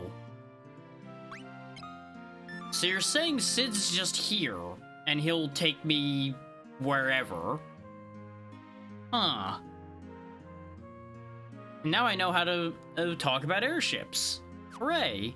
Hold that thought, though. Hey, Pazzy, thank you for the resub. How you doing, bud? You wanna ride the only airship in the world? We'll take you anywhere in a flash. Of course, that requires some you-know-what. You make that sound so much worse, bud. You really do. Town of Bafsk is to our east, but it's been occupied by the Imperial Army. They're building something horribly big. Okay, you're saying the same thing the other pirate said. Yep, you're saying the same thing. Are you all gonna just say the same thing other than the guy who is referring to money as you-know-what and being weird? Yeah, I think that the only one other than Sid is just the weird guy. Okay. Honestly, it was warm here yesterday, and I'm much happier now that the temperature dropped again. I would like it to stay that way. Even the bartender's an asshole. Oh, I may have just paid for the... Actually, Sid, you know about ships? How about this sweet canoe? No. No, he's not interested in the canoe. How about this ring that shows me the world? No, you don't like that either, okay. Oh, okay, you do actually have to go through the guy behind him. Sid doesn't handle the business, he just flies the ship. Interesting. Wait a damn minute. You guys are a bunch of clowns. You suck at this whole flying thing.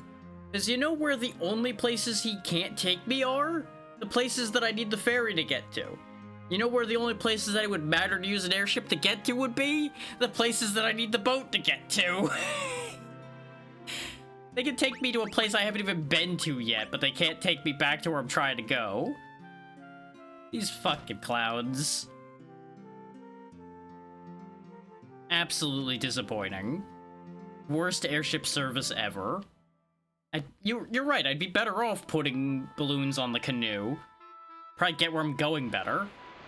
I swear. I wouldn't be surprised if that's the only way to get to Cassian, though. Is probably to take Sid's airship.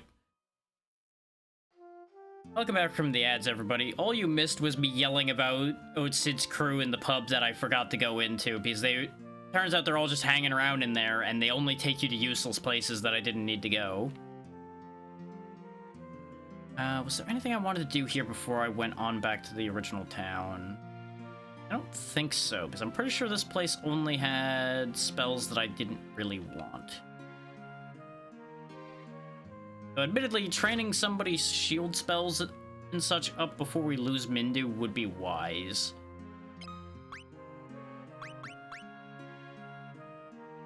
Yeah, I kind of figured. That's why I didn't just go herring off, because I assumed Sid wasn't going to be waiting to pick me back up to take me back at all. Sid is that way. Uh-huh. And I'm willing to bet that area is a lot stronger than where we were. So it would have been a disaster. Would have been funny. Well, of course.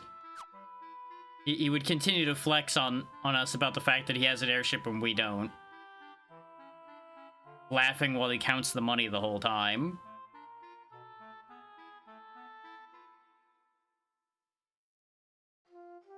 Yeah, I have to assume we come back here and turn in the Mithril. But I have a more important stop to make first. Not this one. Out of the way, kid. You would be the first to die upon me receiving this magic if you kept it getting in my way.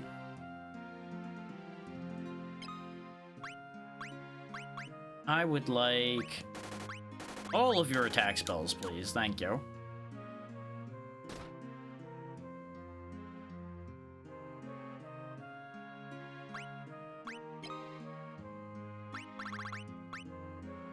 So let's see. Let's teach Bolt to Firion, Ice to Firion, and then Fire goes to Maria, so that she has a attack spell to use to train up her MP. Whereas Firion's gonna be the one with the variety of magic damage available to him.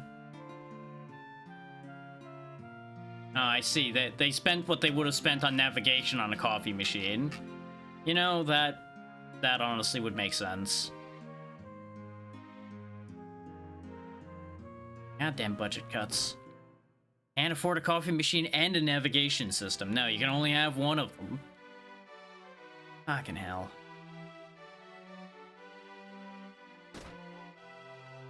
Back. And I assume this is gonna be where I lose Mindu as well. So hey Mindu, just in case, give me some of these things back.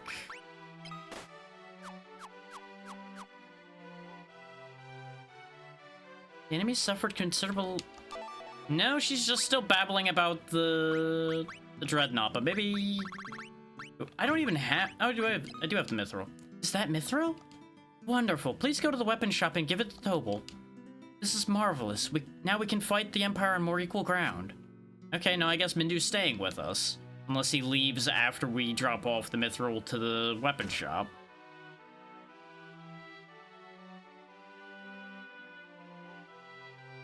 Yeah, I should have known she wasn't going to automatically know that I had the Mithril. This game's not designed that way. Should have just stopped off at the weapon shop when I was over there. Ah, well. Hello, old man who's totally just an old man and not actually useful for anything. Would you like some mithril? Well now. Good job, laddie. Now I can forge swords, knives, spears, and shields all better than ever. Please tell me you're gonna give me something based on that information. Buy my weapons and armor at the shops. Oh, this is exciting. You son of a bitch. I brought you the material and you're still gonna charge me money. This fucking guy. On the bright side, look at all these mithril things. Gotta say, one huge disappointment here, though. It didn't make any mithril axes. Worst smith ever didn't make mithril axes. Also, they made a whole new NPC just for this. Didn't add it to the other guy's inventory, just made a new NPC exist just to sell the mithril stuff. Haven't the slightest idea, honestly, couldn't give a shit. I say that just because, fun fact, I used to know somebody who would actually get really mad that I pronounced it that way. So I just pronounce it that way all the time now.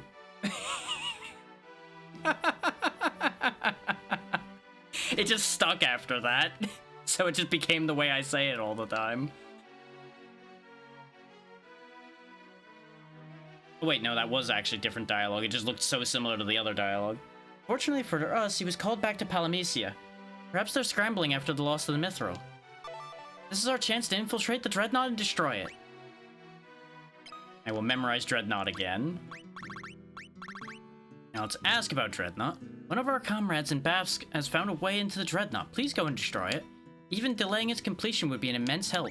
You and Mindu can do it. I have faith in you. Okay, so Mindu is staying with us then. And I just get a question mark when I ask about airship. Okay, Mindu, I guess you get to keep your stuff then. For now.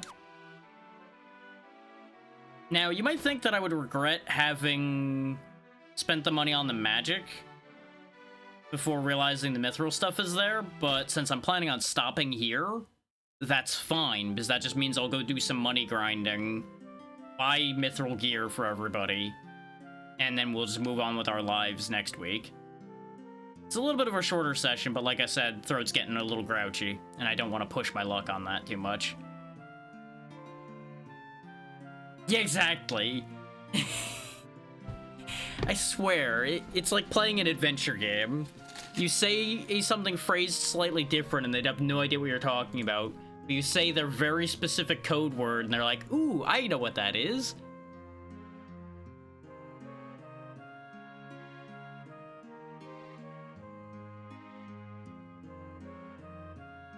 Like, one of the worst examples I've seen of that was in that voice-controlled PS2 game, Lifeline. You know what isn't an airship? This canoe.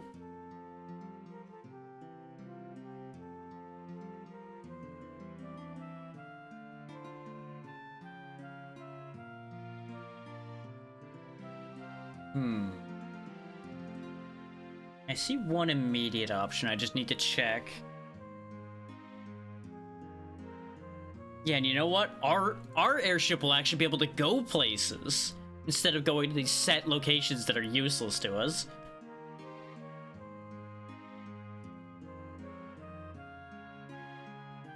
Okay, there's actually a couple good options online right now.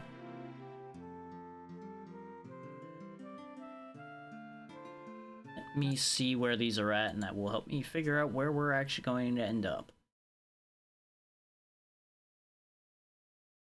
Okay, you are actively here. That's what I wanted to know. That was the important thing, was making sure they were actually live still and not just like on BRB or something. That means we're gonna go raid Cozy Tato, who we'd played Super Battle Golf with last week. Well, they actually have a scheduled end time, but that's fine because that's like 2 hours away. That's perfectly fine. So, we continue Dark Souls 1 tomorrow. Considering we're one Lord Soul in, I wouldn't be shocked, assuming things go very well, that we finish Dark Souls 1 in another couple sessions. I don't anticipate finishing it in just one more session, because that is highly unlikely. It's great to see you again too, Pazzy. So yeah. Dark Souls tomorrow. Thursday's a Lethal Company lobby. Friday's Terraria, as is usual. We're still going to be down a player for Terraria, so that's going to be interesting. And then Saturday, I don't know yet. I have not decided what I want to do yet for Saturday.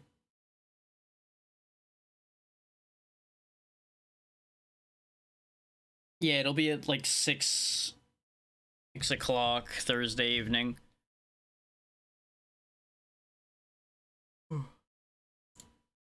I'm going to go ahead and get this timer started because that's all of the schedule I need to cover. So yeah, thank you all so much for taking the time to be here. I don't really have anything else to add, like I said. So be good to Cozy, she's good people, and I will hopefully see you all tomorrow. Good night, everybody.